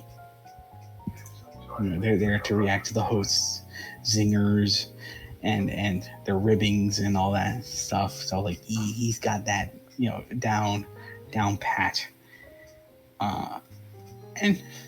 And like, you know, a lot of the concerns he has throughout the movie is warranted. And you know, like, you know, that moment he has with Jack in the back during the second intermission, where like, you know, he tries to convince Jack we need to stop the show, and that like, you know, Jack's not having any of it. And he's like, you know, he tells Jack, I know you're a good person.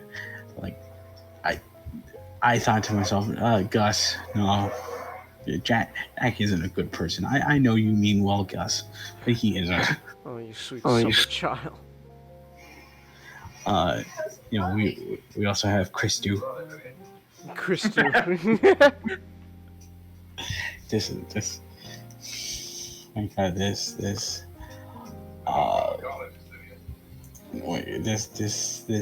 Spanish man who's you know, played by a Lebanese actor. That's funny. It's like, you know, he comes out and he like you initially just kind of believe, oh, he's a charlatan. You know, he's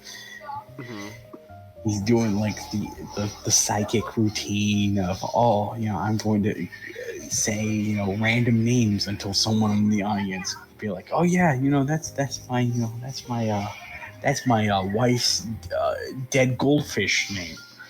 It's like, you know, but then you know, you get that scene with the mother and her daughter, and like, you know, he talks about like the son, and you get the sense of, hey, you know, maybe Christu is maybe, you know, pain, you know, he's trying to showboat and trying to make money off of what, you know, what he has, but he probably is a real psychic. He is a real psychic, and he is trying to help people in a legitimate way. He just wants to be paid for it, which is fine, you know. Like, and then you get to Carmichael. Carmichael's just the worst. I know he's. Carmichael is everything that is wrong with the intellectual type. He is a magician who a magician who retired and turned into a skeptic, which is, you know, a word that in this day and age has never stopped being the source of ridicule. Like, Carmichael is, you know, the you know, he lives up to his title, you know.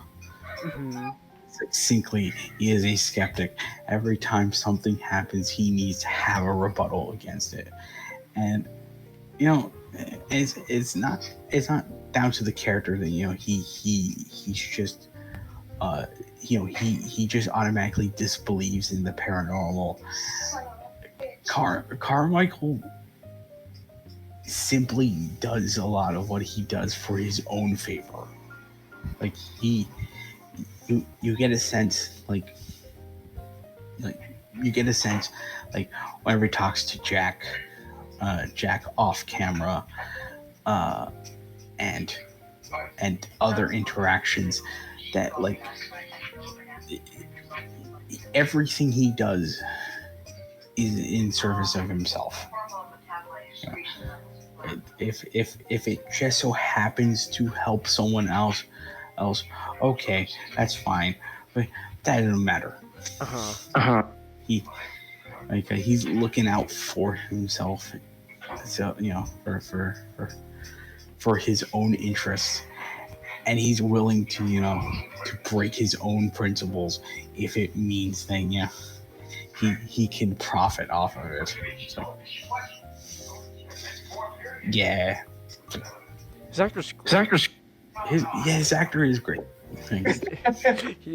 he does such a really good job just making me hate the character. And you want to know what's the most interesting thing about Ian Bliss? He wasn't originally meant to play Carmichael. Really? Yeah, I looked this up. He had to read the part because the guy who originally played him had to drop out. Oh, wow. Who's he gonna be originally? We don't know. I imagine he probably was gonna be like maybe. Maybe like another important character. Maybe like Leo.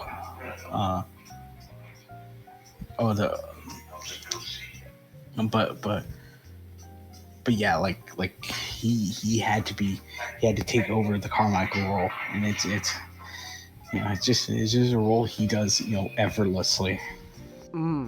He's great. I know he's fantastic. Every time he talks, I want to punch him.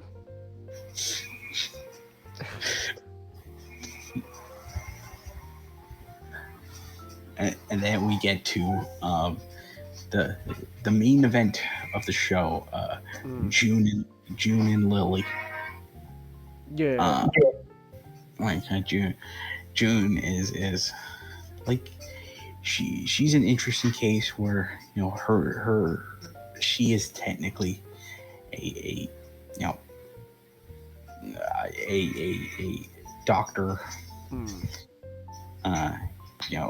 but she majors in parapsychology, which is which along with cryptozoology, it's kind of lumped into that general field of pseudoscience. This is nonsense that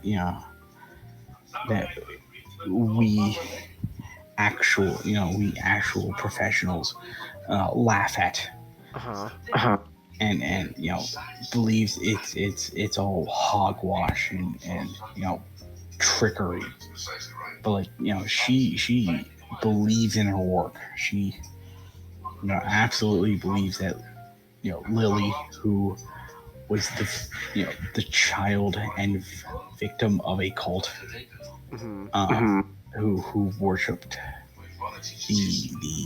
who engaged in Satanism, but most specifically worshipped the demon Abraxas, who is from what I know, he's a Greek deity, and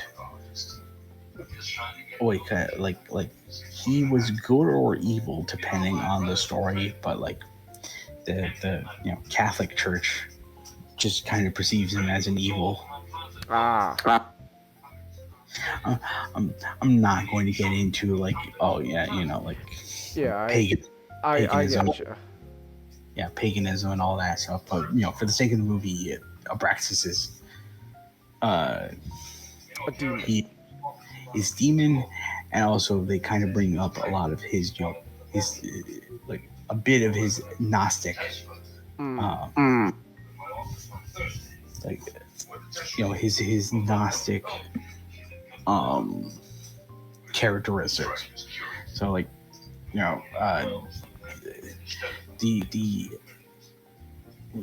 the leader of this cult, Sander Diabo,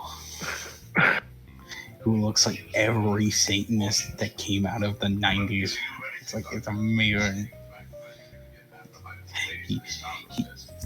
He looks like the type of guy who would stand out in the 7-Eleven with his weed cigarette,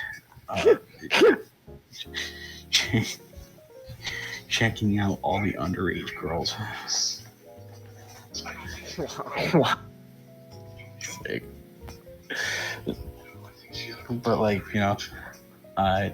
Lily was the only survivor of a mass suicide, where they all burned into a house, and Lily, she comes in pairs because she has something inside of her. Yeah, something. It's not really all there. Yeah, I'm willing to barter that. Lily, there probably wasn't ever a Lily to begin with. Or Correct. Really good. Yeah. Oh, yeah. She legit scared me. It's like, oh my gosh, she's really good.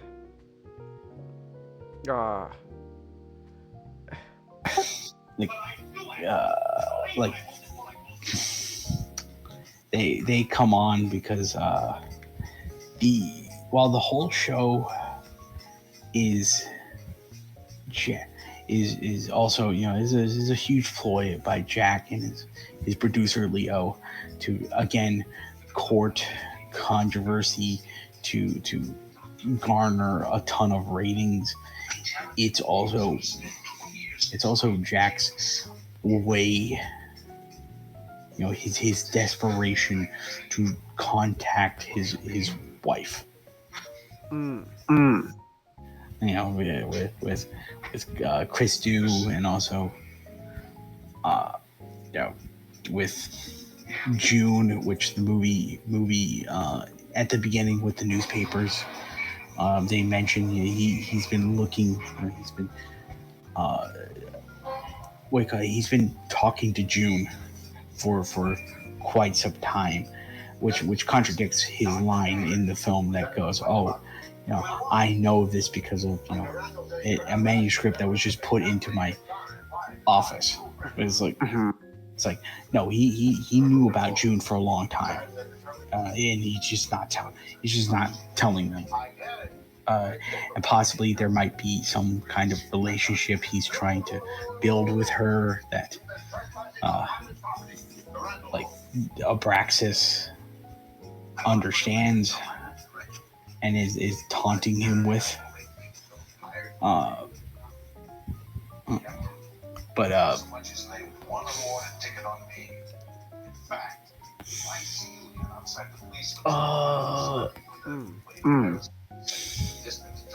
I'm trying to go on with this.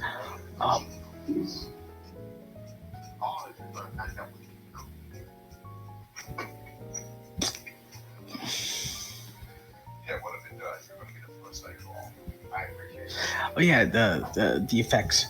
I like the effects. Yeah. There's some effects in the film that do look a bit weird because of because it does kind of conflict a bit with the filters they use for the film, just trying to make it look like that 70s television style. But I'm not gonna sit here and tell you, oh man, it took me out of the film. I'm like, no, they look pretty looking, and I think that's enough. Like the puppetry with the hypnotism scene, I thought was just the highlight.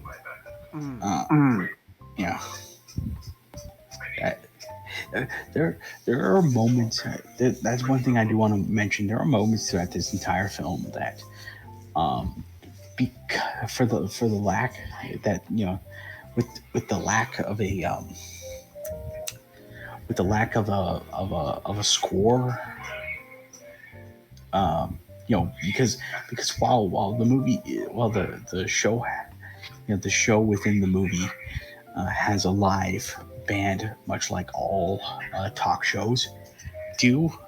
The movie, for the most part, has no music.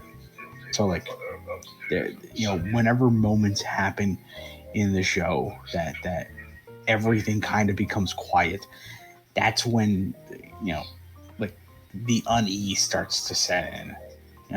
You get it with the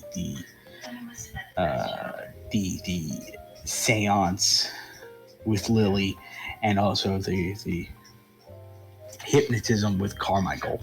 Where, like, these scenes really get to you, and you're not sure what's going to happen, and they're allowed to just build up.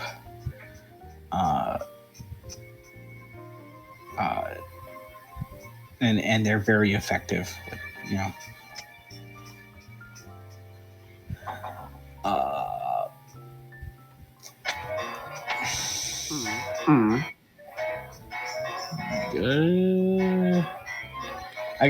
I guess I should mention this because it's the one thing that always gets brought up about this movie, despite the fact that I think it's the least important part. The AI. Oh, yeah, that's right. The AI! Wait, I got a button. What am I doing? AI! Thank you, Charlie. AI! Ooh. So, there's so much porn! Thank you, Nick. You're welcome.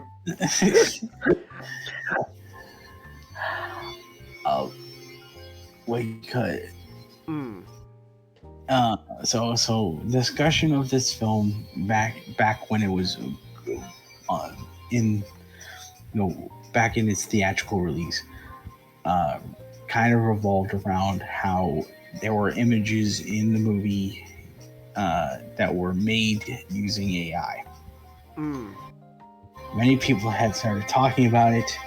There's a very particular weirdo who lost his career, not just on this movie, but thinking he could take on several people on YouTube whom we will not mention anymore, because he's blasted his career, in the face. And to be honest, I haven't heard what he's done since. Okay. All I know is, like, if Isaiah forgives him, okay.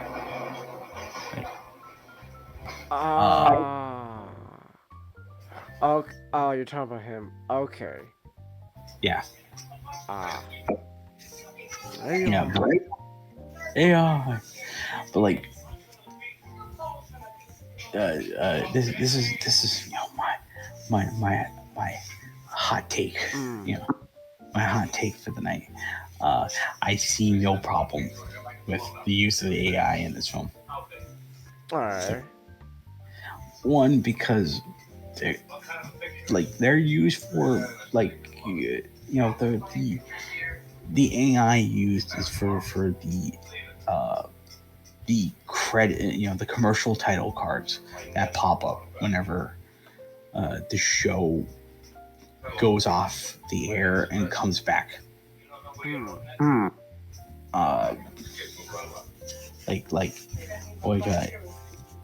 Those are the only time AI is used, and it doesn't really become a big deal because it's blinking you miss it moments that you're not really meant to think about. It's just meant there for the illusion of that this is a television show production. Okay. And secondly, trying to attack the AI, the AI title cards because it doesn't fit, because it supposedly breaks the illusion of the 1970s show. Doesn't really work because at no part does the directors try to say that they've used 70s, they've used nothing but 70s tech on the movie. It's like, no, the movie, has a filter of looking 70s, and there's sets and designs to invoke the era, but everything on this film has been made using modern technology. Like like there's modern effects, there's practical effects, but those look very modern.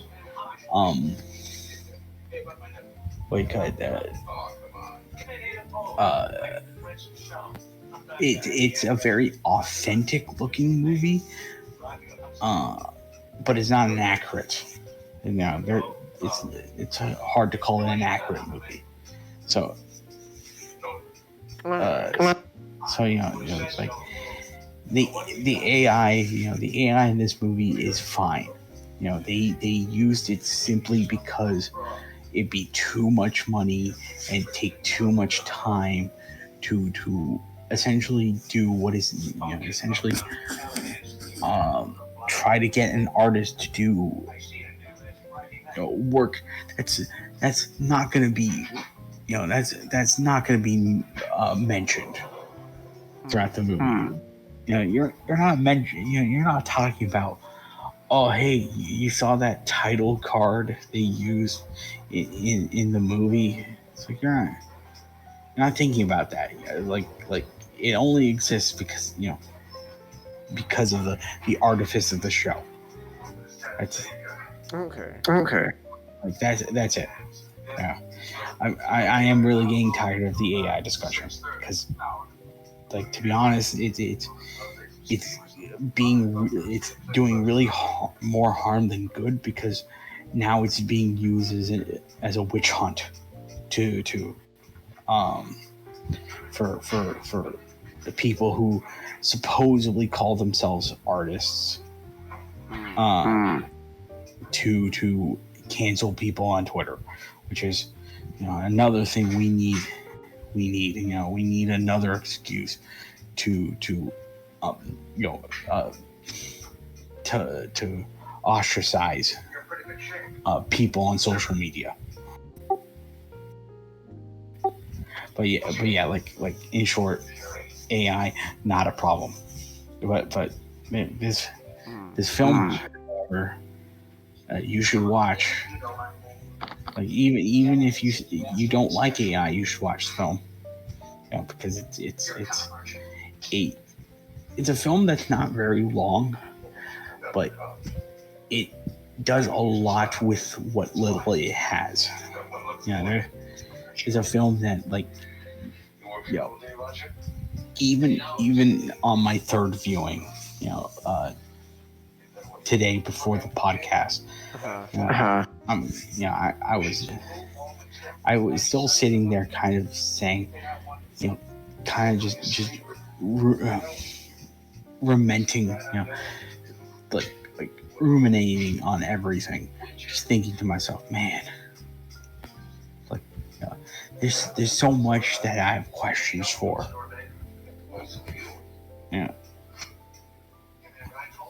But I know I'm not going to get answers to, but it doesn't matter because a great movie, and even a great horror movie, is the type of movie that you keep thinking about long after it's over. And then that Late Night of the Devil's is one of that for me, where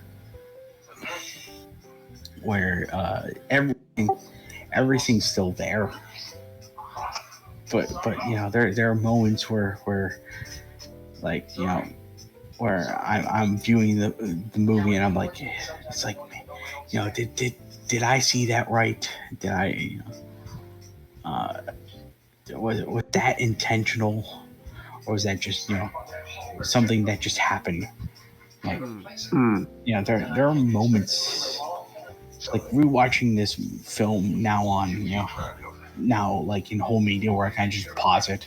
I'm like, there's a lot of moments where I'm like, oh man, like that really creeps me out. Like, you get moments where it's like, whenever the camera in the film starts to glitch out, you really pay attention because you're like afraid something's going to happen.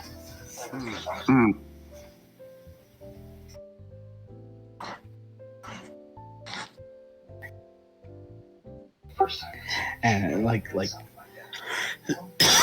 one of the things I really like is the opening, the television, the television before at the very beginning, before it turns on, you can see the face of Abraxas. Like, almost like peer through through like the darkness. All right. And you get like a lot of things like that, like, during this moment where Christu is he's starting to go on his breakdown. Because like he's supposedly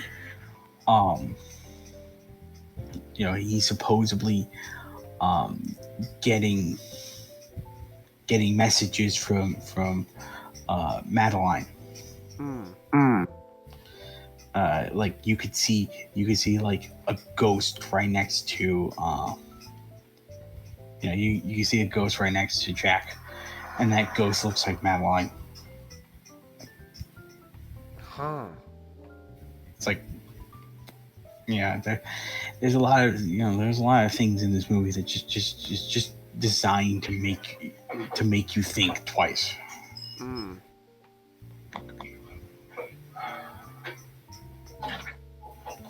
But I want to open the floor. I want to hear what you guys think. I just think it's a good movie, man. Same here, man. Holy shit. I just think it's just a really good movie. I feel like I said a lot of it back during like the whole New Year's stream.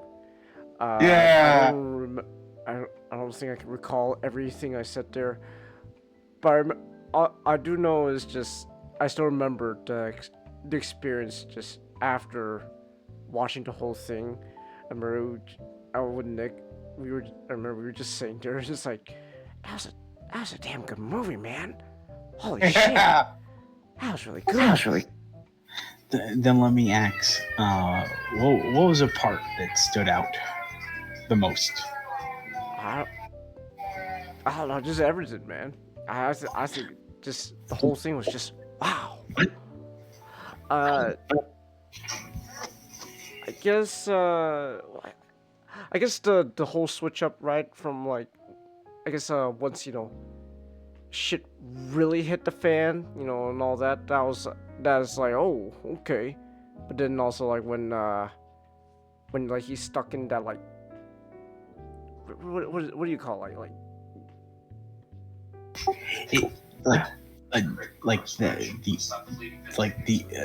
sort of the other world, because like when the camera was sort of sucked into the portal, and you got to see like sort of the world that Jack, the living hell, I like to call it, that Jack is forced into.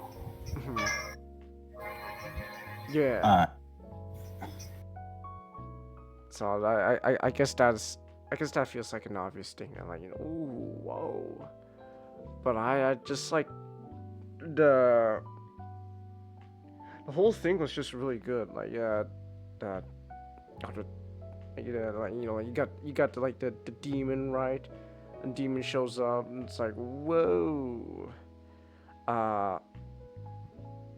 Like, I don't know, man. It was really good. Like it's like once Christu started like vomiting everywhere, and it was like I think that was a early sign, like, oh, we're in for a treat. Okay. So I like how he's projectile vomiting, and then Carmichael's bullshit. It's a magic trick. It's bullshit. Don't worry about it. And then but then when they tell him like, no, Christopher died in the ambulance on the way to the hospital, he still doesn't believe it. Like, no, you're bullshitting me. No. I do like how though Carmichael, he was so he was being an asshole and skeptical, and as soon as the demon like really starts fucking everyone's shit up, he just like it is actually really fun, just like a complete 180 turn. I serve you, Lord of Darkness, I am your servant. It's like, wow, fuck you.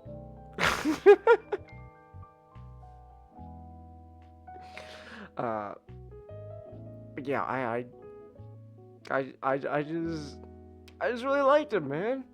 Like it's just one of those movies that it's kind of like when you showed us 3 Billboards. Like it's like that same kind of thing where like like after the whole thing, you just sit there like, wow, that was a damn good movie I just watched. So it's kind of like that. And it's like, oh wow, that was a damn good movie. So one line that I think kind of rings like eternal, like is a line that like Carmichael says to Christu when they're having, when like Christu's just like dying in his chair because the demon is just rearranging his insides. And Carmichael's, it has that smug expression on his face. like Carmichael kind of just tells Christu, it's like, the difference between me and you is like, you're a liar just like me. The difference between me and you is I'm honest about it. Like that makes it good. Like the fact that he says that he's honest about it makes the fact that he's untrustworthy a little bit more palatable.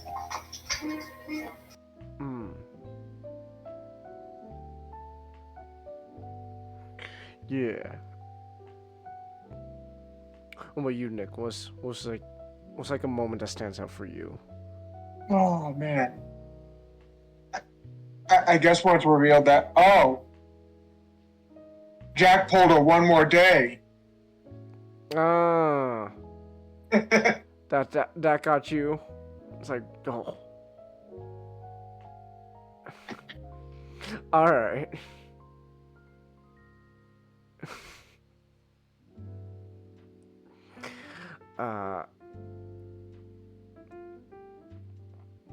What was it?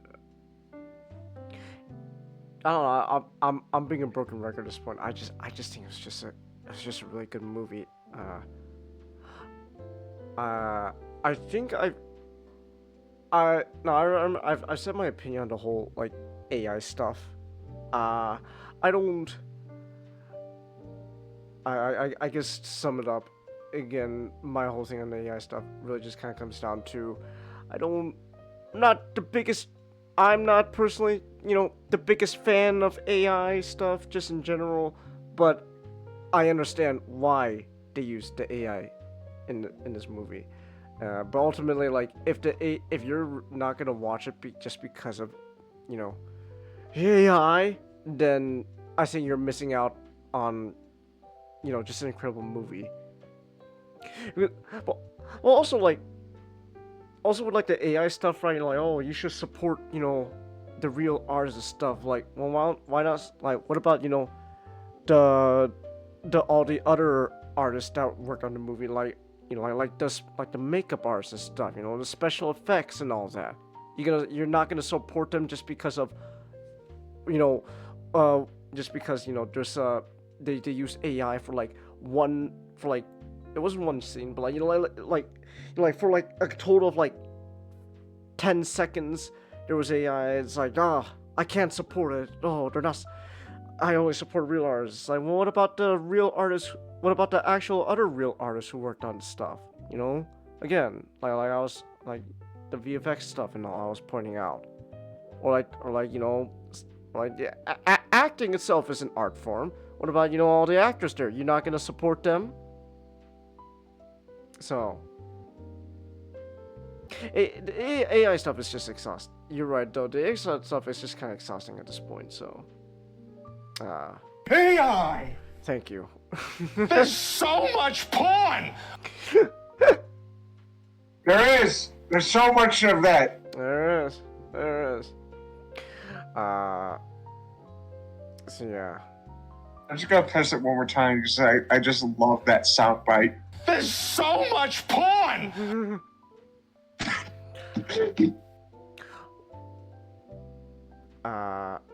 So yeah. I was gonna say, oh, completely unrelated to Late Night with the Devil. Actually, is kind of goes back to the thing we were talking about before. Apparently, now on Twitter, like the artist, actually, they have just an ArtStation link here. One of the artists did actually work on a model for what Ironhide was supposed to look like in the game. So I could put that in the back room. Apparently Ironhide was supposed to be in the game. And yeah, it's Ironhide. I gotta say, it's Ironhide. Looks beefed up. It's got a big ass chin. And I can't be too mad at that. Yeah. If he has like a chin like that, you know you're doing something right. I can't be too mad at that. It's like, you know what? If you're giving Ironhide a big chin, you know you're doing at least something right. Yeah. He doesn't need a big chin, but it helps. It helps. Yeah. Yeah. But that's it. Anything else you want to say though about Late Night with the Devil? Not.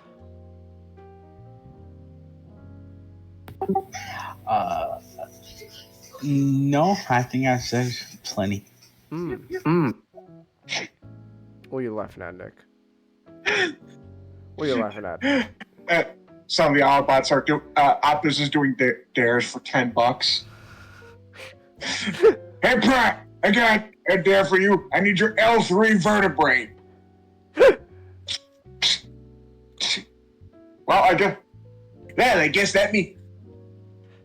Well, I guess since Optimus is a wheelchair now, Ironhide, that makes you the new Optimus. All right.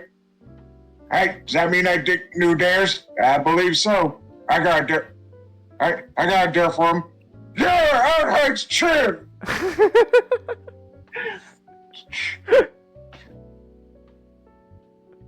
Oh my gosh, it's great. Yeah, but that's it. I don't really got anything else. So if that's all we gotta say, then we'll call it here. Turns out this ended up being a little bit longer. One of the longer episodes of the podcast. We've been going for almost 5 hours now. So it's past midnight. Yeah. All right. So. That's it then. We're gonna call it here. Sonic Sunday tomorrow. We're gonna finally make up for all the lack of Sonic Sundays. So tomorrow will be the first Sonic Sunday, unless, I don't know, the fires get to me or some shit, you know? But hopefully not. So yeah. See you next stream, Chelsea. See you next stream. So yeah, so with that said then, thanks everyone who came. Thanks everyone watching and replays. And until next time, good night.